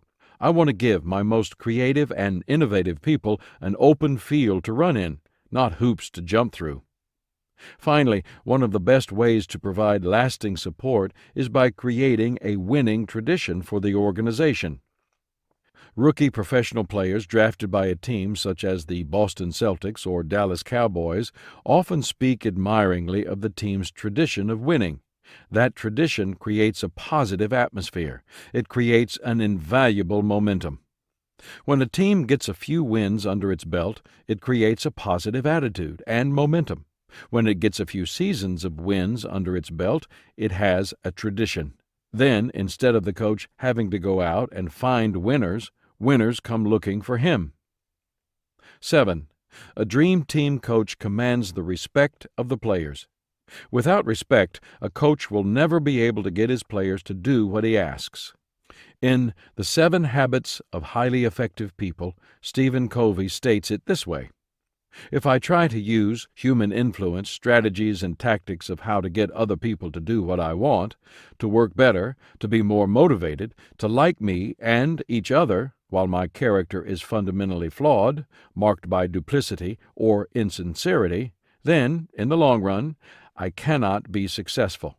My duplicity will breed distrust, and everything I do, even using so-called good human relations techniques, will be perceived as manipulative. It simply makes no difference how good the rhetoric is, or even how good the intentions are. If there is little or no trust, there is no foundation for permanent success. Only basic goodness gives life to technique. Respect must be earned over time. There are no shortcuts. It is learned through the consistent embodiment of 3 attributes. Trustworthiness. People never respect a person they cannot trust. Never. The best coaches know this and work immediately on letting their players know they can be trusted. Mike Krzyzewski, head basketball coach of Duke University, put it this way: if you set up an atmosphere of communication and trust, it becomes a tradition. Older team members will establish a credibility with newer ones. Even if they don't like everything about you, they still say, "He's trustworthy, committed to us as a team." A caring attitude. In all my years of leading people, I must have said this more than 1,000 times. People don't care how much you know until they know how much you care. It's true. If players sense that you really care about them, that you have their interests at heart, they will listen to you and respect you. As former University Michigan head football coach Bo Schemblocher said, "Deep down, your players must know you care about them. This is the most important thing. I could never get away with what I do if the players felt I didn't care. They know, in the long run, I'm in their corner." The ability to make hard decisions. Players cannot respect a coach who cannot make the hard decisions necessary for a team to succeed. When a coach is willing to make those decisions, the players know he is acting in the team's best interest. They feel secure, and they in turn are more likely to act in the team's best interests themselves. Tom Landry said, "Perhaps the toughest call for a coach is weighing what is best for an individual against what is best for the team. Keeping a player on the roster just because I liked him personally, or even because of his great contributions to the team in the past, when I felt someone else could do more for the team, would be a disservice to the team's goals. He would also lose his players' respect." 8. A dream team coach does not treat everyone the same. One of the biggest mistakes a coach can make is to believe he must treat all of his players the same. Coaches are hired to win, not to make everyone happy or give everyone equal time, money, or resources. Every player must be given support and encouragement. But to believe that everyone must receive the same treatment is not only unrealistic, but destructive. When all players are treated and compensated the same, poor or mediocre performance is being rewarded the same as outstanding contributions by the best players. Great coaches give opportunities, resources, and playing time according to players' past performance. The greater the performer, the greater the opportunity. When you have a player like Michael Jordan, former Chicago Bulls great, you want to put the ball in his hands as often as possible. There will be times you aren't sure about a player's performance level because you haven't had time to observe him. This is especially true when you have a rookie player. When that happens, give him frequent but small opportunities to try to vary the opportunities as much as possible. If you do, you will soon be able to determine his caliber of play, and that will show you how to respond. 9. A dream team coach continues to win.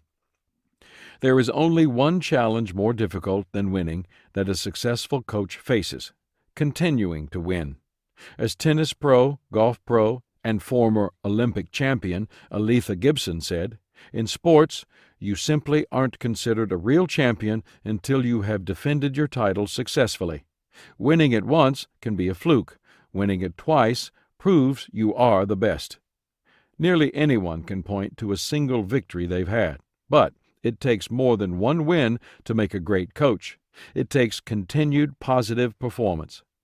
Putting together successive winning seasons is so difficult in sports that teams bring in consultants, such as psychologist Bruce Ogilvie, to help them learn how to do it. In the July-August 1988 issue of Success magazine, journalist Dan Gutman writes that Ogilvie suggests the following major points to ensure success. Work on specific skills.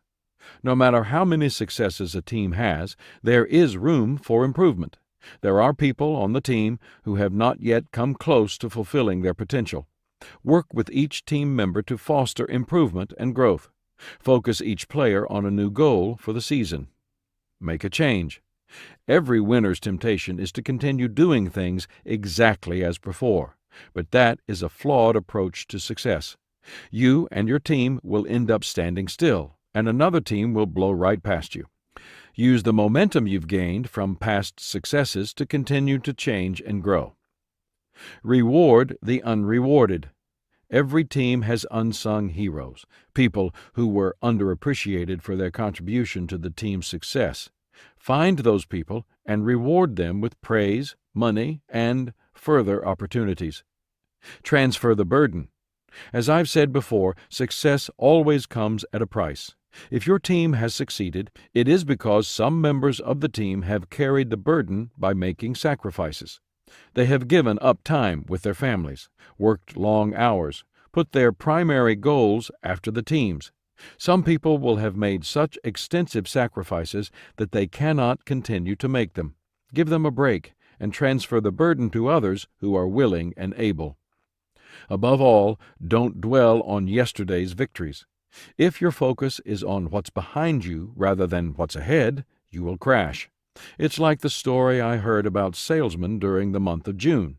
In the sales meeting held on July 1, the manager said, "I want to congratulate Kent on a job well done. He has sold more cars in a month than any other salesman." Everyone applauded. But that was last month. Now, let's focus on July. Celebrate victories, enjoy them briefly, and then look forward. Another way to help players continue to win is to help them avoid burnout. The best way to do that is to see it coming and avoid it. Workplace psychologist Beverly Potter believes burnout can be prevented when it is caught in time. She suggests that a person look for lack of energy, sleeplessness, lack of creativity, inability to make decisions, chronic anger, bitter or sarcastic language, or physical symptoms such as exhaustion, tension headaches, body aches, and nausea. John Madden, sports analyst and former championship coach of the Oakland Raiders, was a victim of burnout. He was once asked what the first signs of his burnout were. He said, "You won't have the energy because you won't have the interest. Suddenly, you don't care about the draft. You're not interested in minicamp. You don't care who the best college linebacker is. You don't care if they've signed any of your veteran players to contracts. When you don't care, it's time to go. Your history. You're done." Because he burned out, he was not able to continue coaching. The same can happen to you or your players. To continue winning, you've got to avoid burnout. A dream team coach understands the levels of the players. One of the most common mistakes a coach can make is to misjudge the level of one of his players. If the leader doesn't work with each player according to where he is in his development, the player won't produce, succeed, or develop. According to management consultant Ken Blanchard, all team members fit into one of 4 categories with regard to the type of leadership they need. Players who need direction. Players who need direction don't really know what to do or how to do it. At this stage in their development, you need to instruct them every step of the way. Anything these rookie players produce will be essentially what you do through them because they aren't capable of working independently. Players who need coaching. At some point, a rookie starts being able to do more of the job on his own. He becomes more independent, but still relies on you for direction and feedback. The two of you will be working in partnership. Players who need support. At this level, the player is able to work without your direction, but he will still require your support and encouragement. Players to whom you delegate. At this stage, the player can be given a task, and you can be confident that it will be done. This player only needs you to lead. Provide vision on the front end and accountability on the back end, and the person will multiply your efforts toward success. Delegation, the dream team coach's most powerful tool. A leader may possess all 10 of the previously mentioned characteristics, but if he does not learn the art of delegation, then he will never find himself coaching a dream team. Delegation is the most powerful tool leaders have. It increases their individual productivity as well as the productivity of their department or organization. Leaders who can't or won't delegate create a bottleneck to productivity. The other benefit of delegation is that it increases the initiative of the people within the organization because it gives them a chance to grow and accustom themselves to succeeding. If delegation is so important to a leader's success, why do some leaders fail to delegate? There are many reasons. Insecurity. Some leaders are afraid that if they're not in control of everything, it means they're not doing their job. They fear that others will criticize them for shirking their responsibilities. The bottom line is that they are afraid that they will lose their job. Lack of confidence in others. Some leaders believe their employees are not competent enough to do the job, so they never delegate anything. They fail to realize that people grow into delegation by being given a chance to perform, make mistakes, and learn from them. To be successful, all leaders must eventually take the crucial step of allowing others to take part of the load. Leaders will make mistakes in delegation, and the people to whom they delegate will make mistakes. But that is when learning takes place. Lack of ability to train others. Successful delegators cannot simply dump tasks on their people without preparing them for the tasks. If they do, their people will fail and resent them. Instead, they must train their people both before delegating and afterward when mistakes have been made. When leaders learn to train others, they are better equipped to delegate. Personal enjoyment of the task. It is difficult for people to give up tasks they love to perform, but sometimes giving up an enjoyable task is the best thing leaders can do. The question leaders must ask themselves is whether the task can be done by someone else. If so, it should probably be delegated. The leader should focus on performing tasks no one else can do, not simply doing tasks he or she enjoys. Habit. Similar to enjoyment of a task is habit. Just because people master a task doesn't necessarily mean they should continue doing it. When a task becomes simple and straightforward, the leaders doing it should delegate it and move on to something more complex. Inability to find someone else to do it. Mark Twain once said, "Never learn to do anything. If you don't learn, you will always find someone else to do it for you." Although he wasn't serious, there is a kernel of truth in his statement. That truth is, you must always be looking for people to whom you can give tasks. The times that people will track you down to ask you for something to do will be rare. A leader who can't find people to delegate to may not be looking hard enough. Reluctance caused by past failures. As I mentioned, when leaders' early efforts to delegate fail, they sometimes become reluctant to delegate. As Ken Allen states in The Effective Executive, we should not try to rely solely on ourselves as a result of delegation failure, nor should we blame the people to whom we have given the task. Rarely is delegation failure the subordinate's fault, he notes. Maybe you picked the wrong person for the job, didn't train, develop, or motivate sufficiently. If you have had trouble with delegation in the past, don't give up. Try to determine why the problem occurred, learn from it, and give delegation another try. Lack of time. Not having enough time to teach another person to do a job is probably the most common reason people give for not delegating.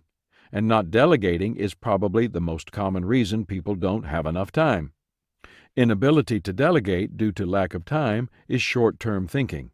Time lost in delegating on the front end is discovered at the back end. For example, let's say a leader takes an hour to perform a certain weekly task. He determines that to teach someone else to do that task, it will take him 5 hours initially, then an hour a week for the following 3 weeks. That totals 8 hours of his time, one whole day that he will lose out of his busy schedule. He could continue to do the task himself for the next 2 months by devoting the same amount of time. However, if he thinks long-term, he realizes that by the end of the year, the 8-hour investment he makes will give him an additional 44 hours of time to do other tasks. That's 1 whole week of time he has gained. And there is also the added advantage that the employee he has delegated to is better equipped to take on other tasks for him in the future. To break the vicious lack of time cycle, a leader needs the right person to delegate to and a willingness to put in the initial training time. An I do it best mindset. Leaders who believe that to have something done right, they have to do it themselves will end up accomplishing very little. The greatest problem new leaders have is their reluctance to move from doing the job to managing the job. Edgar Speer, chairman of U.S. Steel, said, "You don't even try to control how people do their jobs. There's no way to do that. Furthermore, no purpose. Everyone does the job a different way, and they all want to show how well they can do it their way. The function of a supervisor is to analyze results rather than try to control how the job is done. If you want to do a few small things right, do them yourself. If you want to do great things and make a big impact, learn to delegate." If you recognize yourself in any of these descriptions, you probably aren't doing enough delegating. If you begin to miss deadlines and crises become increasingly frequent, these may also be indications that you need to delegate tasks. And be on the lookout for employees under you who are ready to conquer new worlds. This is a prime time to delegate jobs to them. Steps toward delegation. Easing people into delegation is important. As I mentioned earlier, you can't simply dump tasks on people if you want them to succeed. I delegate according to the following steps. Ask them to be fact-finders only. It gives them a chance to get their feet wet and to become acquainted with the issues and objectives. Ask them to make suggestions. This gets them thinking, and it gives you a chance to understand their thought processes. Ask them to implement one of their recommendations, but only after you give your approval. This is a crucial time. Set them up for success, not failure, and give lots of encouragement. Ask them to take action on their own, but to report the results immediately. This will give them confidence, and you will still be in a position to perform damage control if necessary. Give complete authority. This is the final step, what you've been working toward. It is the job of a coach to make team members do what they don't want to do so that they can become what they've always wanted to be.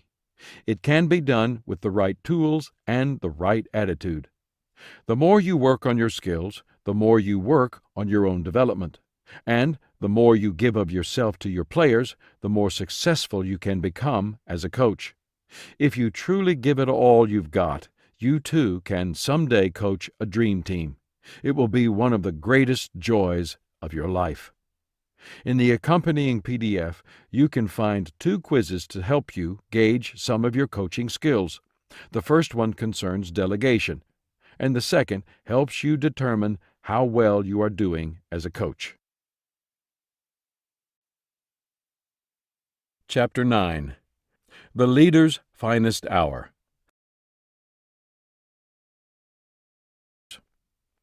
Alex Haley, the author of Roots, used to keep a picture in his office of a turtle sitting atop a fence. He kept it there to remind him of a lesson he had learned years before. If you see a turtle on a fence post, you know he had some help. Haley remarked, "Anytime I start thinking, 'Wow, isn't this marvelous what I've done?'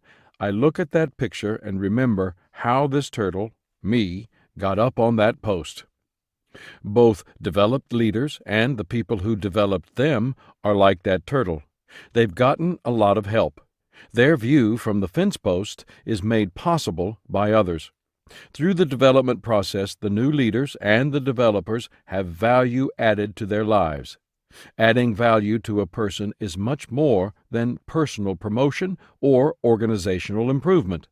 It is true that people who have been developed get promoted, and it is equally true that organizations improve and expand when they have leaders devoted to the development of others. But adding value is much more than that. It is the enrichment of people's quality of life. It is the expansion of their life purpose and capabilities. People development is life-changing for everyone involved. In Bringing Out the Best in People, Allen McGuinness said, "There is no more noble occupation in the world than to assist another human being."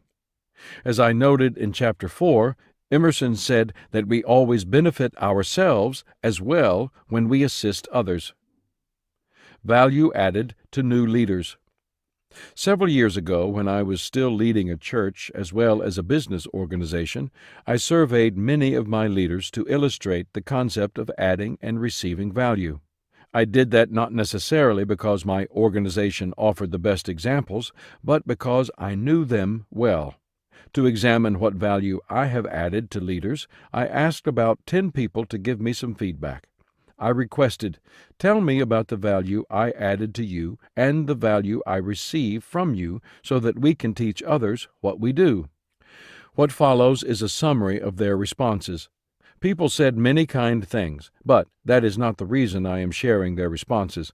I share them because I want to offer concrete examples showing that the development of people yields tangible results, which can be recognized and later passed on to others. In Chapter 10, I will share how some of these people are carrying on the development process with others around them. After you spend time developing your people, you will find that they will respond in the same way that mine do. Modeling. Most of the leaders in my organization identified modeling as something important that I do for them. One person said, "You set the pace of the organization. You never ask for more than you are willing to give yourself. This watermark provides continual motivation for me to give my best." Modeling is an important motivator because it shows people not only what you expect, but what can be accomplished. One of the most important things that my people said I model is a dedication to continue growing personally. When they see it in me, they recognize its importance, and they soon adopt that belief as their own. Even if they leave me tomorrow, they will continue to grow because they now recognize that belief as their own. Vision and direction. The leader of every successful organization casts vision for his or her people. I have always made sure that the people around me know my vision, because without that focus we cannot accomplish our goals. A staff member observed, "His ability to keep focused on the big picture keeps me from having tunnel vision." Said another, "He provides vision and direction. By keeping in touch with him, I know that I am staying on target with my professional focus." Bert Nanas, in Visionary Leadership, wrote, "There is no more powerful engine driving an organization toward excellence and long-range success than an attractive, worthwhile, and achievable vision of the future, widely shared." Having and sharing a vision does even more than drive an organization. It also gives people vision and direction for their individual lives. As they contribute to the larger goals of the organization, they begin to identify more clearly a vision for themselves. As that vision becomes clearer and that sense of direction stronger, their lives become more meaningful. Encouragement and affirmation. Everyone I surveyed said that they felt encouraged by me.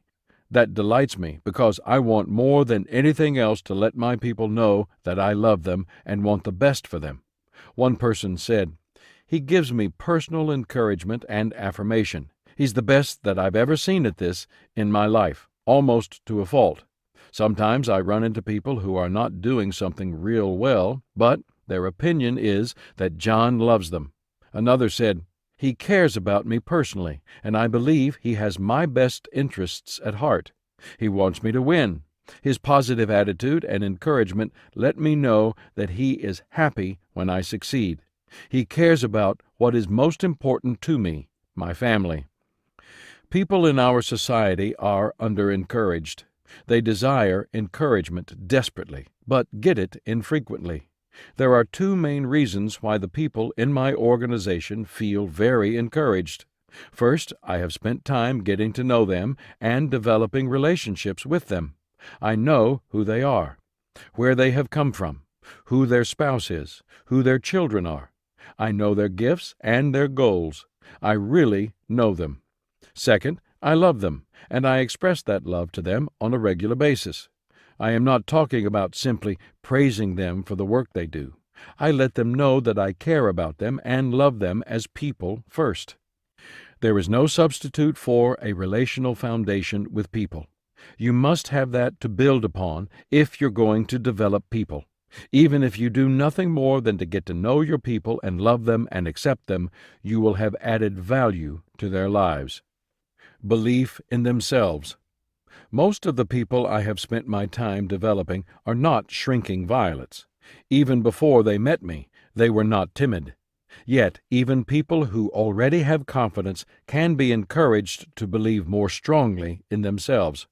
One staff member wrote, "John will often drop by my office to see how I am doing, to affirm me, to tell me once again how much he appreciates the load I carry.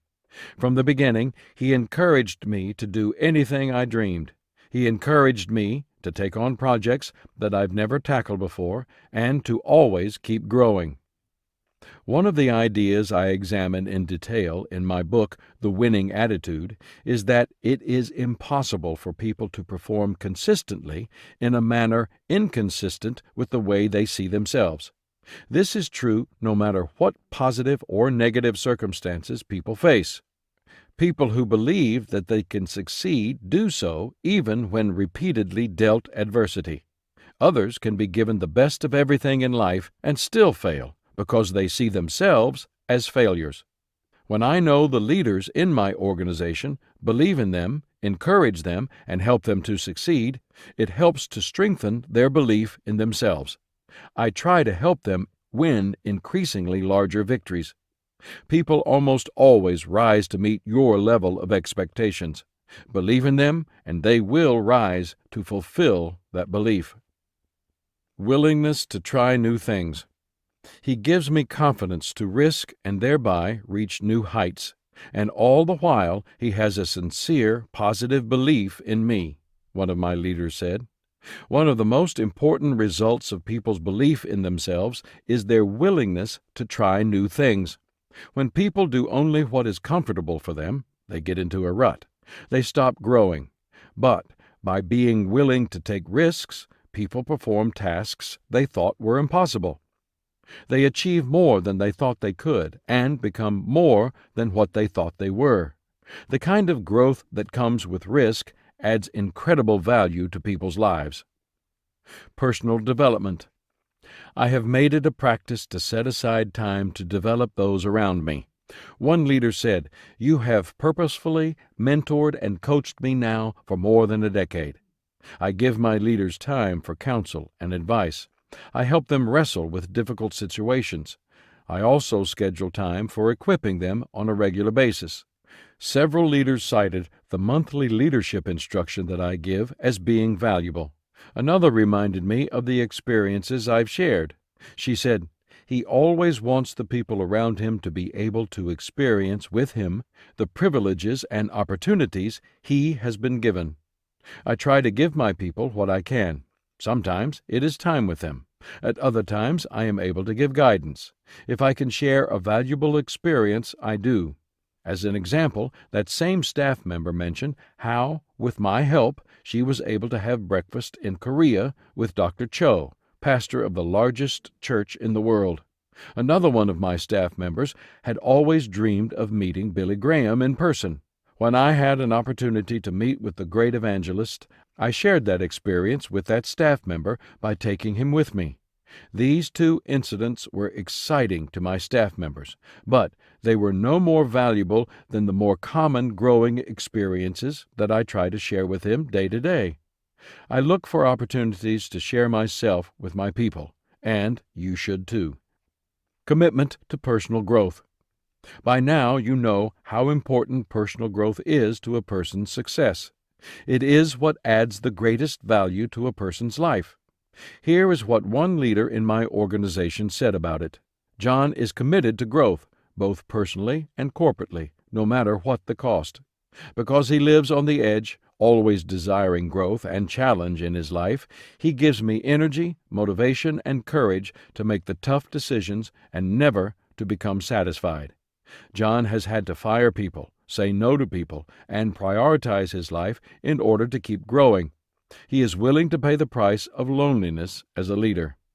As she indicated, I am not the only one in my organization paying the price of personal growth. All of the top leaders around me are dedicated to it, day in and day out. If they were to leave the organization tomorrow, they would continue to pay the price necessary to keep growing. And, as Walter Lippmann said, the final test of a leader is that he leaves behind in other people the convictions and will to carry on. Empowerment. I have found that people become empowered when you provide them with three things: opportunity, freedom, and security. I give my leaders opportunities to do new things for the organization, the freedom to accomplish those things using creativity and initiative, and the security of knowing I will back them up even when everything doesn't go as planned. Said one staff member, "You have assured me that you will do anything in your power to help me, which provides me a sense of security and trust. I love to see the people in my organization succeed, and empowering them makes that possible." Empowerment can be a tricky thing to give. You have to balance your own needs with the empowered leader's development, while always keeping in mind the best interests of the organization. One of the leaders in my organization identified this as the rope principle. John is constantly giving me enough rope to allow me to get the job done myself, but not so much that I hang myself. He also balances the development of the person with the good of the organization, using the rope principle. He will wait a little longer than he prefers to get something accomplished if the staff member will be developed in the process, but he will never let the rope go so long as to hurt the organization as a whole. One of the leaders I surveyed identified empowerment as the characteristic that adds the greatest value to leaders. He said, "Motivation, believing in, mentoring, and all the other traits tap into what is inside the person. Empowerment adds a new dimension to the person that did not and often cannot exist or come into existence on its own. There is a great responsibility with the gift of empowerment. With the wrong motives, a leader can empower for his or her own good rather than for the good of the people and the organization. John has always put the organization and individual people before himself. Adding that new dimension to a person in your organization will not only make him a more powerful leader, it will also enable him to receive the value of the next item on the list: being a part of something greater than themselves. To live a worthwhile, meaningful life, a person must be a part of something greater than himself. I challenge the people around me to live a life that has not temporal but eternal impact. I want each member of my staff to become the person he was created to be, to reach his potential.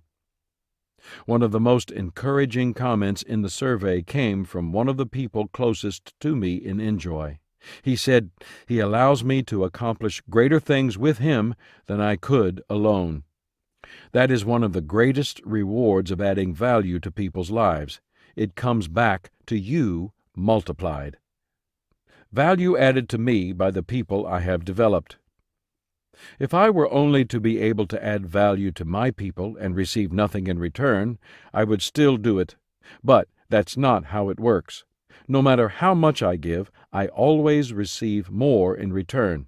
It's absolutely incredible. In my years as an organizational leader, I have found that all employees are one of two types: salary takers or salary makers. The takers give as little as possible and take their salary. The makers give everything they've got and make a contribution beyond the salary they earn. I have found that people who are willing to be developed are always salary makers. You can see the difference between the two types of people by the things they say. Salary takers. What will I receive? What will it take to get by? It's not my job. Someone else is responsible. How can I look good? Will it pass? The paycheck is the reason I work. Am I better off because I work here? Pay me now, I'll produce later. Salary makers. What can I give? I'll do whatever it takes to get it right. Whatever the job, I can help you. I'm responsible. How can the team look good? Is it my best? The paycheck is a byproduct of my work. Is the team better off because I work here? I'll produce now, you can pay me later. Here are the specific ways the leaders in my organization add value to me. This list consists of the items of value they identified in response to a memo I sent them.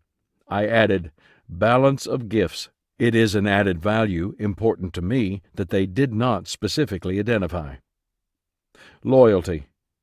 Many of the leaders in my organization identified loyalty to me and to the organization as a characteristic of the esteem they feel for me. One person joked, I might not walk off a cliff for him, but I would certainly consider it. Others mentioned their desire to protect the interests of the organization because they believe in it, or the desire to protect me from minor pressures that I don't need to handle myself. I'm grateful for all of these things. I also recognize the loyalty of my leaders comes from their belief in what the organization is doing and their sense of commitment to the team. The people around me work beautifully together.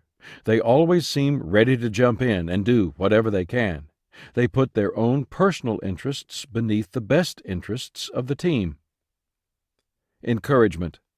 Encouraging others makes them want to encourage you too. One of my leaders wrote, I make it a point to continually encourage John. I believe we all need encouragement from time to time. He is a great model in this area. I take great joy in reciprocity. I am naturally a very positive person, so I don't get down in the dumps, but my schedule is often very demanding, and I do get tired. When that happens, my staff is always there for me. Not only do they encourage me, but they also offer to help carry the load in any way they can. Personal counsel and support. A valuable result of developing leaders is the advice and counsel you can receive from them. I benefit from the knowledge and wisdom of the leaders in my organization. One of them said, I am able to confront and share with John what I think or feel, even when I know he may disagree. I'm not a yes person. I enjoy hearing the perspective of another leader, and I respect honesty. In fact, the opinion of a person who doesn't agree with me often teaches me more than the perspective of someone who agrees. Another leader said, I believe that John knows that I am always prepared to provide input to him in any area he requests and desires. He also hopefully knows that he can count on me for 100% support. I appreciate the support and advice I get from my people. It adds incredibly to my life. Follow through. I have a great group of people around me that I call door closers. I call them that because I can hand off a task or project to them and know that they will follow through with it to the very end and close the door behind them. They implement ideas, complete projects, handle details, and perform problem-solving for me. They also create and implement their own ideas within the context of the vision I cast. They are constantly furthering the goals of the organization. As one of them said, I free you up for more important work. I carry part of the load. The work these leaders do is very important to me and the organization. It must be done, and it is something they can do effectively. Each time I am faced with a new task, project, or activity, I always ask myself, is there someone else in the organization who can do this effectively? If there is, I delegate it. I allow someone else to do the follow-through. That, in turn, leads to the next valuable thing that the people around me give to me. Time. I have many highly skilled, effective leaders working in my organization. Partly due to the time I've spent developing them, there are few things they can't do for me and the organization. That allows me more time to do the things that only I can do or that others cannot do as well. As one person in my organization said, I free him up to do what he does best: teach, lead, preach, motivate, etc. Time is an incredible gift to receive. The people around me free me from being a slave to the urgent so that I can accomplish the important. Balance of gifts. Like all people, I have strengths and weaknesses. Some of my areas of weakness I have been able to improve through personal growth and development. There are other areas where I have much room for improvement, especially in areas that go against my temperament. The people around me add value to me by balancing out my deficiencies with their gifts. I was born with a sanguine choleric temperament, emphasis on choleric. I enjoy making things happen, and I'm always moving forward. Stopping to reflect on what I've done in the past is not one of my strengths. For example, when I was a pastor at Skyline Wesleyan Church, there were times when I would teach principles in a sermon that I later could teach to others outside the church or include in one of the lessons that I sent out to leaders each month through Enjoy. But once I finished that last Sunday service, I wouldn't think about it again. That was a weakness.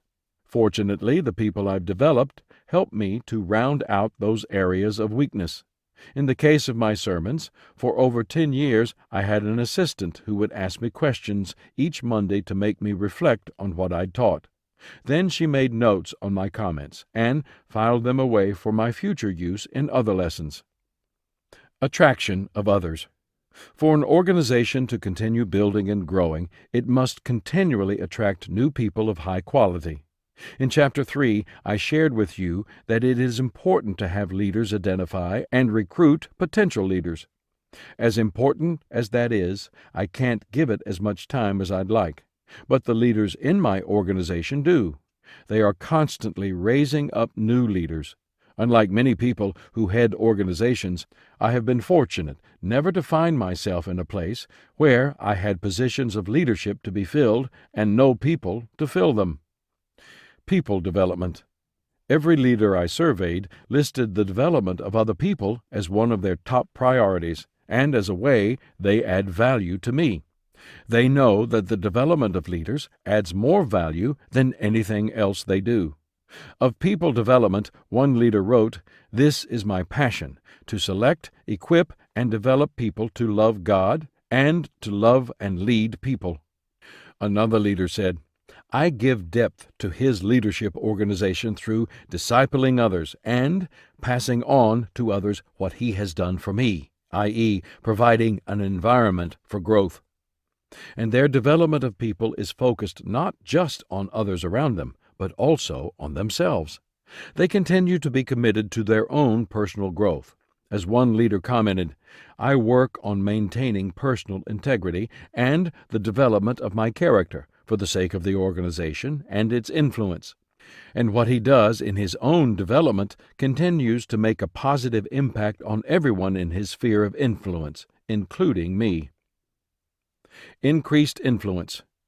Truly, the bottom line on developing the leaders around you is that it increases your influence. In developing the leader within you, I give what I consider to be the greatest definition of leadership. Leadership is influence.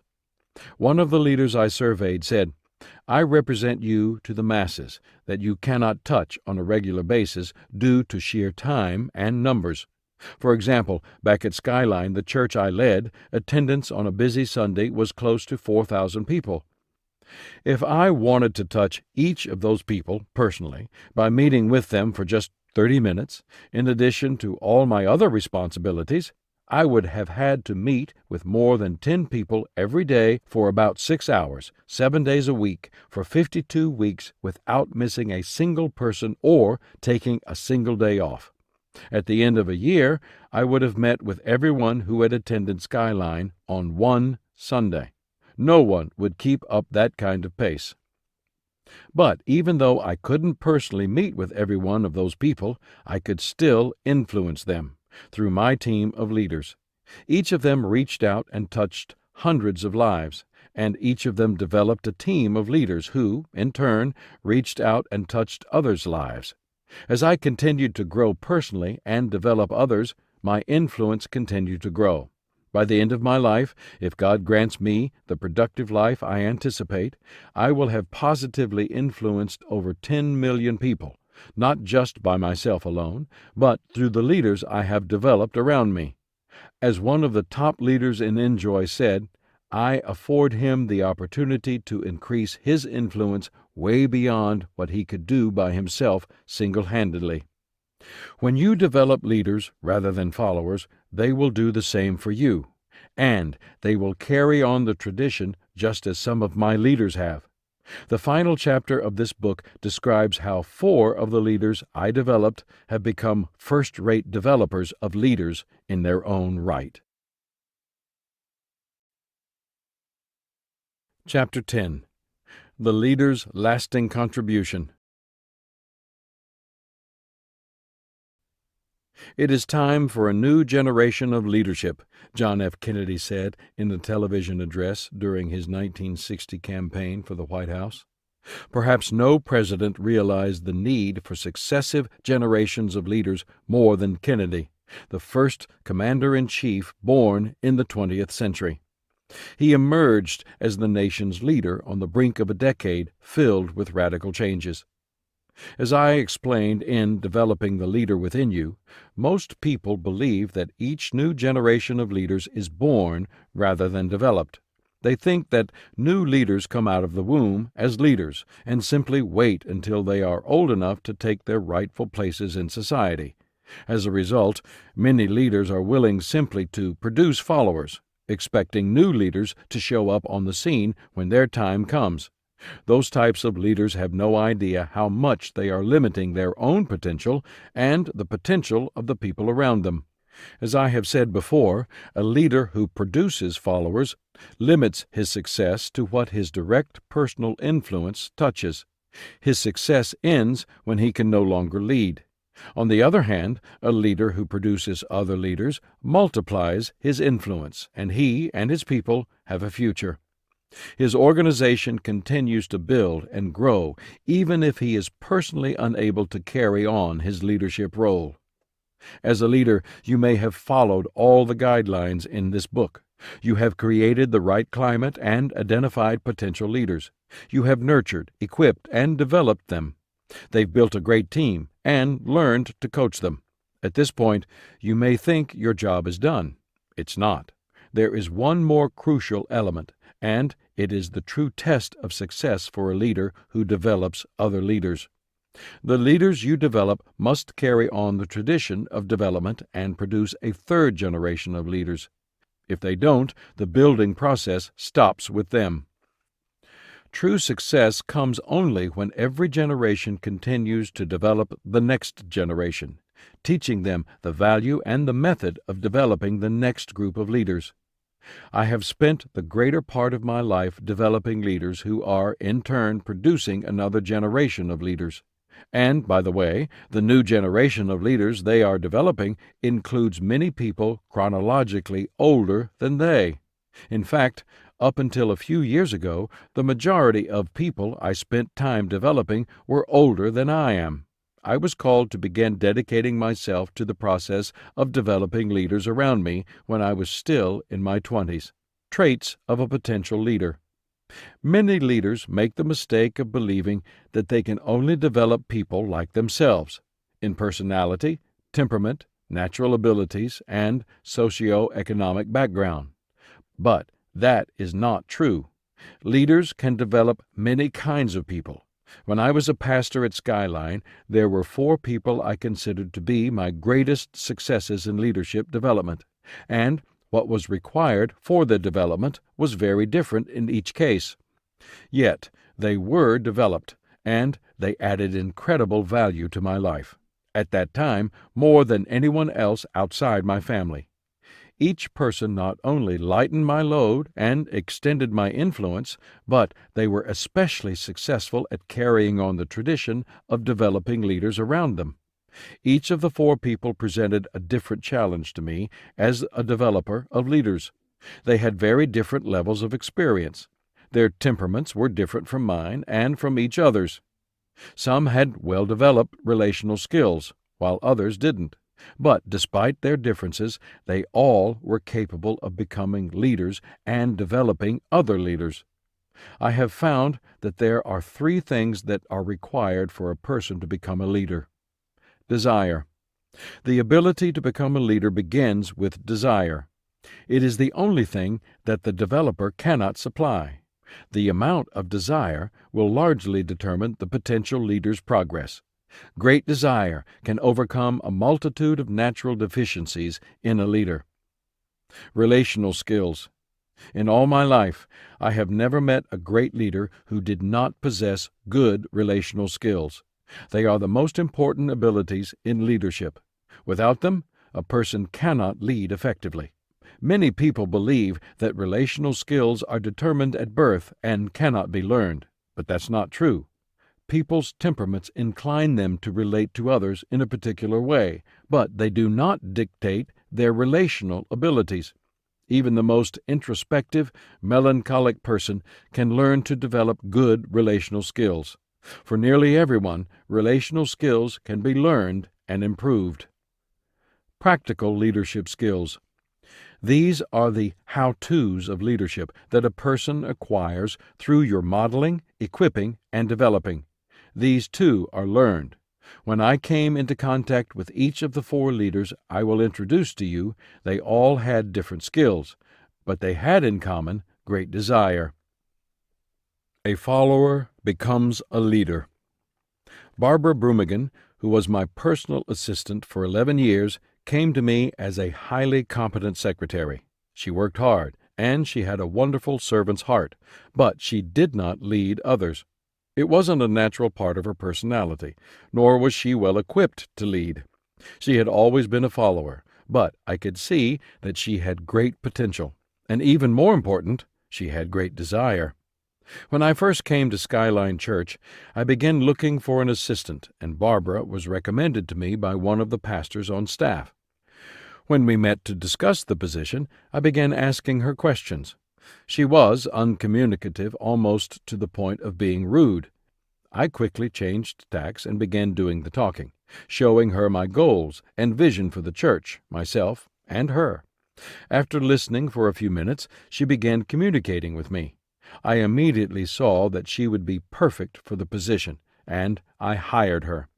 I found out later that she had come to the interview against her will because she had envisioned being a secretary in a church as boring and devoid of growth opportunities.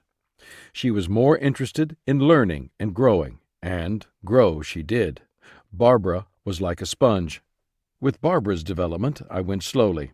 It took her about 2 years before she really felt confident in her position and began showing signs of leadership.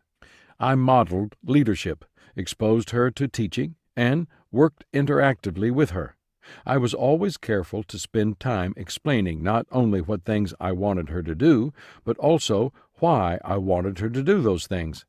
She once told me that she felt like she was getting personally developed each day. After we had worked together for a few years, she knew me so well that she could answer any question for me or make nearly any decision in the same way I would. In fact, she and I once took a personality test. I answered each question, and then she took the same test and answered the questions as she thought I would. When we compared answers, she had only missed 2 questions. She was quick to point out that she had missed one of those because I had answered it wrong. And she was right. You may have people you are preparing to develop who are non-leaders like Barbara was. If you do, there are 4 things to keep in mind as you develop them. Maintain a positive environment. People who do not already possess leadership skills must have an environment that is positive and conducive to their growth. Without that environment, they will be afraid of growth. With it, they will be willing to learn and try new things. Provide the environment, then keep them close to you so that they can begin learning how you think. Express high belief in them. People who are not naturally inclined toward leadership and who have no leadership experience often get discouraged easily. Because they have not been leaders before, they will make mistakes. They may make a lot of them, especially in the beginning. Their development is likely to be a long process. By expressing a high belief in them, you encourage them to persevere, even when things get tough. Empower them. In the beginning, followers are reluctant to assume leadership roles, so they must be empowered by their leaders. Start by walking alongside them and giving them authority in your name. As time goes by, others will begin to reframe their view of the new leaders, and the new leaders' view of themselves will also change. Eventually, people will begin recognizing them for their own authority. Play to their strengths. It is critical that you begin the development process by playing to their strengths. Because they have experienced few successes in leadership before, they need a few wins under their belts. It really accelerates the development process, and the new leader begins building momentum. When you begin developing a follower into a leader, the time and energy required will slow down your progress. You may be tempted to stop developing the person, but don't. It could be a terrible mistake. In the case of Barbara, developing her took a little bit of time in the beginning, but not only did she more than make up for it by giving me 11 wonderful years of service, she is now passing on what she has learned to others. A manager becomes a leader. When I first met Dan Raylan and his wife, Patty, at a leadership conference I was holding in Indiana, he was still a seminary student.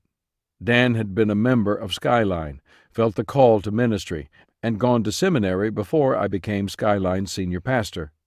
He then returned as an intern during my first year at the church. Dan's development was very interesting. Dan's smart. He's a good scholar, and he was a good student in seminary. He had often been put in charge of the activities he was involved in, and he had even been the president of his class. But, despite his good qualities, he wasn't a leader. He was really more of a manager. Managers think differently from leaders. Managers tend to focus on tasks and systems. They have narrow vision, and they sometimes tend to be dogmatic. And most of all, their focus is not relational. Dan tended to focus on tasks and the work at hand. He was a hard worker, but he put tasks ahead of people. I remember one day several of us were talking in an office hallway, and Dan walked right through us without saying a word. It was at that point that I knew he and I needed to have a serious conversation, or he wasn't going to make it on my team. I was able to sit down with Dan and confront him about his relational skills, because he knew that I believed in him and genuinely cared about him. Ironically, I found out that Dan really loved people, and in his heart he wanted to relate to them. But his internal desire wasn't made clear by his actions. People working with him had no idea how much they mattered to him. It was then that I began spending extra time with him, developing his skills to relate to others as a leader does. I taught him to walk slowly through the crowd, interacting with people rather than going past them in order to accomplish tasks. Now, as I mentioned in Chapter 3, he became the executive pastor of Skyline and was invaluable to me. His ability to relate to others has become one of his strongest qualities, and he considers it foundational to his ability to lead. If you have potential leaders who think like managers, your goals are to help them develop better relational skills and change their pattern of thinking. While you have to slow down to teach a follower how to lead, you may have to come to a complete stop in order to help a manager become a leader. The reason is that you will sometimes need to stop what you're doing, walk that person through your thought process, and then explain why you're doing what you're doing. You must constantly show them the big picture until they begin to see it for themselves. I have found that all true leaders share some common characteristics in their thinking. Leaders think big. They always look at the big picture, and they know that their success is only as great as their goals. As David Schwartz said, "Where success is concerned, people are not measured in inches or in pounds or college degrees or family background. They are measured by the size of their thinking. How big we think determines the size of our accomplishments." If you consistently show the people you are developing the big picture and keep stressing possibilities rather than problems, they will start thinking big. Leaders think in terms of other people. Leaders don't focus on themselves and their own individual success. They think about the success of the organization and other people. They have an other people mindset. To develop others, you must teach them to think in terms of how they can promote others, develop others, take others along. Leaders think continually. People who are not leaders are content to sit back and allow others to do the thinking. Leaders are constantly entertaining new ideas, considering new resources, thinking about improving, contemplating finances, managing their time. Thinking continually enables leaders to keep stretching themselves and growing their organizations. As you develop leaders, model this kind of thinking and promote it by asking questions.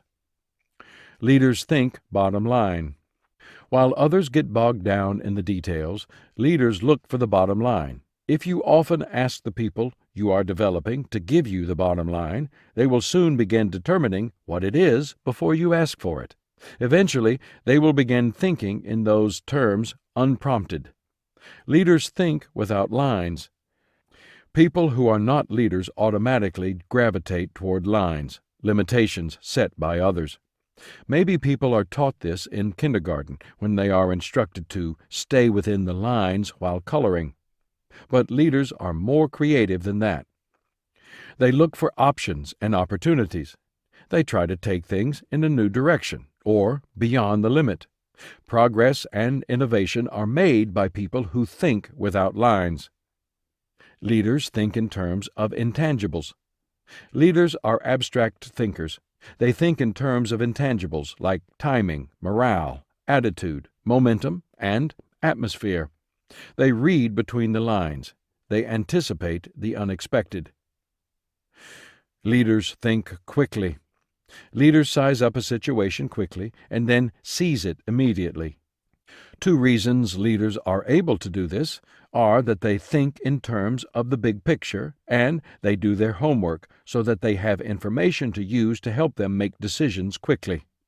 As Dan developed as a leader, he took on a tremendous amount of the load for me. He ran Skyline for me, directly led 13 pastors, and oversaw a staff of more than 40. But Dan did more than that. Where he most excels is in the development of other men. Since 1987, Dan has selected a handful of men each year to personally develop. Already, he has worked with and developed more than 100 of them.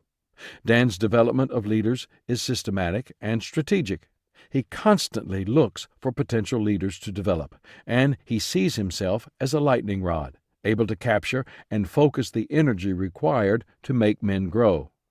For his part, he says he is effective because he always keeps in mind the vision of developing leaders. He maintains people development as a lifestyle, and he renews his commitment to it regularly.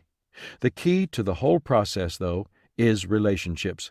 He says that the men he develops grow as leaders due to their relationships with one another, the equipping that they receive, and the synergy of their interaction with him and one another. What sustains the whole process, though, is the relational part of it, the area in which he himself has grown the most. A leader changes leadership style. When I hired Cheryl Fleischer on my Skyline staff, I knew she was a strong leader. She had vision, was able to make decisions, thought big, and had a bottom-line mentality. But she also tended to be autocratic and a bit dogmatic. She was a leader, but she did not lead relationally. She described herself as having been mission-minded rather than people-minded. The turning point in Cheryl's development came when she handled a difficult situation with a person less effectively than she could have. She describes the way she did things as politically naive and relationally stupid. Soon after it happened, I sat down with her and told her that I supported her and believed in her, but that she would have to grow and change her leadership style if she wanted to make it on the team. Not only did she grow as a leader, she became one of the team's best leaders. With Cheryl, my goal was not to change her personality. It was to change her mode of operation, her style of leadership. She relied on structure and position to establish her leadership. I wanted her to become a relational and empowering leader. There were times that I had to stop what I was doing and do some backtracking to retrain her. But it was definitely worth the effort. Any time you want to change a leader's style, you must do the following. Model a better leadership style. The very first thing you must do is show them your better leadership style. If they don't see that there is a better way to lead, they will never change. Identify where they err. Observe them to determine where they make their mistakes. You won't be able to help them change if you don't know what must be changed. Get their permission to help them change. If they are not committed to the process of change and to allowing you to help them, all your effort will be wasted. People will give you their permission when they hurt enough to need change, learn enough to want change, or receive enough to make them able to change. Show them how to get from here to there. Even when they have the knowledge that they need to change and the desire to make a change, they may not be capable of making a change. Show them the way, step by step. Give immediate feedback. Because you will be helping them break bad habits, you must respond to their actions immediately. Learning something for the first time is always easier than learning something that was learned wrong. I learned that lesson when I had to unlearn my golf swing. When you retrain people to lead relationally, give them immediate feedback for both the good things and the bad. As Cheryl grew and began to lead from the heart, she became a wonderful developer of leaders. She identifies people development as her passion in life. When she became the pastor of Personal Growth Ministries at Skyline, she, like Dan, was always searching for people to develop. She listed the following qualities in the women she was to develop. F. Faithful. They must be consistent in their actions, reliable, and committed. A. Available. They must be accessible to her personally and willing to grow. I. Initiating. They must be inquisitive and hungry to grow. T. Teachable. They must be receptive to her style of mentoring and teaching. H. Honest. They must be transparent and honestly willing to develop others. Cheryl and I once sat down to talk about the way she develops people. I think she lost track of how many people she worked with, but she is very aware of the positive effect her mentoring had on Skyline. She told me that her joy is to recognize where people are, meet them there, love and accept them, and then mentor them. Her goal is to get them to develop into the people they were created by God to be, and she wants to get them to carry on the tradition of leadership development. She succeeds, too. She mentioned that one of the women she developed pointed out 6 generations of leaders in one room who had been mentored starting with Cheryl. That's quite an accomplishment. Today, Cheryl continues to make an impact as a staff member of Willow Creek Community Church. A good leader becomes a great leader. Dick Peterson was already a first-class leader before he met me. When I came to Skyline, he was a manager in what was America's premier corporation at the time, IBM. In fact, Dick was one of the top 3 managers in the country in IBM's administrative area. Had he stayed with IBM, his next step would have been to regional management, then on to a vice presidency. And I'm sure he would have made it. As a leader, he was probably in the top 5% in the country. When I had been at Skyline for about a year, I asked him to become a member of the church board. I wanted him on the team. I knew he would be a great contributor to the church and me, and I believed he would also benefit from the experience. You see, I give more thought, time, and attention to the development of the people on my board than to anyone else, with the exception of my family. Board members are the top leaders and influencers I have contact with. I spent 3 years developing Dick while he was on the board. I built a good personal relationship with him. I spent time equipping him and constantly challenged him to grow. Once, when I was preparing to fly to Dallas to talk to some people about ways to begin equipping leaders on a large scale, I took Dick with me. He was a part of the discussion that gave birth to Enjoy. As a leader, he jumped right in and helped to get it off the ground. He started as a volunteer. He later resigned at IBM to run Enjoy full-time for more than a decade. One of the beauties of developing a person who is already a strong leader is that it gives you momentum. Where a leader must slow down to develop followers, stop to develop managers, and backtrack to change the style of misguided leaders, he can actually speed up as he strengthens good leaders. They practically teach themselves. They pick things up just by being around you, often with little to no effort on your part.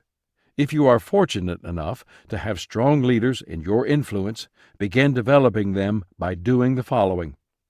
Put them on a personal plan for growth. Most good leaders are growing, but they frequently do not have a personal plan for growth. After you've gotten to know them, their strengths, weaknesses, desires, goals, etc., sit down with them and prepare a personal growth plan tailored to them. Then follow up periodically to encourage them, check their progress, and help them make adjustments. Create opportunities to stretch them. It is while doing activities that we thought were beyond our capabilities that our greatest growth occurs. It actually accelerates our development. It also gives us additional opportunities to apply the principles we are learning. As you further develop leaders, plan to put them in situations that will stretch them. Learn from them. Whenever I spend time developing someone who is already a good leader, I learn too. You will also learn much from leaders as long as you maintain a teachable attitude. Plan shared projects with them. It's a great way to learn and to get tremendous things accomplished at the same time. Dick's development has transformed him. He was already a strong leader, but now he is a strong builder of leaders. Developing people is now like breathing to him. Without it, he wouldn't be who he is. That is the key to developing the leaders around you. As a leader, you must make the development of others a lifestyle. When you live it, your success in life is multiplied exponentially. Your influence is expanded incredibly beyond your personal reach. A positive future is assured for you. Leaders who do not develop people will one day find themselves hitting a wall in their success. No matter how efficient and strategic they are, eventually they run out of time. I found that to be true in my life. I cannot personally create more material than I am currently creating. I cannot mentor more people than I am presently mentoring. I cannot travel and do more conferences than I do now. I am a very energetic person, but I have reached my own physical limits. The only way I can now do more is by doing it through other people. Any leader who learns that lesson and makes it a lifestyle will never hit the wall again. So, I ask you, are you developing the leaders around you? You've been listening to the audio production of Developing the Leaders Around You. Text copyright 1995 by John C. Maxwell. Production copyright 2020 by HarperCollins Leadership. No portion of this recording may be reproduced without the prior written consent of the publisher. For more information on other books and audio products from HarperCollins Leadership, please visit your favorite retailer or visit us online at harpercollinsleadership.com. Developing the Leaders Around You was recorded at Audio Productions in Nashville, Tennessee.